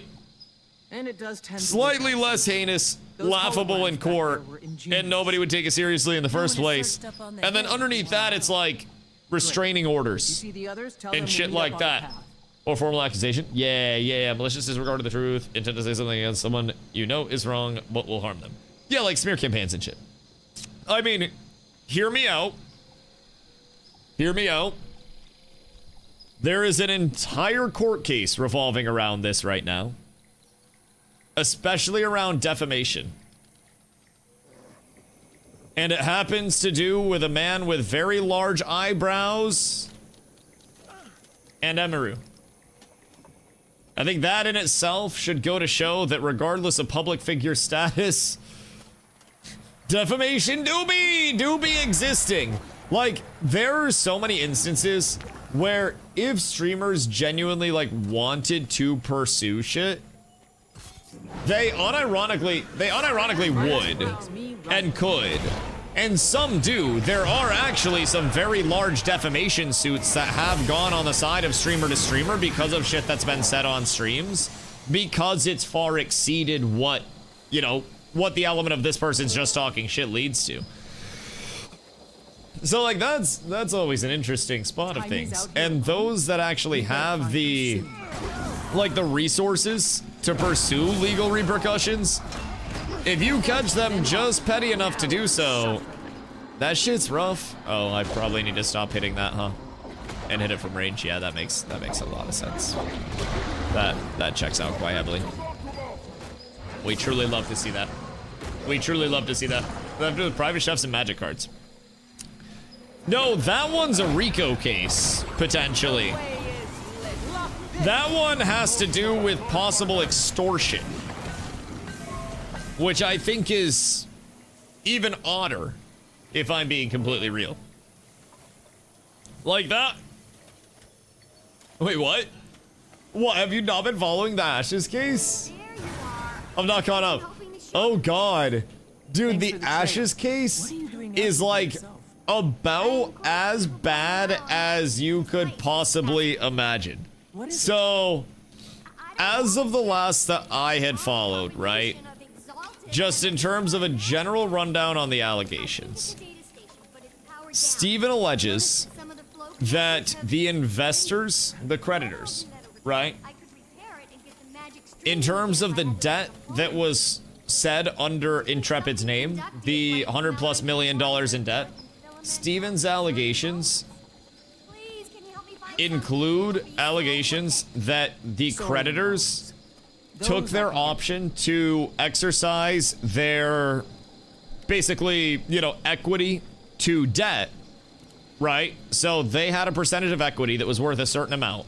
And Steven alleges that the creditors exercised their right to convert that into debt for the company, which would theoretically lower their insert flow connector. Uh-huh. Right. Right.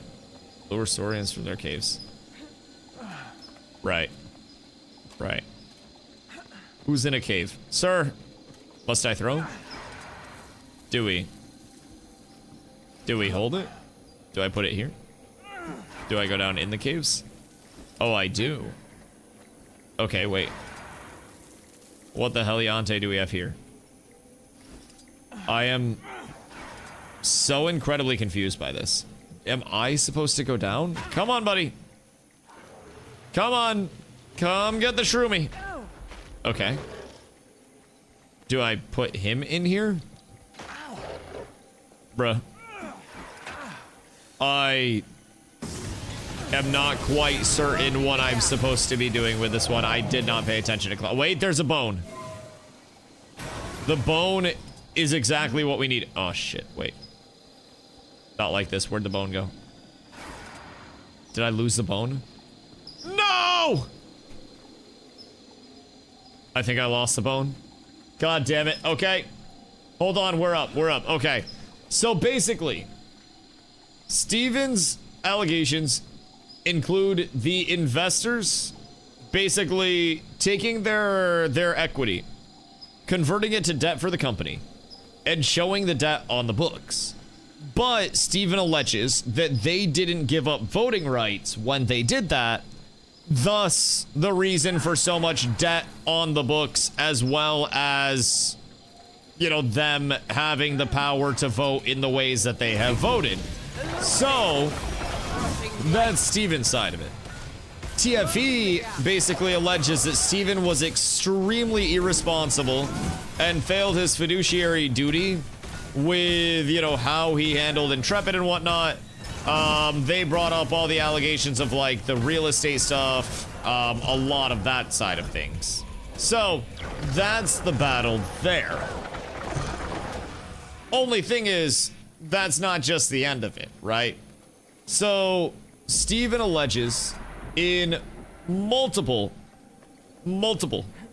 of his allegations that he was forced to sign many things under duress and was more or less like physically forced into signing away parts of the company, into taking certain actions, and into effectively losing his control of the company through brute force, including allegations of physical harm, foreclosing his home, blah, blah, blah. A lot more of that. So, part of this is allegedly because at a certain point in time, Intrepid needed more money, and Steven would not have been able to secure more money with the loan for his home being through a certain bank. So, Steven alleges that he was convinced to refinance his home under the bank that's owned by Robert Dawson from TFE, and then alleges that Robert Dawson jacked up his mortgage like crazy, and threatened to evict them multiple times along the way. Of course, again, all allegations. So, there's a lot on... This smells so good. Thank you, love. There's a lot on both sides that gets much more heinous, too. That's kind of just like the overarching of it between those two, right? So Steven alleges they're terrible. They allege Steven's terrible. Before that can even get solved, there's a battle over where the IP gets handled. So, within this battle, you have TFE who says, hey, this IP is ours. You know, we are the owners of Intrepid Studios lawfully. And, you know, they're trying to take control of the IP. There was an entire battle because Steven refused to relinquish control of the IP. There was allegations of, like, withholding accounts and stuff like that by the creditors towards Steven and members of the team. Like developers and shit like that. And then they had the battle over the receiver. So the receiver is the one that the court will appoint to basically oversee the IP while they're fighting over it.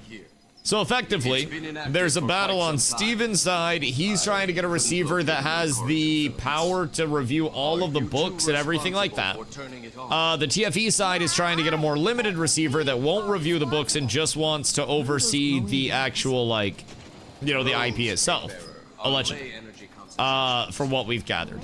Now, while that's been setting up, there has also been allegations of theft of physical property, including server hardware, tech, PCs, and a lot more, directed at members of the team, allegedly under the direction of Steven, to basically like All get Tyria the is servers and whatnot from their physical Consuming location so and much bring late them energy. to developers' homes and Mortimer is shit. stronger than I So thought. there are now what allegations that happened to certain the people that worked for Trouble is, I Intrepid think the jungle dragon is physically more went in powerful than and Zaitan stole server hardware, PCs, and shit like that that was necessary Sorry, for the IP to At least we be, know where to go you know, to face put the somewhere. dragon.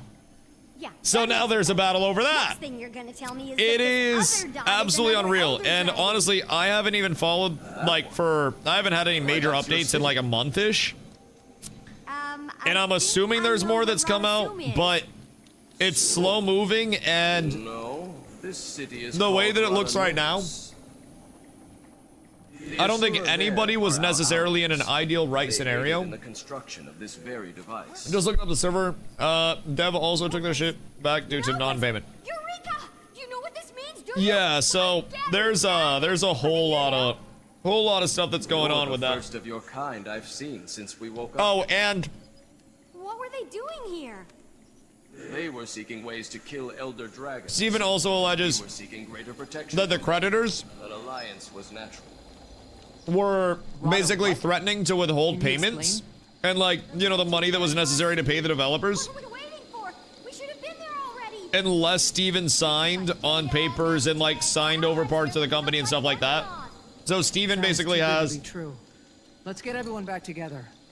Thank you for reactivating the a map. lot of his Please allegations tell the Novans saying to that he stop was by forced to, soon like, if you sign visit stuff and make decisions under Good extreme luck to you. duress, Thank you. that he was manipulated and a bunch of that. And then the TFE side is alleging that Steven was this completely irresponsible, you know, company owner that...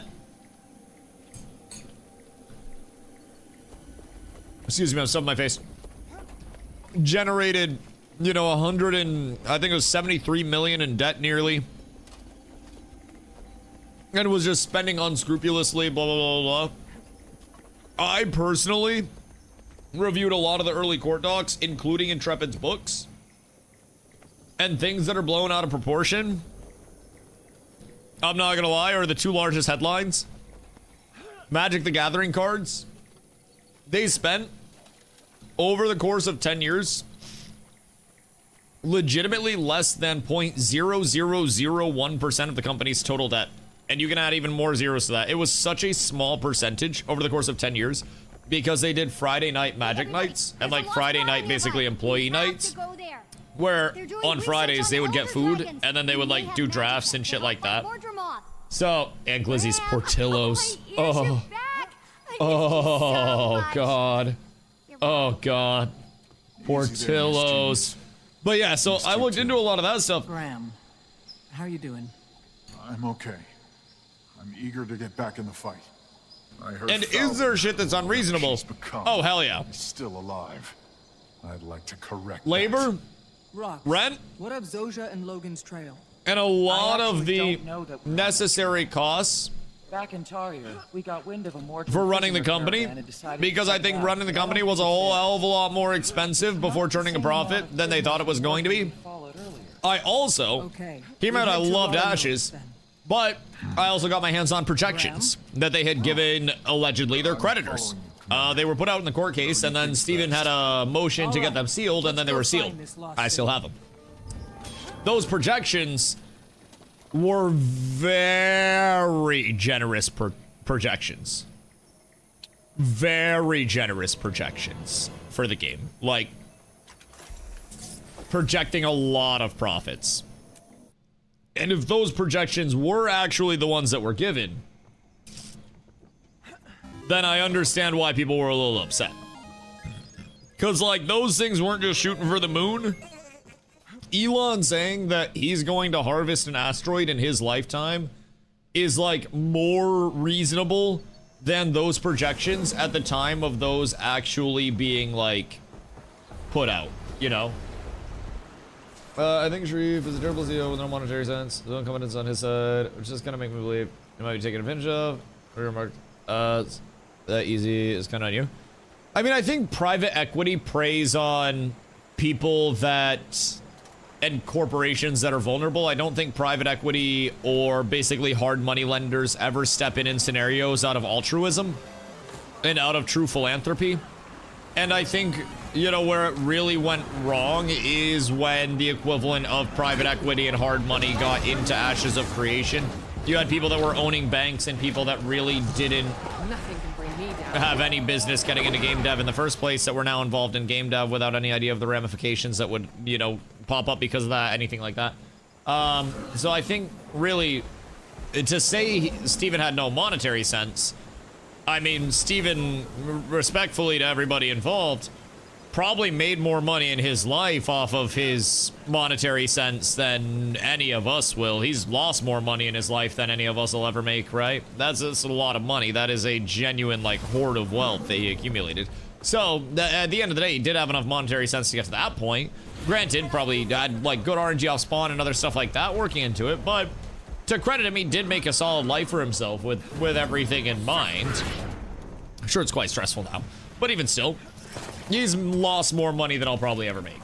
So, in terms of that, like, I'm not gonna discredit that, but do I think that he was qualified to go from, you know, somebody that made a lot of money for himself into somebody that was running quite possibly one of the most ambitious, you know, NA game development companies that existed?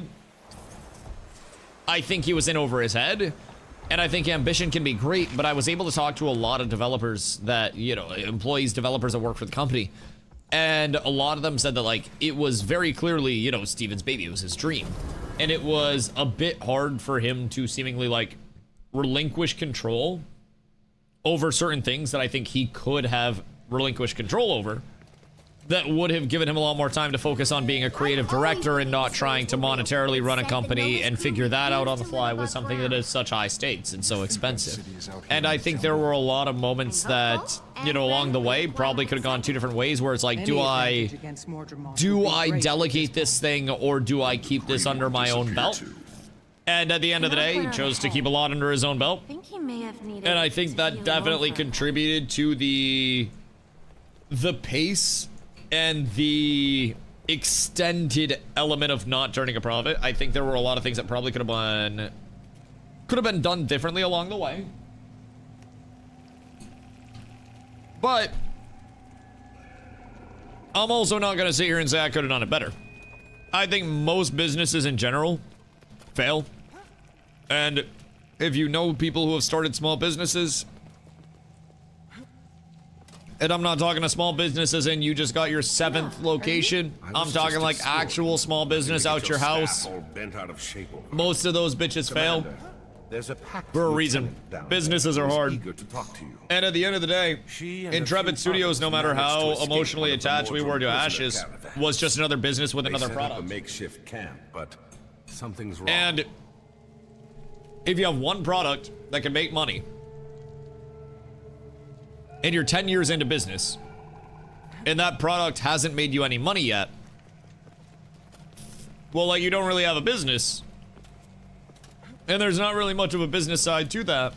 And wait and see what we're gonna do in a year when you're bringing in hard money lenders that don't give a shit about your wait and see isn't gonna do much. You managed to escape? People care about numbers and profits and bottom line. And I think that he kind of got in with the wrong people as well. You know what I mean, MISTFALL? They sacrificed their own chance at freedom so we could get away. Mordrin took them. I do like the idea of some MISTFALL. I was too out of it. Maybe a little zero to hero type shit. He was the last to escape, but he's not here. This is the most story prog that I've done in like 3 months, I will say. So I'm pretty comfortable with this already. I think maybe after I eat a little bit of MISTFALL type shit. I'll leave some of my people here to protect you. And then maybe a little zero to hero. Bram, you're with me. Does that mean I don't play another League game? I'll save you from League. I feel like I can do that.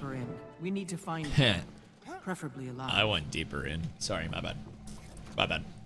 We probably got time for a zero to hero or something.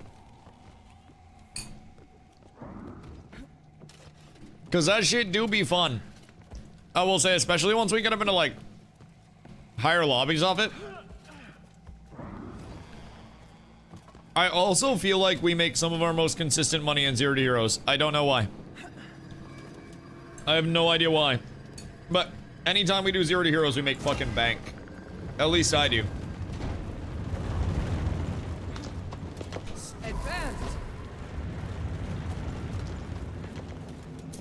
I hope I'm not supposed to kill this stuff. Like, I'm really gonna regret that later if I am. And I do not want to get overly involved. If you need third, and I'm good, you were just walking or watching. What if I tell Carla she can't play, and then we just bro the frick out?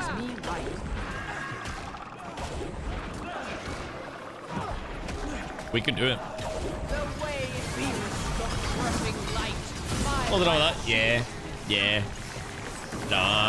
We shall see. I'll probably, like, I'm not gonna be on too late tonight. I mean, I'll be on normal time, like 11:30. Probably get off around 11:30 type shit, play a couple hours. Because I do have to get some dishes done. Be a good little housewife tonight. I play League. You don't have to do that. You do not have to do that. You can. We're going to get you out of here. You can play MISTFALL if you'd like. Raven is already here for me. Easy. I'm here. Can you tell me which direction the Mordrum caravan was going? You're the dishwasher? Yes. Wait. Into the jungle. Were you gonna wash the dishes? Into Mordrum territory. Do so. Can I use the dishwasher? I'm gonna use the dishwasher for the normal dishes. Like the plates and stuff go in the dishwasher. And like any Tupperware that we use, any stuff like that, that goes in the dishwasher. But I have a couple pots and pans that I gotta scrub myself. Someone called me a dishwasher earlier today on League. Unironically, you should have said, my boyfriend will dunk on you and he's washing dishes for me later tonight. There must be hundreds of them. Real question is on me. Oh, phenomenal. Phenomenal. Typically nationally recognized and award-winning. We have phenomenal weed up here. Primarily because corporate weed hasn't made its way up to Maine yet. And that's something that I don't think I'm supposed to come down here. That's something that I think not a lot of people really acknowledge. Better than Cali? Oh, California's terrible. I'm not gonna lie. California's ass. California is, I don't want to say it's all ass, but California is filled with a lot of very bad product. Because with California, you have a lot of growers that have focused on scale so they can make profit with the size of California's scene. And so many places took on more and more and more and more. Look up the entire population of Maine and then look up the population of one of the major cities in California and you'll understand. But for perspective, all of Maine has about 1.3 million people in it. The whole state. So in terms of that, we're smaller than most major cities in the United States, and that's our whole state. So the weed scene up here is actually a lot of smaller boutique growers that specialize in one or two things, and they will put out like that strain or that strain adjacent over and over and over again to absolute excellence. And we have a very like a lot of our growers in our dispensaries work together to distribute and source product. Everybody will tell you literally like, you know, what your good product is, what your bad product is. In Maine, we have a few places that try to sun grow. I do not believe in sun growing in Maine, simply because of the fact that we don't get consistent enough sunlight. That's an advantage that Cali has, that your outdoor product is better. But basically everything in here just gets grown in a white room with very high quality soil, a lot of attention to the product, smaller batch sizes as well.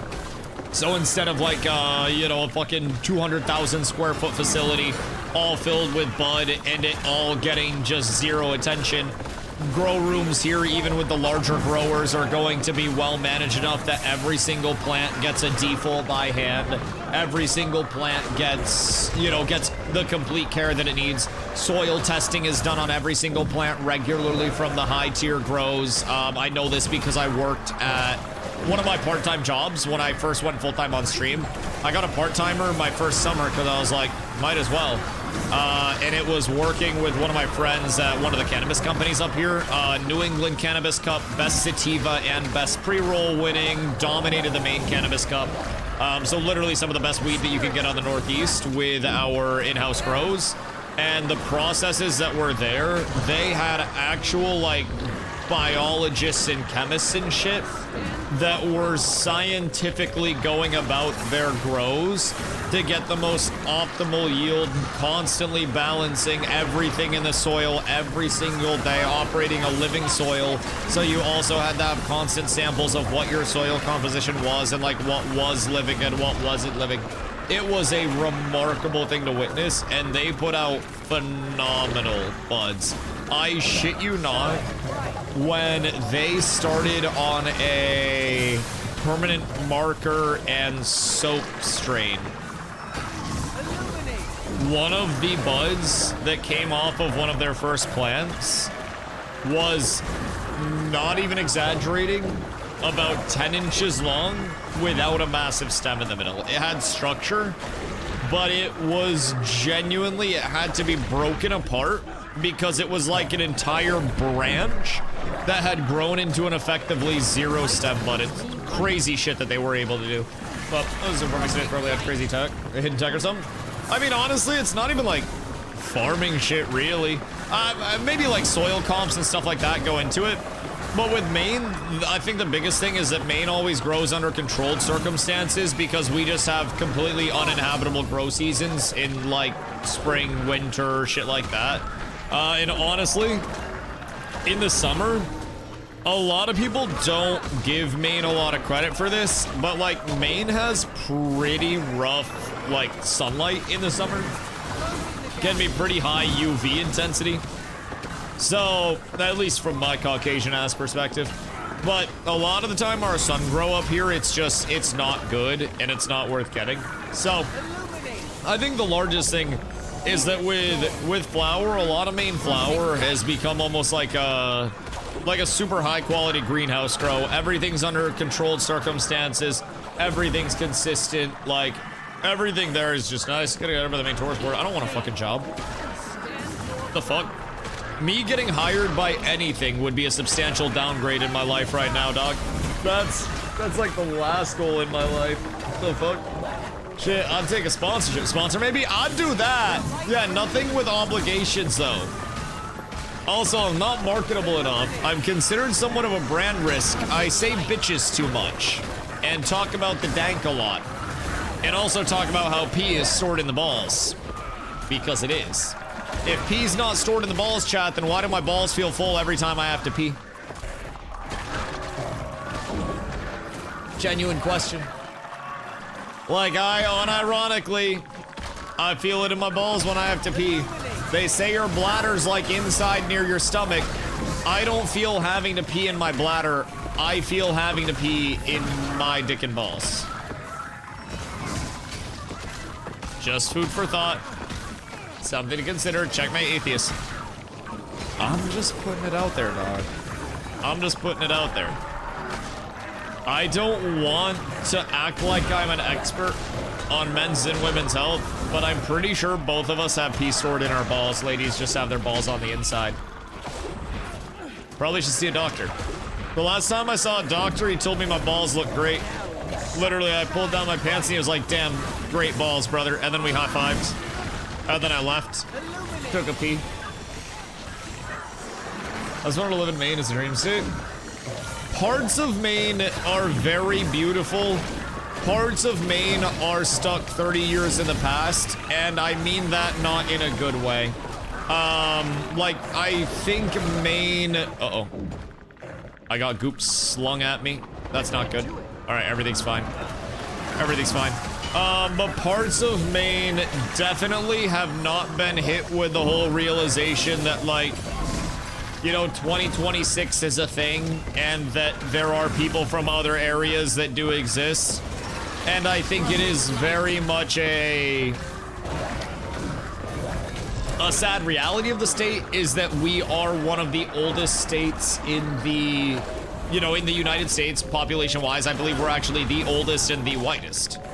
And with that, like, on the real side of Maine, Carla being up here has genuinely made me realize that there is a shitload of racism within the state, more so than you just see outwardly. And it is a very real element of it. Like, it is something that, you know, you kind of expect it in certain spots, but it's permeated far more than just certain spots of Maine. And I think a lot of people up here try to act like it's not something that's prevalent, but it absolutely is. And there are parts of Maine where, you know, it has progressed past that, like the Portland area in southern Maine. There's a reason why a lot of people love living down there, especially younger people, and it's because, oh, I was supposed to fight that with my group. That makes so much more sense now. Kaz? I just cleared that solo and I did not have to. pack soldiers showed up. Yep, that checks out. But yeah, no, that's, I would say the worst thing about Maine is that there are definitely a shitload of old white people up here, and not all of them are like the cool old white people. Some of them are genuinely just racist old people that are stuck in a time loop that they should not be in. And I will say parts of Maine, again, glorious, beautiful scenery, untouched nature, kind people. Parts of Maine are also much younger, so in the Portland area, you're a lot less likely to run into a lot of that shit. But again, I think everywhere you go, unfortunately, in today's day and age, you can run into some shitty fucking people.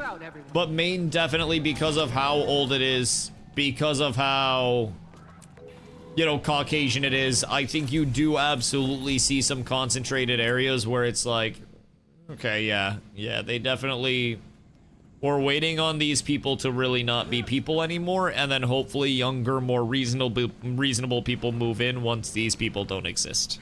Because certain parts of Maine could definitely use a whole generational shift.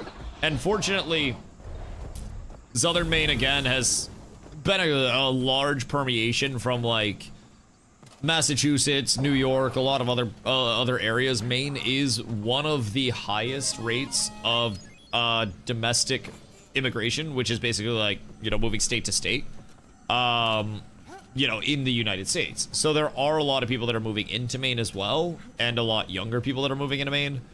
But yeah, man, there are a lot of old people in Maine that honestly did not interact with any diversity most of their life, and it sadly shows. You'll see very little racism in Houston. Well, probably because Houston's also a major city. Think like Georgia, for instance, right? Atlanta, you're probably not going to see a lot of racism in, but when you go out to like the, you know, of Georgia, it probably gets a lot more bad. That's kind of like, you know, in Maine, you go to the Portland area, and the more southern Maine you are, the more Portland, the more Kittery, the more Ogunquit, you see a ton of, like, inclusive, you know, everything, right? Southern Maine is very democratic, and southern Maine is very, like, young and hip and vibrant. And then as you move up north into Maine, it starts to be, like, more of the older, dingier buildings. And you start to see a little bit more, you know, of the other side of political regalia. And there is still very much a large split there. And the split, I will say, I think has become better as the population has become younger. I think people have become far more reasonable as younger heads come through. And that's one thing I've loved to see with Maine. But man, there are a lot of people in Maine that are, quite frankly put, too old for their own good. And it is very sad to see. 10 years, I only had a racist experience twice in Arizona, but Maine already like 4 times. Well, in all fairness, I feel like in Arizona, especially in Phoenix, I was more likely to get racism than you.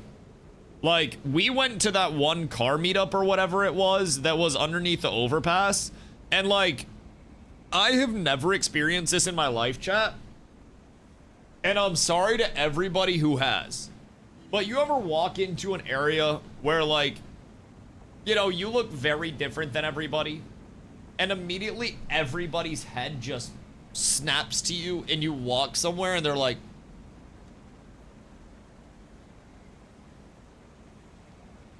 Carla and her family are very Mexican, and we were out exploring Phoenix, and I'm a large Caucasian man. Like, I stand out. we go to this, like, we're walking around and we hear like music just bumping, right? Fucking bumping, bro. And it was my idea to go over. I was like, this looks fucking sick. And Carl's like, you sure you want to go? And I'm like, yeah, I'm sure I want to fucking go. It's like, this shit looks awesome. I was like, I want to go see what's up. It was, dude, I shit you not, hundreds of cars and trucks and everything and music, and people were like barbecuing and shit. Not a white person. Except me. Not a singular Caucasian person except me. I was like, I was looking around and I was just like taking everything in. It was dope as fuck. It was dope as shit. I didn't even realize that a lot of people were like just staring at me like they saw a bear walking through until we got towards the end, and I looked back and everybody was like, we're about to leave, and I was like, damn, I feel like I really stand out here. It was fucking lit though. It was lit. Walk by pretty fast just in case. Listen, I would have hung out. That shit was fucking awesome. I could have hopped on the grills. I don't know what they were making. I don't know what they were saying. I don't speak Spanish yet. I'm working on it. I'm getting a little bit better at listening and understanding what's going on. But I would have hopped on a fucking grill. The music was fucking bumping. That shit was awesome. This is a little charity stream and too lazy to check the VOD. How did it go? We annihilated the goal. The goal was $12.50 and we raised $18.85 for Hope for the Day. So with that $18.85, I'll pull it up real quick actually. Let me pull this up, because there is an exact list that I can show you guys. Hold on. Which one is it?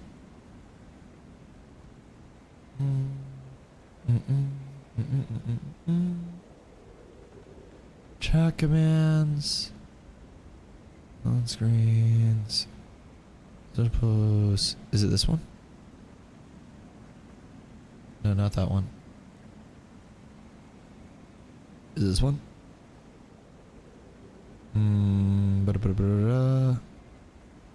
Hold on. I got so much information on this. Oh, it's this one.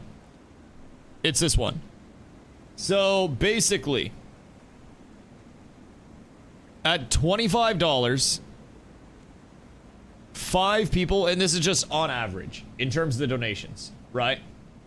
$25 provided 5 people with mental health resources. $50 provided 1 person with mental health education and classes. $100 provides an entire classroom with mental health resources and an in-person education session. And then $500 underwrites an entire outreach event for a community. So we raised enough money to basically, for an entire community, whether that's a school, whether that's a town, whatever it may be, 3 times and over halfway to a 4th, get mental health resources and education and basically like help out to those communities. It's phenomenal. What was the total? 1,885, which is remarkable. Remarkable. In terms of Hope for the Day, they annually can afford to teach about 150 hours of classes because there aren't a ton of people that necessarily, you know, fundraise for them and help with that. They're a relatively smaller organization. They've run 51 community events so far. No, sorry, that's annually. 51 community events. So they try to do a community event a week. We just covered 3. Just straight up for them. So, very, very, very, very, very incredibly grateful for everybody that did choose to donate yesterday. That shit was remarkable. Funny enough, when we got home and went to, well, like I was going to get ready on stream, I went to send an email out to let them know everything had like been taken care of and everything was completed. And I already had multiple emails that were just like, we wanted to thank you so much, you and your community, for all of the effort with the stream and everything. Like, they were ecstatic about the amount of fundraising that we did as a community. So it was, you know, it's incredibly humbling, man. I think just having this little platform on the internet and doing everything that we have done with it is really fucking cool. And I like to think that, you know, it goes far past just like a fundraiser because streamers streaming. I like to think that with that being something, you know, as near and dear to us as mental health is, right? I'm a very huge advocate for it. We all have shitty days sometimes. And I think this community is a place for people to be on their good days and their bad days in between to try to make every bad day a good day. And really, the fact that so many people came together for that goes to show me that that is reigning true within this community. And it's a cause that hits for not just me, but is also something that resonates with a lot of other people.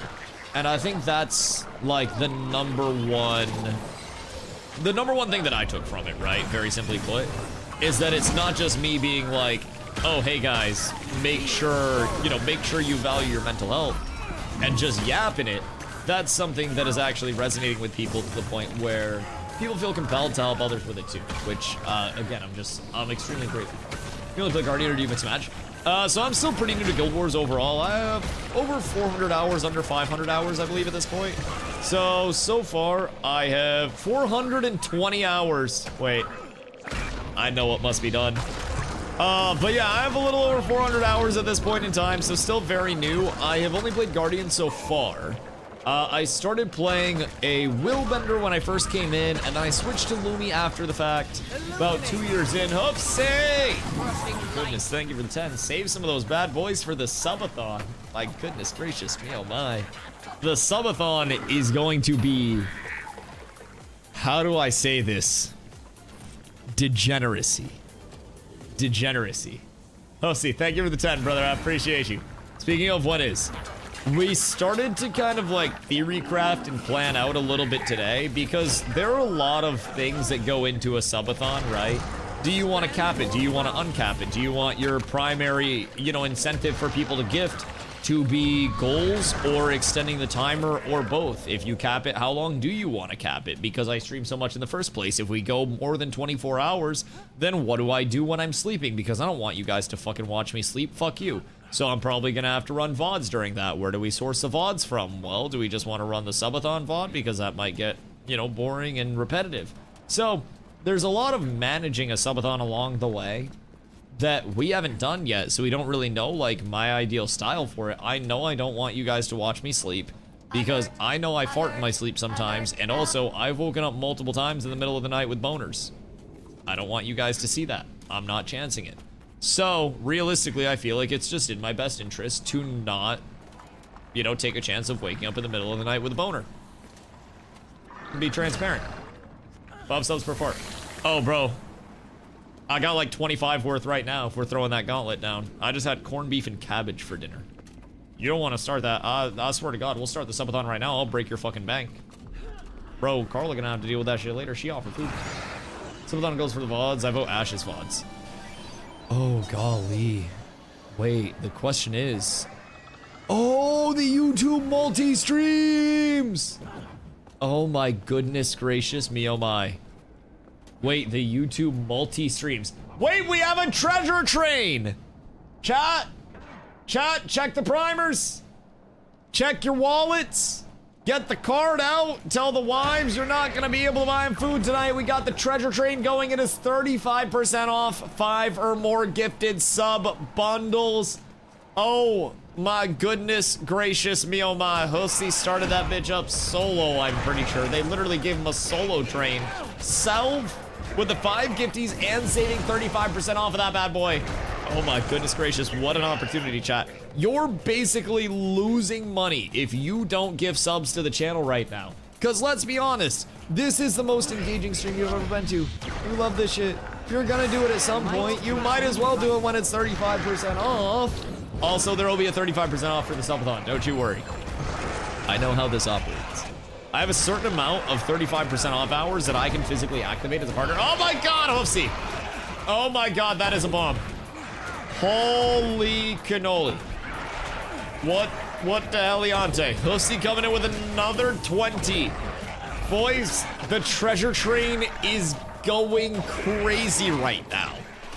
We need to save these for the subathon. No, it's okay. The subathon's probably gonna be 2 weeks out, so everybody will get another paycheck before then anyways. No, you guys can give subs right now too. Don't let that stop you. We'll do it 2 weeks out so you guys can recoup. I know how this goes. I used to work at 9 to 5 as well. Grenade by go. They're rolling, baby. Thank you for the 5 grenade. My goodness gracious. What is the treasure train even at? What level are we right now, boys? Oh my gosh. Oh my gosh. It's a second charity stream for you today. You're giving to the potentially homeless. If you guys don't give subs, I'm probably homeless. Thank you guys. My bitch is unemployed right now. She was literally playing League earlier with jobs pulled up on the other monitor. It was League, Indeed, I'm pretty sure, and then Discord as well. It was a holy trinity of doom. Oh my god, Hoofsy with another 10. Hoofsy, goodness gracious, it's raining up in here. Holy cannoli. Goodness gracious me, oh my. Earn your hunting mastery to continue your story. Bro, where the fuck do I have to earn my mastery? What do you mean? I don't know where I have to earn my mastery from. I'm not quite certain there. Wait. Is it literally just... Is it just the actual masteries? I thought it was a mastery point. Is it just this one? Yep. That checks out so much. That checks out so incredibly much, dog. I'm not gonna lie, I am kind of an idiot. I'm not proud of me. I'm not proud of me. Mastery points to unlock, but have to earn XP to be able to unlock. Right, I already earned the XP for that one. At least for the baseline one. So now I have to go up here. And up here, I have no fast travel yet, do I? This is probably good enough. Probably good enough. I thought Carla sold phone. No, Carla no more sold phone. Carla left selling phone for other job, and then other job no workout. So, now, look for more job. And meanwhile, unemployed league player. Goddamn shame, if I do say so myself. Absolute goddamn tragedy. I can't condone it. I try not to. But, oh my god, grenade. Oh my god, with another 5. Doc, make sure you guys have enough to eat. Holy shit. Oh my god, grenade with one more. Grenade with another 6. Goodness gracious, grenade. Thank you guys. Thank you, thank you, thank you, thank you, thank you. You guys are absolutely absurd. The level 9 on a random Monday, my boys. Oh my goodness gracious. Thank you guys. You are all absolutely insane. I don't know why you do what you do, but I am very appreciative because I quite literally could not pay. Oh shit. I forgot to send Doug rent. Whoops. Well, good news is, know the landlord. I would not be able to pay rent without you guys. You didn't bring it up. Maybe it's free this month. I appreciate y'all very, very, very, very, very much. Y'all are absolute legends, gentlemen, and scholars.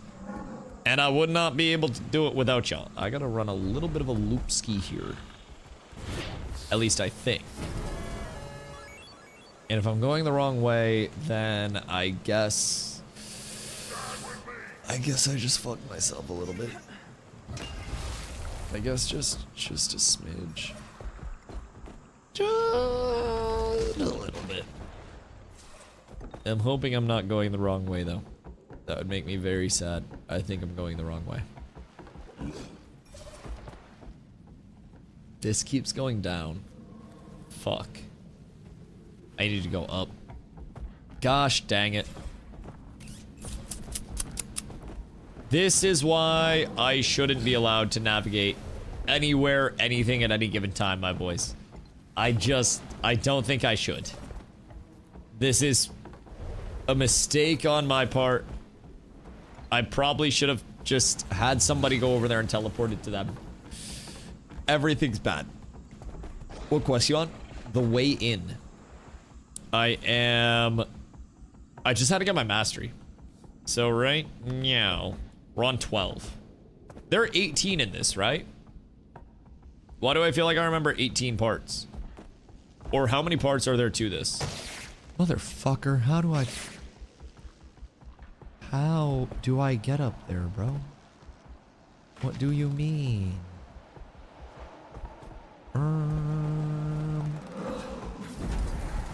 Alright, this is not good. I could have played a League game. I wanted to finish this last quest, but apparently I'm incapable of finishing this last quest. I'm sorry.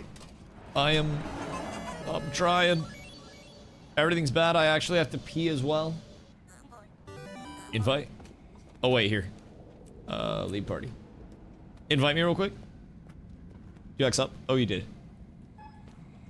Oh, God. Who's yawning? Why are one of you guys yawning? What the fuck are you doing? Thank you, my goat. I appreciate you. That was rough. Drop me of happiness. Were you happy the last time that you played League?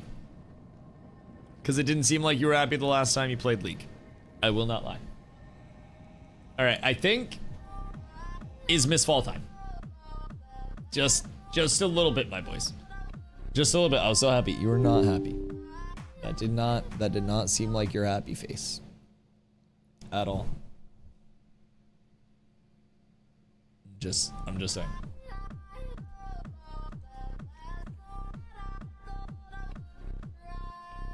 Wait.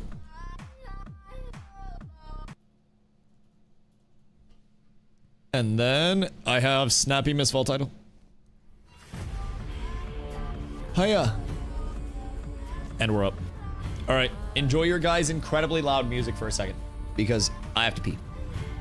And then I'll be right back. One sec.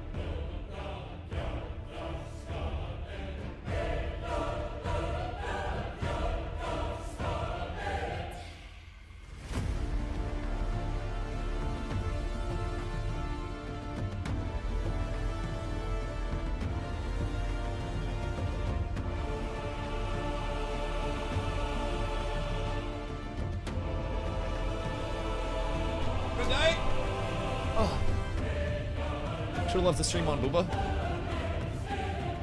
I feel as though you guys haven't earned that yet. At least not all of you. Some of you have. Some of you have disappointed, Papa. Alright, boys. Back to the ways of the shadows. Back to, oh my god, I have 69,000 retrievable right now. Holy shit. Well, I'll take it. 69k? Just a light 69k. Yeah, nothing too shabby, nothing too crazy. I can also sell a lot of this.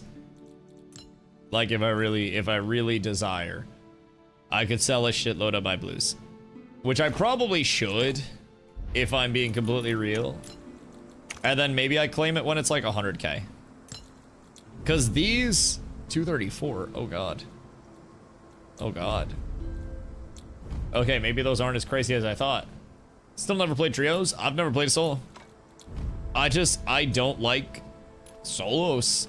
I feel like, especially as a rogue, they're just like,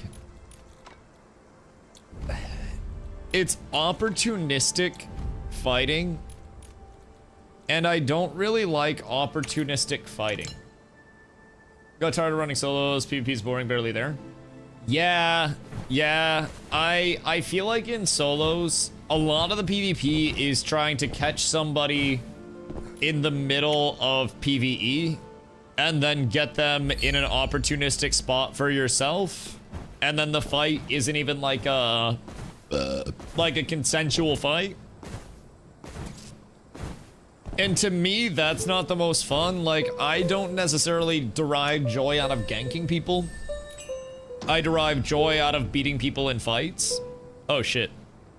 Wait, that one was that only 1,500? List. 1,200! Oh my god, that wasn't even worth crafting, dog. You should hang your head, Drem. I understand why you're dead, dog. You suck at smithing. What the fuck? Bro, it's not even worth it to craft. Like, genuinely, it's not worth it to craft. That shit is absurd. But yeah, I personally prefer trios. Nothing about my experience, literally zero get kings, does less people experience. Yeah, I just think naturally, like, a lot of people very much run into spots of like, especially in solos, right? Rogues that can jump the shit out of you. A bunch of players that do genuinely just want to play as rats. I think rogues and solos give rogues and trios bad names. And as someone that just wants to hack and slash my way through fights, I feel like rogues and solos that just sit there and rat constantly ruin the good name of us W key frag out rogues. And I don't like it. Writing makes me anxious. I gotta initiate combat. Oh yeah, it's one of my largest flaws, if I'm being completely honest, is that like, I don't like playing passive at all. I very much prefer being hyper aggro at all points in time and keying. And honestly, that has killed us many a time. Many a time. So yeah, that's definitely the thing to keep in mind.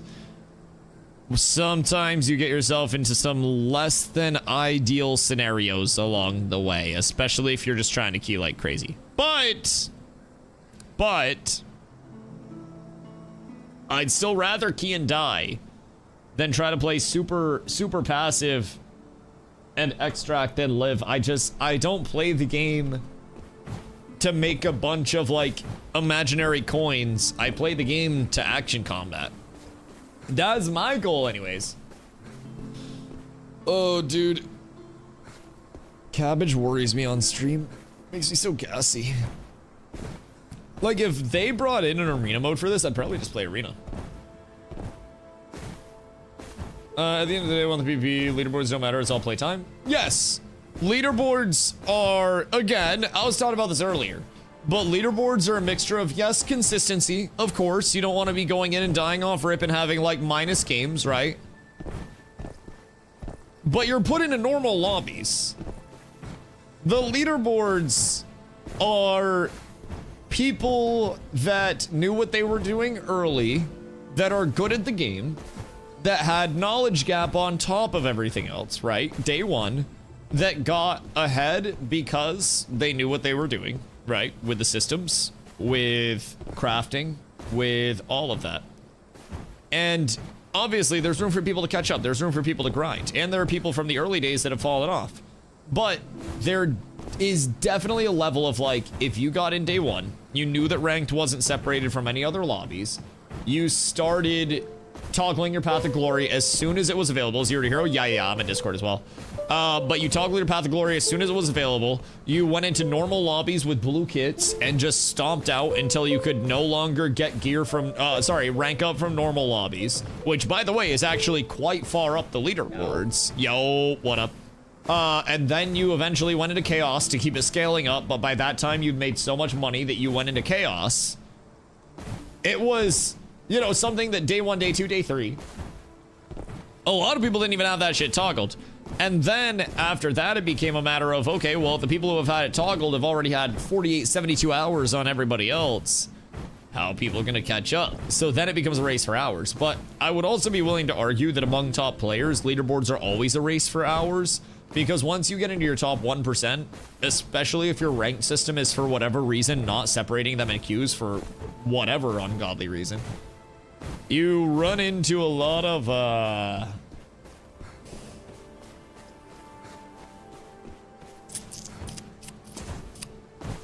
don't know, a lot of like, sorry, Carla joined and I got distracted. I completely lost my train of thought because I looked over and Carla joined and it scared me for some reason. My screen moved and it jumped me. Jesus Christ. Because you love me so much? No, not even necessarily that. I feel like when you get it, oh, no, not you, Carla, sorry. I love you. I love you a little bit. But no, not even necessarily that. When you get into the top players, right, especially when you don't separate it from ranked lobbies, right, you have people that got a lot of money day one, got a lot of gear, you can push top lobbies with top gear, whatever it is, and then you stack good players on top of that, right?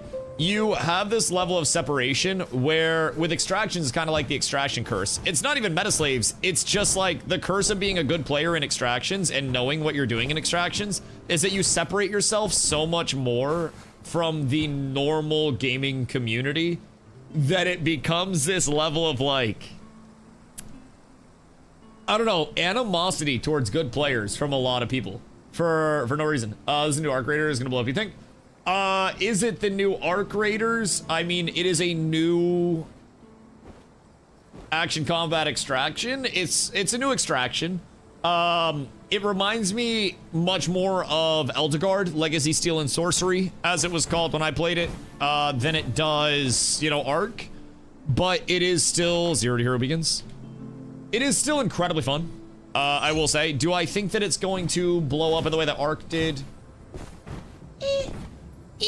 Arc was a zeitgeist that was also very heavily powered by streaming. We're actually looking at Arc compared to like Dark and Darker and all that shit.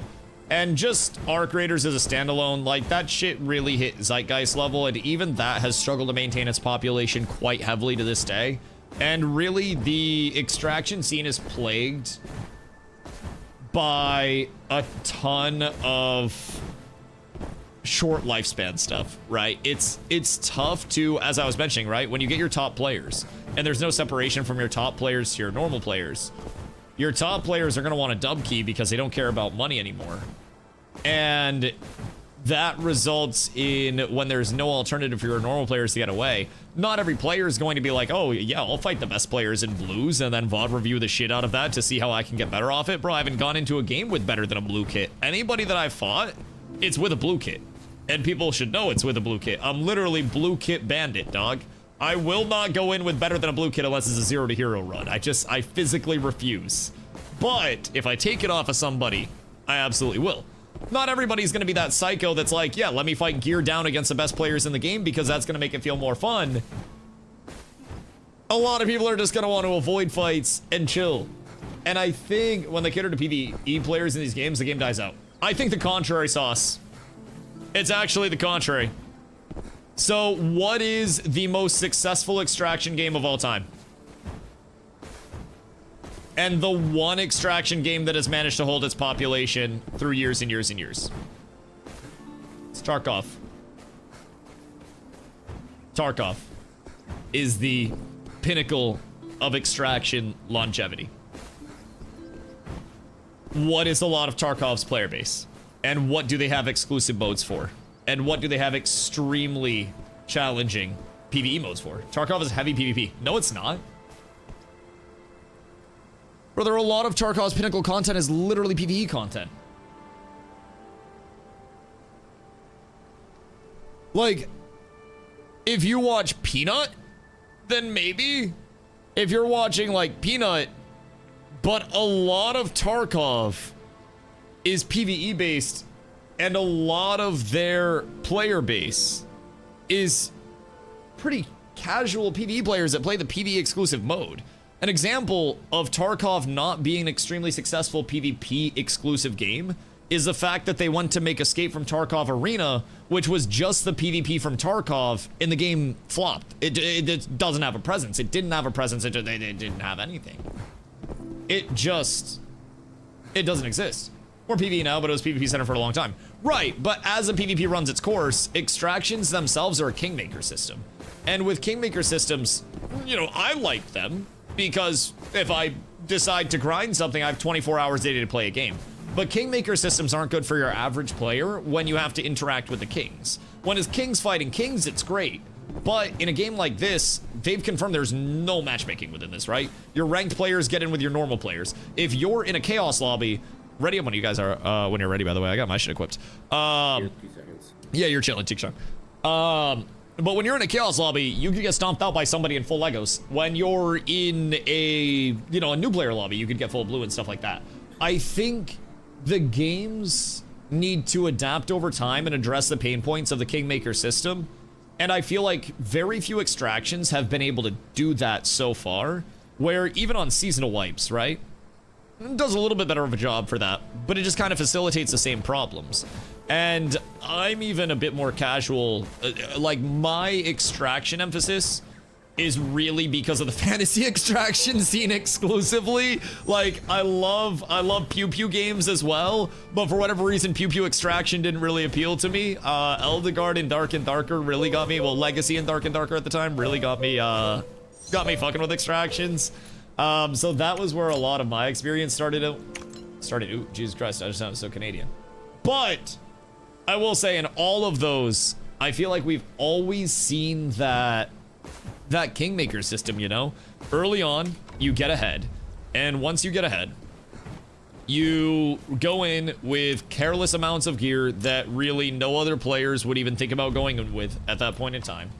And with a game like this as well, we're looking at the scaling in different tiers of gear yesterday. Because in a lot of the games that we come from MMO-wise, a lot of people always talk about the verticality of, you know, different tiers of scaling and how rough it can be if you're under-geared, right?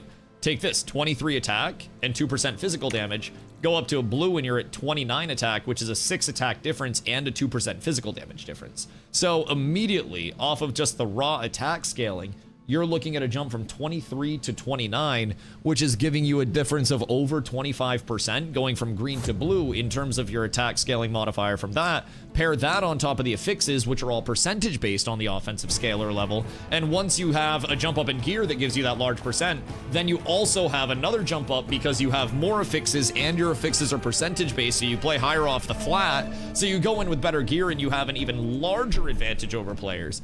It's something where you can't really stop it from happening in extraction because it's not like you can punish your good players that are extracting frequently.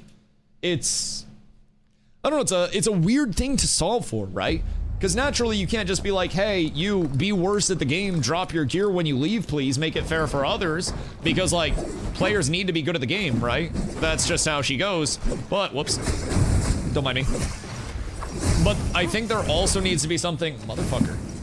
I think there also needs to be something along the line for the players that, you know, very simply put, can't keep up. The same way that in MMOs, there needs to be something along the line for players that are a little bit further behind in prog, may not be on the cutting edge of, you know, everything that there is.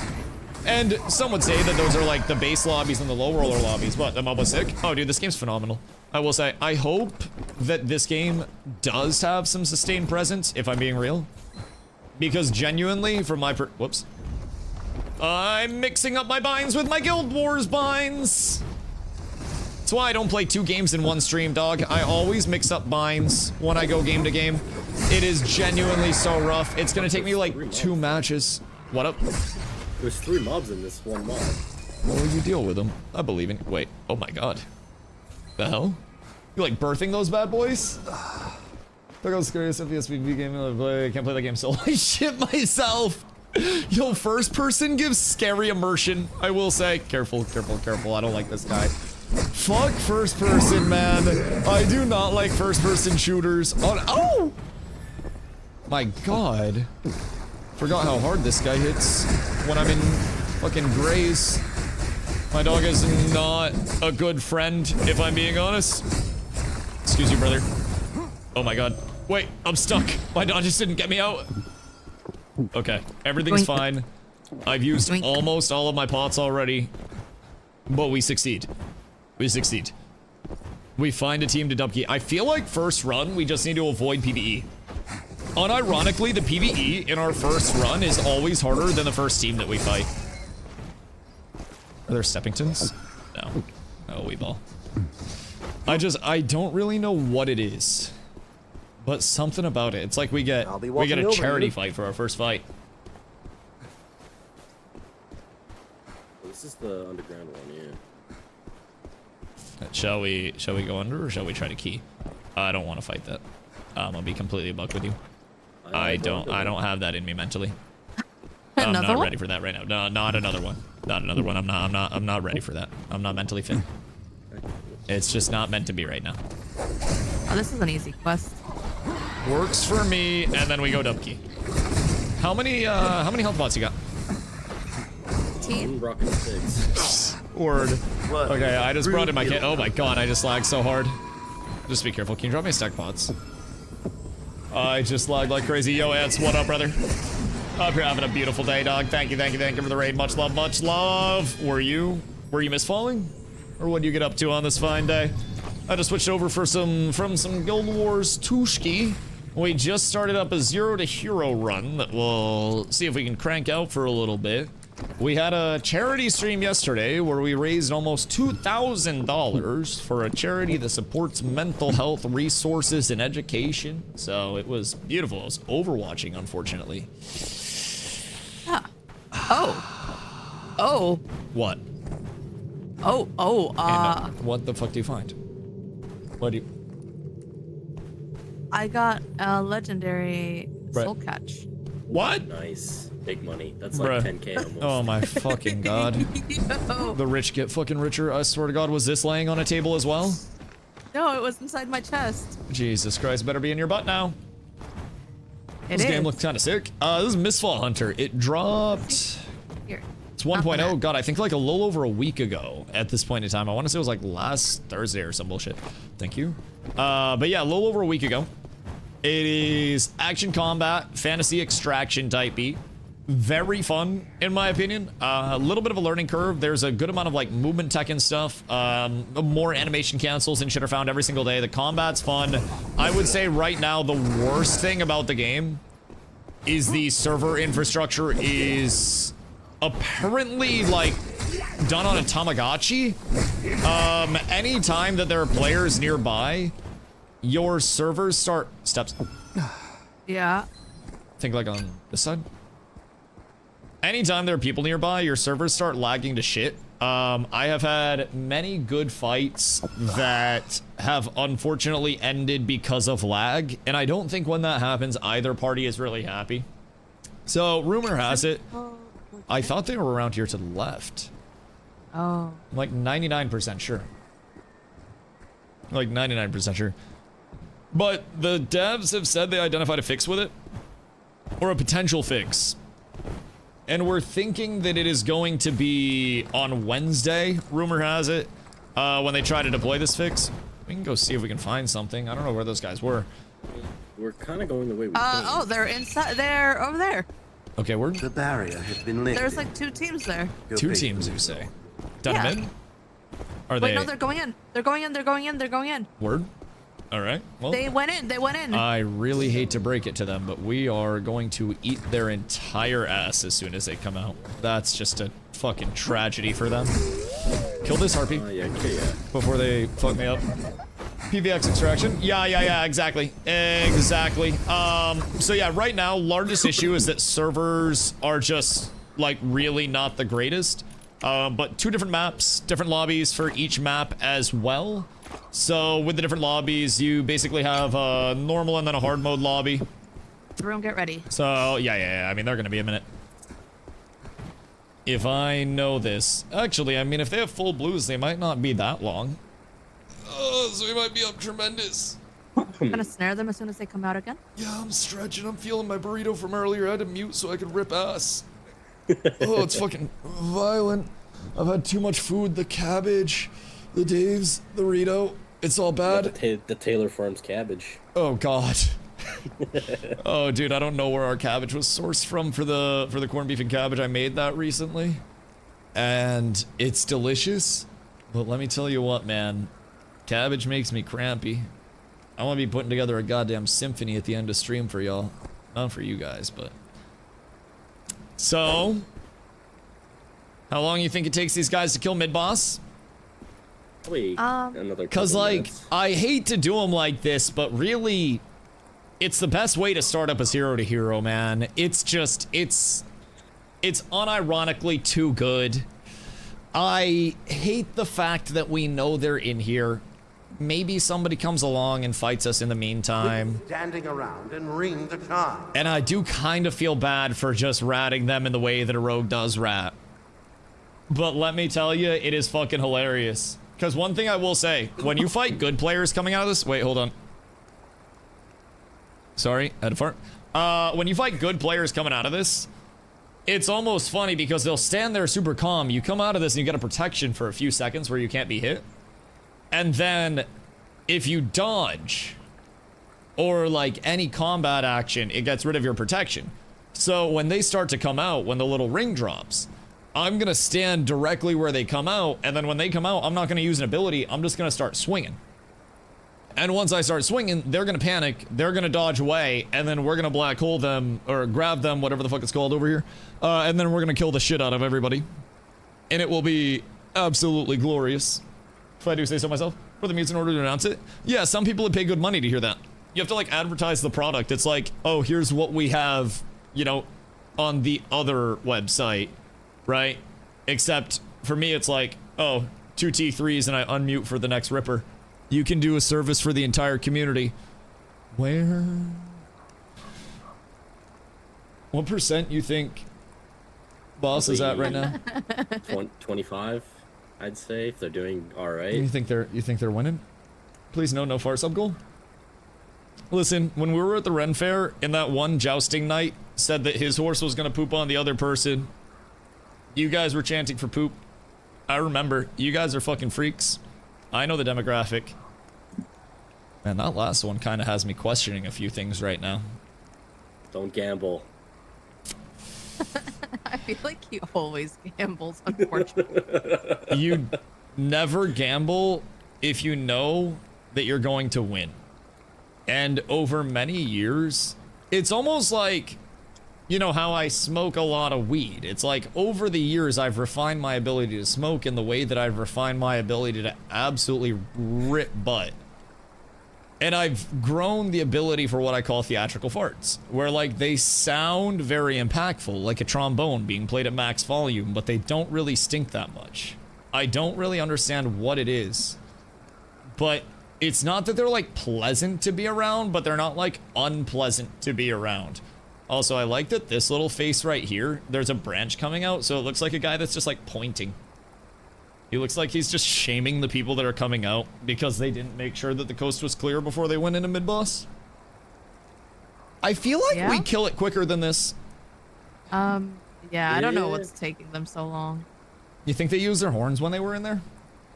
Probably. If they get hit Do you think they even heal before they come out? What are they doing? They might be in gray gear. We wanted to kill mid-boss in gray gear one time, and Nin was doing actual, like, healing to the boss, bro. Every single meteor that Nin threw, the boss's HP went up by 500. It's fucking remarkable. Something tells me that these guys are not gonna have good gear, or they're really bad. I mean, we're in a normal lobby at 10:30 p.m. EST on a Monday. Oh, did they die? Yeah, no, they killed it. They killed it. Get ready. It's lock-in time, ganglies. Bro, it only took them like fucking 7 minutes. Who said 7 minutes before? Grenade. All right. They will come out at some point. And when they come out, I will be ready with the dash. Really gonna be awkward if a team shows up right now and just fucks my shit up. You know what I mean? When they come out at first? Yeah, but watch, one of them's gonna dodge. If they dodge, they lose their invuln. If they do any action, I'm pretty sure other than jumping. They can move, I think. Yeah, they can move and jump, but they can't do anything else. Here they come! Here they come! Yep.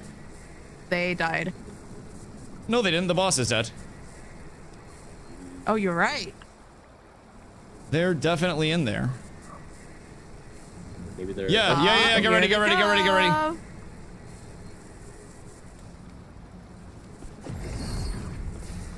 Snared. Alright, one's out. On him. Crowing on this. The Merc is really tanky. We should get onto the back line if we can. Oh, they're running away. They're running away. I'm on West Sloppy, BJ. On the seer, on the left side, they're blues. Careful. I'm giving the seer the business. Snare.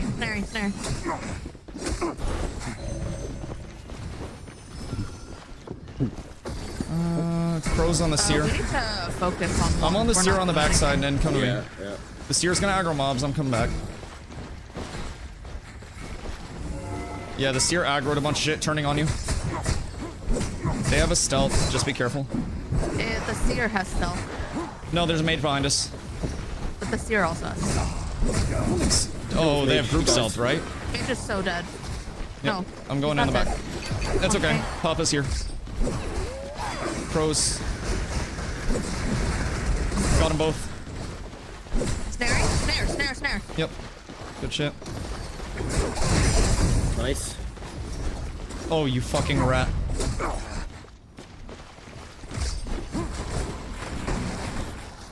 I got 5. I'm gonna pop one here real quick. Wait, ain't no way we lose this, right?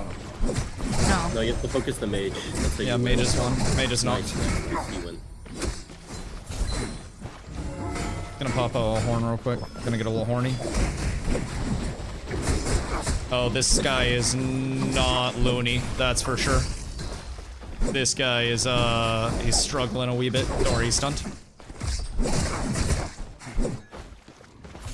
Poor kindred spirit. Oh, sorry, ran into you there. You want that one? Nice. Not, you headshot that guy? You're fucking cracked. Fucking cracked. Hell yeah. Oh, sorry, wrong button. My bad. Yeah, you grab that guy, I'll get in. I forgot my res bind. I'll loot the sword. Wait. Oh, man. Well, they didn't have a road. Why don't I get the sword? Fuck, man. I got hosed in this trade. I don't want fucking Merc You get what man. you get. And heal. God what are we doing? Sorry, I'm looting. I'm greedy. I did use my horns during that, unfortunately. I don't think I had to, but I figured they'd have something a little better for me. Unfortunately, they did not. Everything is terrible. Everything is awful. Good news. They didn't have anything. They might have. Yeah. Whatever they had. I also don't know that they were like the most cracked gamers. Did they have gems in their shit? Yeah, the sword had eloquence. Yeah, he was gemmed up a little bit. Odd. Maybe they truly were cracked. Maybe those were the goats and we just didn't see it. All I know is I went to throw a throwing knife at a motherfucker and he teleported. Stupid ass Sork. I mean, I don't have any horns, but I can probably take another fight without horns. As long as Nin doesn't throw this one. But he has gear now, so his crutch is gone. We're good. Now we just gotta get me a little tankier, and then we ball, because I'm pretty sure their Merc looked at me and I lost 25% HP. And that Merc was in greens, dog. What we got going on over here? I don't really know where to go. Ooh. I think we just reset it. Yeah. Yeah, I mean, we can absolutely have take the 5 reset. minutes, Yeah, probably just a reset at this point. 5 minutes. Hit the dip set. Go back in. I got literally nothing, but at least Nin has something to start out with this time. You And I'll get loops? 3 more horns. Oh, we didn't. I mean, I got like a blue health amulet, but like, we didn't kill a rogue. That was the only team that we saw. This lobby was a dud. But you got to sell, right? Like, sell stuff? Oh, yeah, I got stuff to sell. Oh. Okay. Yeah, I'm fine there. I just didn't make like gear progression. So I'm gonna be a weak little bitch next run. I guess we fight this guy. Oh, wait. Why am I leading us, bro? But you weren't. No one was following you. That's what I'm saying. Why? It was more for me. Don't get too It was like a self-inquiry. The Gilded Witch is coming. There is lag, so just be aware. Question mark, exclamation point. Always do. No! I don't want to be frozen, sir. Please. I just want to live. Nice. We've done it. We're up truly tremendous. Okay, word. You didn't have anything. That'll help a little bit. Oops. God damn it. I play just a little bit of Guild Wars, then I'm out here forgetting my binds. Coos, what up, brother? How you be? Mistfall Hunters went in. Always Mistfall Hunters. We started another 0 to hero. I did a little Guild Wars stuff to start the day. Got a little story prog done. And now is domination time. We may or may not have ratted a team coming out of mid-boss. I'm not even gonna lie. We may or may not have seen a team come into mid-boss and then slime them for their shit. They did not have a rogue. Follow me. I am sad. I am very sad. But +1 successful 0 to hero run for the boys.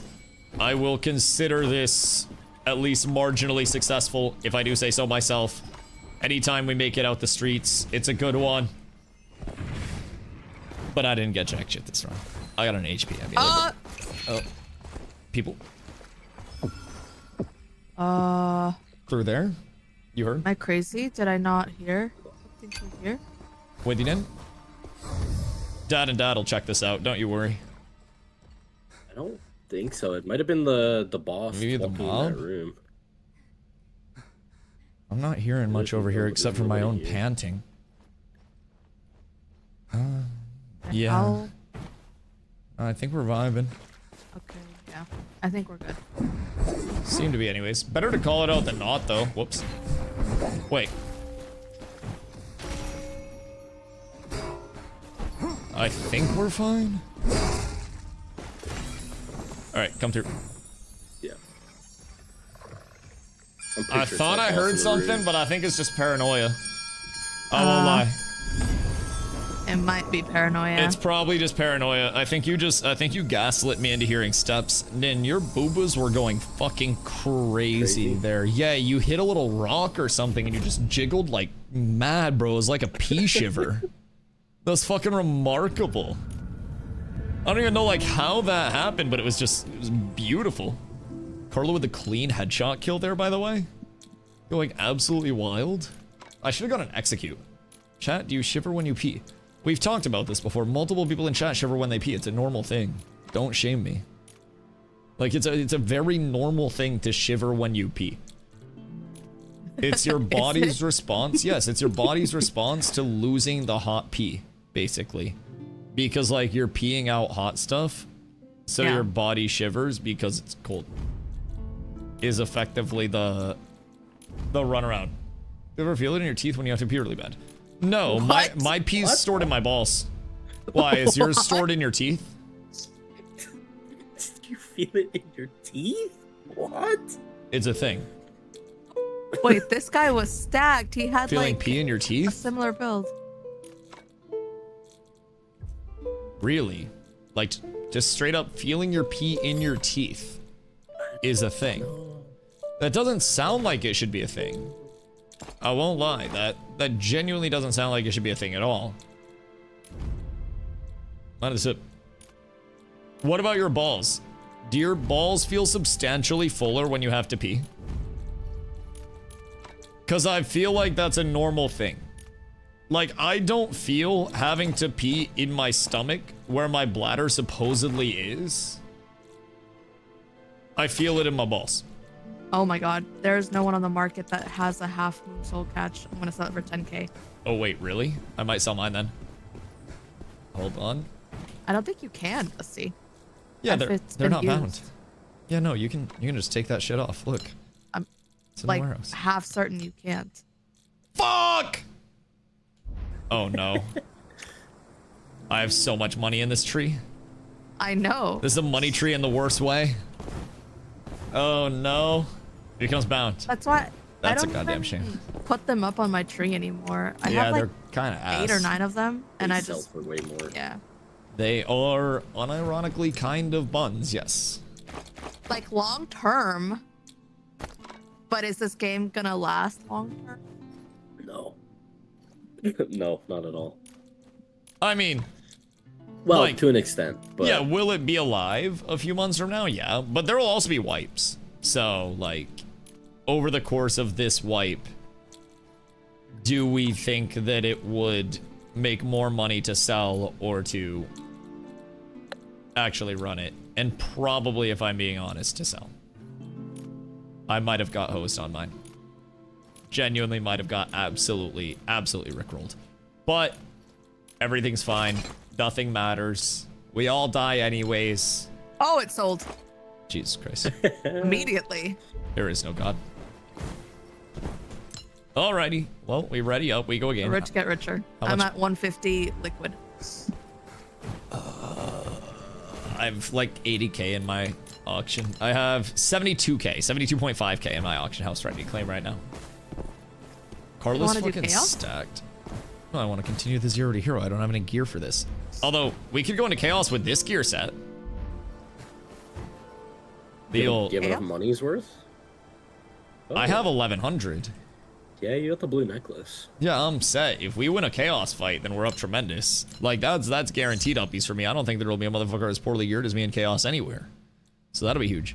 Let's see. Oh, you have to switch it to I chaos. should definitely get a third fervor at least.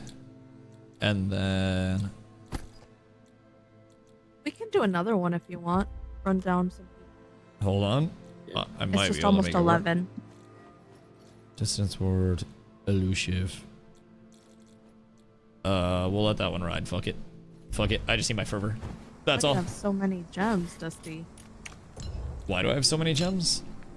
Yeah. Well, because I take them off of the bodies of my conquered foes, and I conquer a lot of foes.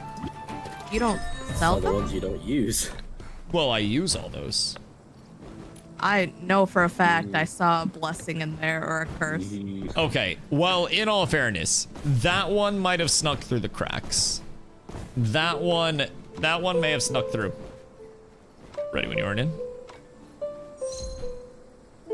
We slam. Some are not ready. Oh wait, do we want to go into chaos with this? No, just do one more normal. Okay. That's fine. Okay. This will be the one where we come up on full blue skis. And then we go into chaos and we come up on full purples. And then we go into kata and we take the purples and we kill somebody with holy weapons and Lego gear. I'm too rich to have done a 0 to hero, unfortunately. That's just you. Well, at least I'm engaging. I think Nin was. I think Nin No, I'm supported kinda me. poor. The fuck do you mean you're kind of poor? Why are you broke? I am. Yesterday, before I started playing trios, because I lost 6 blue kits. The fuck? How? In solos? Solo kata lobbies, my friend. Did you get rogued? Yes. That was the day I was that's why you're complaining. crashing out. Yeah. Yeah, no, it all makes sense now, if I'm being completely honest. It all makes sense. Do you hate rogue a little less after being able to play with me and realizing I can protect you from the bad rogues? No, I still despise rogue. Let's go in this boss real quick. Hold on. I've already lost half my HP.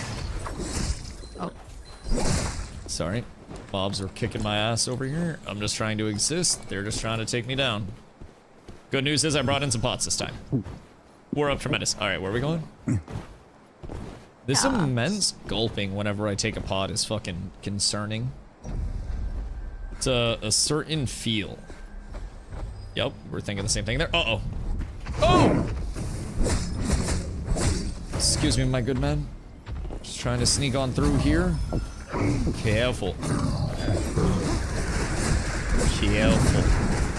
We got the Looney Lemon boss here right now. Uh-oh. You're talking shit. Surely this guy gives me, like, purple weapon, right? We can get purple. People, right above us. Okay. Stay Should healthy. we back stay out? Healthy. No, just stay healthy. Let's kill it. We're gonna kill it before the thing runs out. Yeah. Kill it. Stay as healthy as possible. You're... Oh my god, that didn't help. Try to hold grab the next one at least. Yeah. If we need to kill it fast, I have to do that. Kill him real quick and then heal. You're the damage. It's about to drop out. Alright. They're above us. Heal real quick. We must heal. There's How long on your graph? unidentifiables. How long on your graph? It's up. Okay. I'm going to throw fire as soon as this goes down at the bottom of the stairs. And then I'm not Wait gonna for them go to wait and see if they're even here. They're right up there. Oh, they are. Yep. I see. As soon as they break the door down, I'm throwing grab at the bottom, or throwing fire at the bottom of the stairs. Get ready? Well. Okay, they're coming in. I'm gonna see if I can fire their height. Good trade, assholes. Same idea. Fuck you guys. I mean, we can always stealth up and get around on them. Go around the back, yeah. Yeah, we could. Come up this way. Just so we're not fighting down in this. Just be aware. Does it sound weird for the game, or is it just me? Wait. Weird in what sense? Is it doubling, or in what way? They're coming through the pit. They're coming through the pit. Okay, I'll just open this door right here. Stealthing. Get ready, Ned. I'm dropping a grab in there. Okay. How long on your next graph? Because we want to hold seconds. those. We ideally want to hold those. Alright. Oh, they're out, they're out. I'm firing. I'm waiting firing on it, so waiting that on I it. can I'm reset. ticking up. Yep, you're good, you're good. I don't have stealth for the next one, so I can go on your stealth. I'm 30 on stealth. They got a stealth. Just be careful of the open on me. Open on you. I'm crowing. In choke. I'm stunned. Hold on. We're good. Play your life. Pop heals. Yeah, I'm just resetting. Yep, we're good. It's Black Arrow, Mage, and Withered. So don't get pulled in. If you get pulled, I'm gonna have to die to bail you out. Just BM pop, is pop insane. heals. Yeah, you're good. You're good. I saw that. Are they leaving? We can follow. Yeah, we can follow. I got 3 on a stealth to get us in. 3, 2, 1. They're gonna look to open. Yeah, they are. Behind us, probably. Behind us. Yep, They're I'm trying on to open their, I'm on behind their us. Black Arrow. Above us as well. There's another team above us. Less than ideal. I'm getting off of this. They're coming down from the ladder. We need to work the other way. Okay, that's less than Yeah, ideal. run Oh my the other god, they're way. so geared. I'm in trouble. I gave you what I had, Dusty. Yeah, I gotta pop. I knocked the Black pop a Arrow. heal. Can we just, if we can leave, go through, walk through the wall. Walk through the wall. I don't think I can. Come. I'm in a bad spot. I need 3, Dusty. 2, 1. All right, I'm coming through. I'm in a really bad spot. The wall. Grabbing at your feet. I need the wall. The wall. What? Can we We're break good, you're it? good. We're good. You can. Okay. We're good. We're good. We're good. They're pinched. They're I can get pinched. crows. Good play. No, Dusty, there's another team. Let's just chillax for a second. The other team isn't coming down though. They're gonna get the res. I only have 1. Yeah. Here, Dusty. I only Here, have 1 horn Back left. here, Dusty. Yeah, we're good. We're good. We're good. Oh, I have stealth. Yeah, that's fine. That's fine. I'll keep these ticking up. That other team might be there. I have crows The in barrier has 7. been lifted. I have stealth in 5. We just gotta You'll like fix sync up on one of them. Just full grab crows and then nuke one and then scale off it. We're just going into this split. They're going out the back end. Push. Oh, I did. We keyed it. They're going out the back end. Careful of the mushrooms. They climbed out the backside and they're going left. We can chase this. That other team didn't fight. Do we want to come this way and fight them? And then you're going the other way. No, I'm just looking. Okay, okay. Get up here because we'll need your grav. Seemed like they were coming around the left side here. At least they should be. Careful, mob aggro. And then when you get through, they should be up here if they are coming around. And I do not want to fight near the berserker. Let's get past the berserker real quick. Yeah, they're up here. They're up here. Yeah. All right, come back here a little bit away from the berserker so we don't have to fight that. Go back to an area. Yeah. We're gonna have to clear the mob. Following? Probably. Clear these two mobs on the right here. Yep, with it.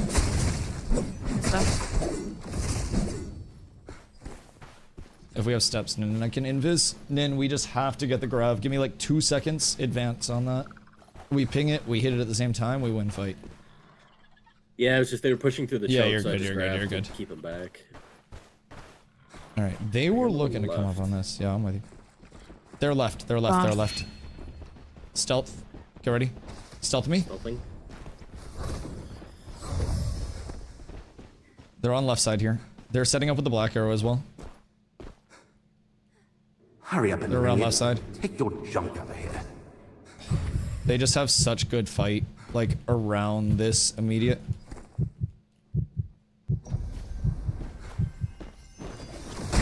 That's a different team. Is it? Yeah, this team has a rogue. Alright, I'm on coolies right now. Give me a second. How long? Gotta try to hold 3 those. 3 seconds for grav. Okay. 3 seconds on stealth as well right now. How long on your damage? 2 seconds. Okay. They have really good area control here.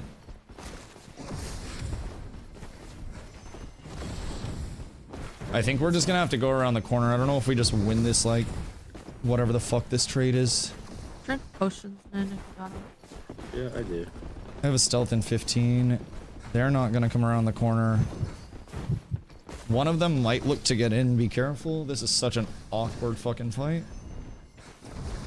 Get out of that. They're like coming through Good. and then not. Wasted his grav. Do you have a key? I They do. come through. I'm going over to the right with my stealth. If they come through again, just key it. Okay. They're coming through? Yep, They're I'm coming getting through. ready with crows. Key him. Go, Key go, him. go! Oh no! We're good, we're good. I grabbed in the middle here. Yep, get to the door. Black arrow 1. Black arrow absolute. Black arrow knocked. Nin. I need. Big damage in the middle. Big damage in the middle. I need. I'm helping Dusty. Thank you. I'm trying at least. We're good. Perfect place, perfect place. You're insane. Save the fight. Good shit, love. Good You're stun, absolutely good cracked. Chasing. Careful, that other team's coming. Oh my cock! Get back, get back, get back, get back. Come back, come back, come back, come back. Yeah, Okay, back Dusty, up I and peed pot. it. Get the fuck out. Back up and pot. I have no more horn on that. Okay. And they just got They executed. killed the other team. Yep, Yeah. get out, get out, get out, get out.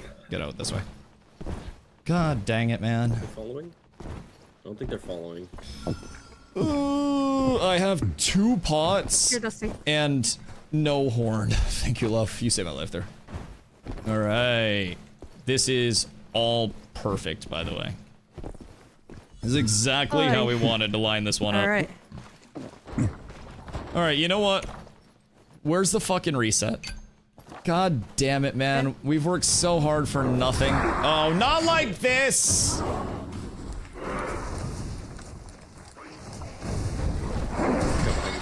My brother in Christ.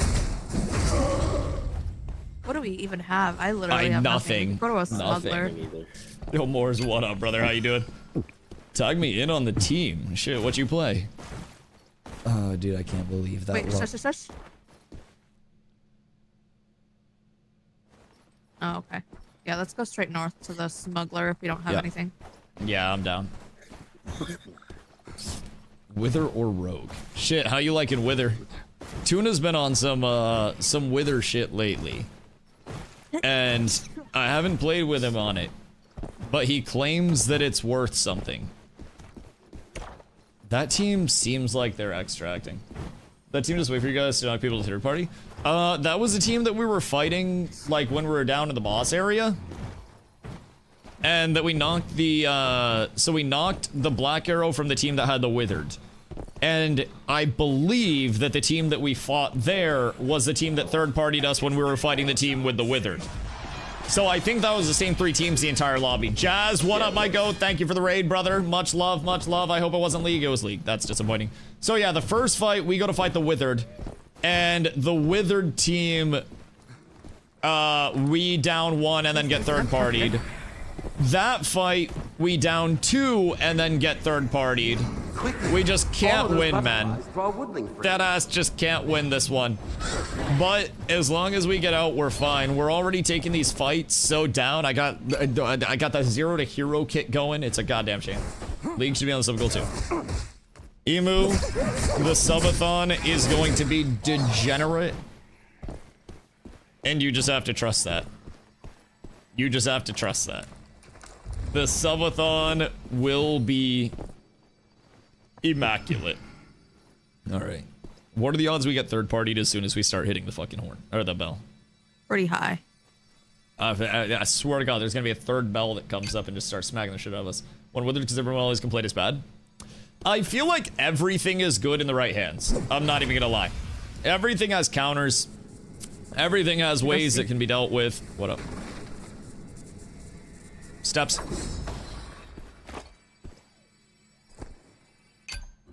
Ah, hit it fast, hit it fast, hit it fast, fast, fast, fast.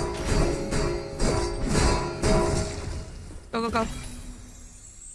I hear steps, right? Just go. Wither's great against range. I mean, Withered can be a big comp buster in general. Alright, I'm getting the fuck out, bro. I swear to Christ, bro. I swear to Christ, we cannot take a fight without getting third party to that lobby. I have no idea what happened, but that was miserable. Fuck me. Fuck me. Tag me in. Morse, I can't just kick people from the lobby for everybody that comes through and wants to blast. Oh, was that chaos? No, that wasn't chaos. No, I forgot that that wasn't No, chaos. I know. It was a fucking wild lobby for not being a chaos lobby. This shit was buns. I don't know why I just put that in my fucking storage. Why did I do that? I can't just be kicking motherfuckers from the group. I'm playing with my friends. I don't know that's an actual third. No, that's Nin. Nin's my goat. That's crazy words. Wild disrespect. God damn, Morse. God damn, don't even know your mods in this house. Ay, ay, ay, ay, ay. Golly. That's wild. What you been up to, Morse? Tell me you're not still going over to New World for wars every now and then. Probably is. Probably is. New World's a drug. New World's terrible. I'll be right back. Speaking of drug action, I'll be right fast.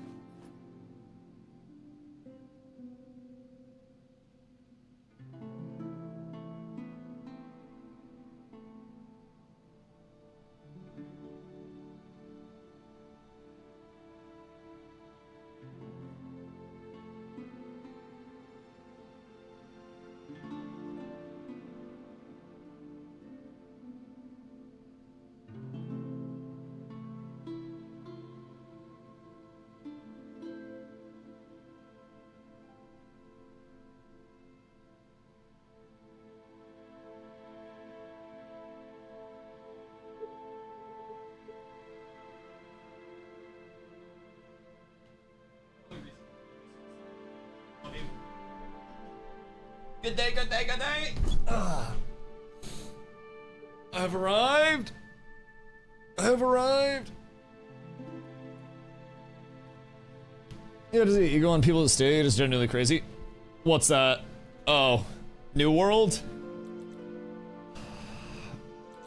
That makes me incredibly sad to hear. There's no way that people have, like, egos regarding New World at this point in time.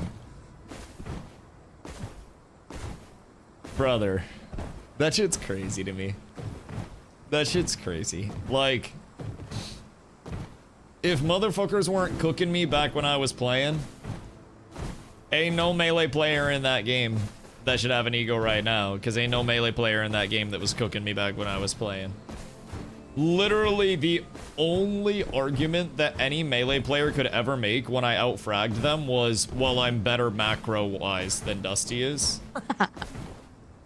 And then I would just double their numbers, and I'd be like, macro this. I made the sheep. I made him baa. Wait, if you land on his back, he sometimes, like, bows at you. Unless they're in New World League after you left. He's kissing you. Oh. Wait, but there were 3 more New World Leagues after I left? One just finished. What do you mean? Holy shit. Oh god. Oh my god, that shit's like Kids Bop, dog. It should have died long ago. What the fuck? Is that still a thing? They just drafted tonight? Ay, dog. What? That's crazy to me. I mean, hey, more power to them. More power to them. I hope they have fun with it. That's crazy to me. Alright. Do you want these Aegis purple Shadow Strix pants? No, not for this. That's fine. Just sell it? You don't want them? Yeah, you can just sell them. They're pretty cheap anyways. They can't last more than 2 wars before it explodes. Well, the only reason Season 1 actually made it was because there were enough people that wanted to have the ego of winning it. What? Chaos? Chaos? I'll do a chaos. We're gonna have to be careful because I'm gonna get 2-shotted. But if we combo well, we win. We have the damage potential. But we have to combo well. But yeah, Season 1 only made it because there were so many people that wanted to have the ego call of like, I won Season 1, GG, you're all dog shit, get fucked. And as New World League Season 1 winner, in the event that the real winner isn't there, as New World League Season 1 winner, I can also vouch that a lot of people wanted that ego. The Guangzhou goats were robbed, by the way. That horn was dead, and then it respawned. And the devs spawned it in for them. And ready up? Not my fault. No, you're good. We, like, unreadied on your shit. Oh, wait, hold on. I'm saying to ready up, and I haven't even drank my titty wine yet. Just give me 1 second here. I'm going to go... eggs. All right, we're up. Free this time, baby! Oh, not free this time. That's a goddamn shame. Boop, boop. We ball. I mean, I did make it out of that last run with like 600, so that's cool. That was pretty nice. It covered my consumes. We need to find that one spot again, Din. Bro, that shit went crazy. Genuinely some of the wildest stuff that I have ever seen. I was marveling at that. The fact that these developers, oh my god, you get free PC ad through the Decipher? Brother, I have so many free Alienware gaming PCs through the Deciphers that I have started a Bitcoin mining farm. I have so many free PCs that I am a data center. Every time I decipher something, I get a free Alienware gaming PC. I don't know if it's bugged, I don't know if it's streamer loot or what, but I've just been getting fucking shipments, brother. At this point, I'm not quite sure what's gonna happen. I'm hoping I get a mouse at some point, but... Yo, imagine if I shit one of those out on stream. I did find 2 red items out of 1 chest. So, like, you know, equally cool, I think, considering I already have a PC. In fact, 2 PCs, and I didn't have red items before that. Make it count. So, like, that's nice. like Bitch. You actually have, like, 5 PCs in that room. Yes, 5. But 3 are older. And I've been saying I need to get them ready to sell for, like, 2 years. I feel that. I have way too many PC parts just sitting in my room. Yeah. Yeah. Yeah. Still talking about Cult World? Bro, Nin went to a fucking AC/DC concert last night. Let me talk about New World and Ashes a little bit, okay? Let people live. Everything's fine, Freddy. Can still exist. Cult World is wild. Because it was kind of like a cult. It really was, yeah. A lot of people drank the AGS Kool-Aid. And then a lot of people drank the Ashes Kool-Aid. But I also feel like MMOs right now are just kind of culty in general. Like, you have the WoW cult, and that's the largest cult. That's your WoWy entity, or your WoWolicism. Like, I really feel like New World, like, the companies were very, like, low-key culty. Yeah, kind of. But then you also had the people that, like, hoard out to every company. Hi. I had no allegiance. Alright, where we go? Oh, this little boss. That's fair. That is extremely valid. I hope I don't get one-shotted. Oh, motherfucker! I hate Scarecrow instead. Bro, I hate him. I hate him so much. Alrighty. We ball. I have no crows for 25 seconds. And my existence is pain. Oh yeah. Oh yeah, Corlick, can you... When you super armor me the one that, like, I can't die. Can you tell me specifically when that one is? Because I know you give me, like, I think you have 2 super armors for me, right? Or is it just the one? Oh, it's just the one? Oh, okay, cool. So anytime I'm super armored, I can't die from you. Okay, never mind. You're good. I thought it was 2 different ones, so sometimes I got this. It's just whenever you turn gold. Yeah, I just thought you had 2 different super armors for me. That was all. And do you need blue gear? No, I'm full blue. I got it. Oh, Carly, do you need blue gear? No, you take it, Dusty. Lit. Yeah, look at the way this guy died. Bro, people have been dying face down, ass up like crazy. No more Guild Wars. I was on Guild Wars literally today! Hold on, I have to fart. Oh, be glad you guys didn't hear that one. It sounded like a screaming man being muffled. Jesus Christ. Holy. But yeah, no, I was literally on Guild Wars like 45 minutes ago. Wait, did I just hear a door open? Oh, actually. I think... Wait, yes. Do not move, do not move, do not move. They're gonna walk right into this. You guys ready? Carla, careful. They're right on this door. As soon as they open the door, we grab it. Wait, they see us. Do you have a... They see us? Maybe not. The mob died right in the corner. Yeah, they're gonna go loot.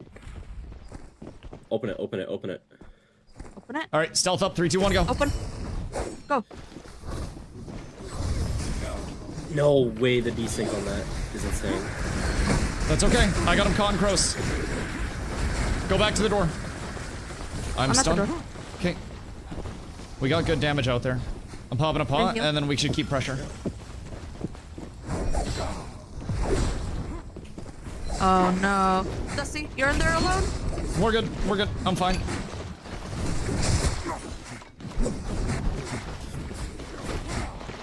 Oh no. We're fine.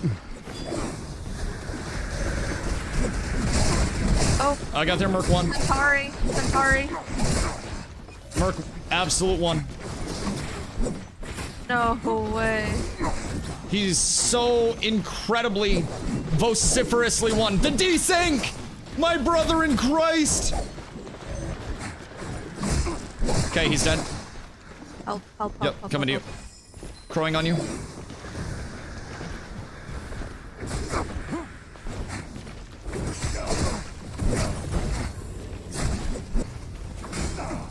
Grab, big grab, big grab. That's huge. Thank you, Nin.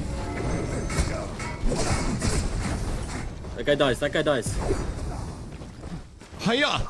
I hit him! Hiya! Okay, who's used to... Alright, hold on. I'm gonna get an execute on this guy back here. Yeah, I'm gonna execute this one. I need one. Okay. Oh, come get it. I have two still. I have two still. No, I also have two. Okay. You good.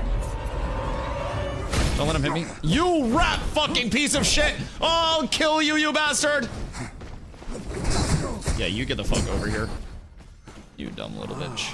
This place is What you better try to do? If you want to make your fortune.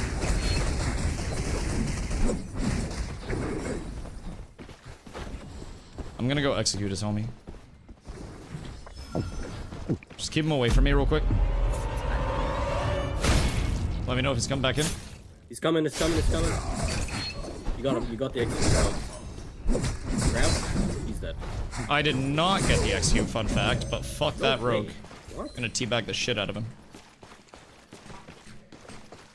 You dog shit ass motherfucker, let me execute your friend, you stupid piece of shit! Jesus Christ, I hate people like that, bro. Deadass, I hate people like that. Like, why wouldn't you just let me kill your friend, bro? Why are you such a fucking tryhard little ass bitch? I don't understand what your fucking malfunction is, bro. You could have conceded so much sooner into that fight. And saved me so much effort. Oh shit. Hold on. Yeah, I'm actually kind of vibing. I'm just trying to remember my binds at this point in time. Other than that, everything's actually kind of ballin'. Put those on. And then max out Fizzers. What else did he have? Oh, he had this. Do you need heals? Me? No, sorry. I was going over loot. My bad. Brother, I have a lot of loot to sort through. Well, I had heals ticking, and then there was more loot opportunity. There were just more things to do. Always more things. Okay, we're good. I do have 2 horns. I didn't get the execute because that guy's a little rat piece of shit. But Leon, think of that. Did I get the blue swords? Wait. God damn it. Hold on. I dropped the blue Hurry swords. up and bring it. Got a gold bow? Why does he have Brotherhood in his swords? Bruh. Fuck it. Fuck it. I'm rocking fucking Brotherhood swords, man. This is crazy. At least everybody gets a little more defensives now, right? No, I had 5. Fucking hell. You really do hate to see that shit. Excuse you. I just desynced. People probably nearby. I'm gonna pop one more heal. The last one. Excuse me, yeah, I just desynced hard. Very likely scare bears. Oop. And then we ball. Yeah. Fucking knew it. I'm a genius. Where at? Outside this way? Someone just broke something out here. And shall we prepare for a 3, 2, 1 of you? I could have sworn I heard footsteps. Outside? Let's get to the door. Might be wrong. Nice, Carla. Alright, well, the element of surprise has left us. Slightly unfortunate. Is it out here? I mean, the last door that opened went outward away from us. So unless that was also us, then we're pretty holed up in here. I don't think it was anybody behind us. We can go down towards mid. I mean, we're pretty much on the outside of the map, but there's not a boss near us, so I don't really know why people would be pushing out here. I think we maybe go towards mid if we want another fight. How are we doing on horns? Because I still got 2. I'm at 3 horns. Like, okay. I'm 2. I got that execute, so. Yeah, we're vibing. Steps. I thought. Right. Just be aware. Those guys got their loot from that. Did they though? Yeah. No, they I think so. No, they didn't. Excuse me. Oh wait, what the hell? Oh, they didn't get the units. Ooh. Oh, they didn't. A poible use. Yeah, because I was gonna catch them while they were looting, but right. Quick. I mean, hey, that worked out well. I'll say though. I'll grab you. All right, this isn't the worst. We got a little 6K ski out here. And more is on the way. I got Brotherhood swords. What is my setup right now, bro? Alright, I still got 5 fervor. We're good. I got 5 fervor, 4 aegis. Everything is perfectly fine. Oh, fuck you. I think. Brother, I just wanted to check my map. For the love of God. I think maybe extract is probably the safest Yeah, because spot right now. I'm full inventory on blues. Same. Right now. Yeah, I don't have full blues, but I mean, I'm good to extract still. I'm up this run. Because I got gear and I have a good, I have an okay inventory. So, I mean, I'm cool with it. Let's see. I don't think mid has anything going on, because mid's up, but... Mid is up. We're also on chaos. So I don't know, with me and mostly greens, if we hit that. Bro, why have all the rogues been dog shit ass gear? I swear to God, we're all my purple and Lego rogues at. Someone's gotta come feed me some gear. The 0 to hero needs a sacrificial anti-hero. My game's getting clunky, bro. You get that or not? Pit stop down here, hold on. Oh, I thought that was a person. Wait. I'm pit stopping. Oh, it's already open. Ew. Question mark?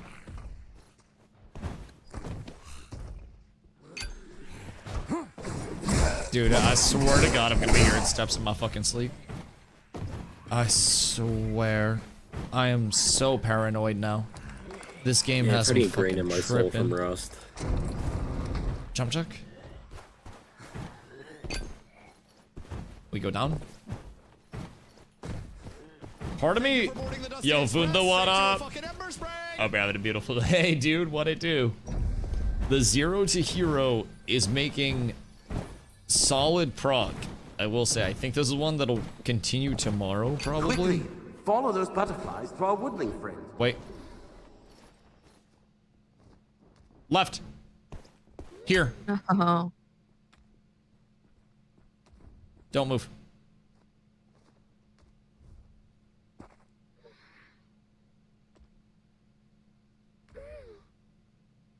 I know for a fact I heard them left. Oh, they're probably going to be heading around towards our bell. Should we go the direction we heard them from? Like up along here, I feel if they were. Hear anything? I definitely heard them left, but I think they might have gone by. I can try to look.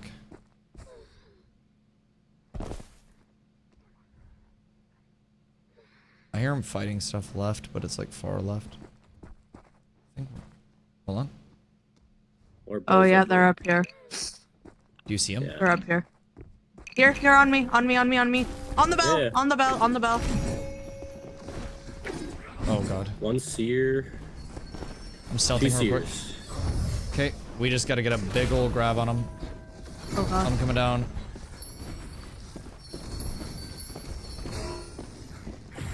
I'm going through the wall and I'm gonna grab. I'm gonna look to grab in 3, 2, 1. Go on their back line.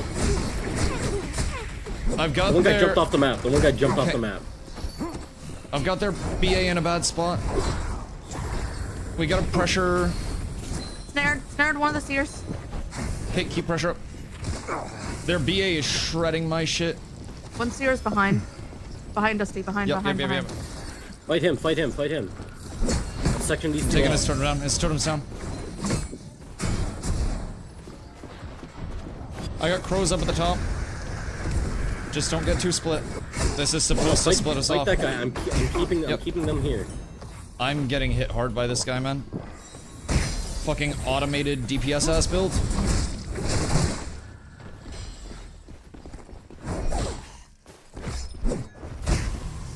How are we doing? Okay. All things considered, I do not have a lot of chase for this current set of circumstances. They're gonna...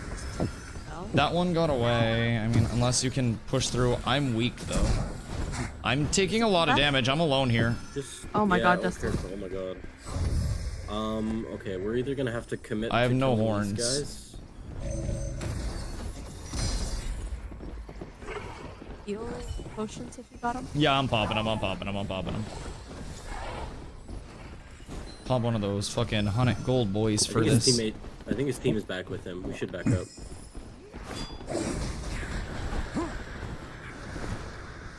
I mean, I don't think they're great on resources either. Their BA's just shredding How me. long's left on our bell? 20 minutes. 20 Oh, excuse me. seconds. You wanna try ringing it? Yeah, we can. They're coming, they're coming. No, they're not gonna let us. Get back, get back, get back. Pull back around the corner. We gotta get them to come around a corner to fight, or I can't really do There's much. an escape here. Ready? Go! Oh. I'm crowing it! Snare, snare, snare! Big, big, big, big. We got a pressure. I have nothing to play defensively with. I'm popping a pot and then going in on them. I got stuns on all three! Stuns on all three! Both of their seers are so weak here, Nid.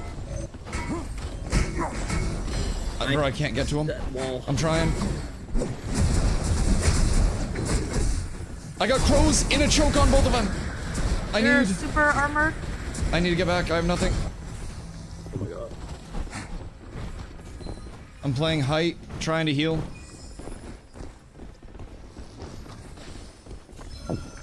I'm on high ground. I popped a stealth. I have crows in 10. When do you have grab? When do you have grab? I have grab up right now. Okay, we're gonna have to go in. I'm crowing right in the middle of them in 3, 2, 1, going. Oh, that's not good. We did not get it. We're gonna have to get back and reset off that. I just rubber banded back in. I have no life play. This is not good. Their out sustain is too crazy. I gotta heal again. You guys are without me for a sec. Where are you? Nin, you're far. Nin, you're far. Nin, you're far. I'm good. Suppressing fire. I hit 1. I hit 2. I hit 3. I got knocked off the world. What is that? Carla, come play with me. On ping.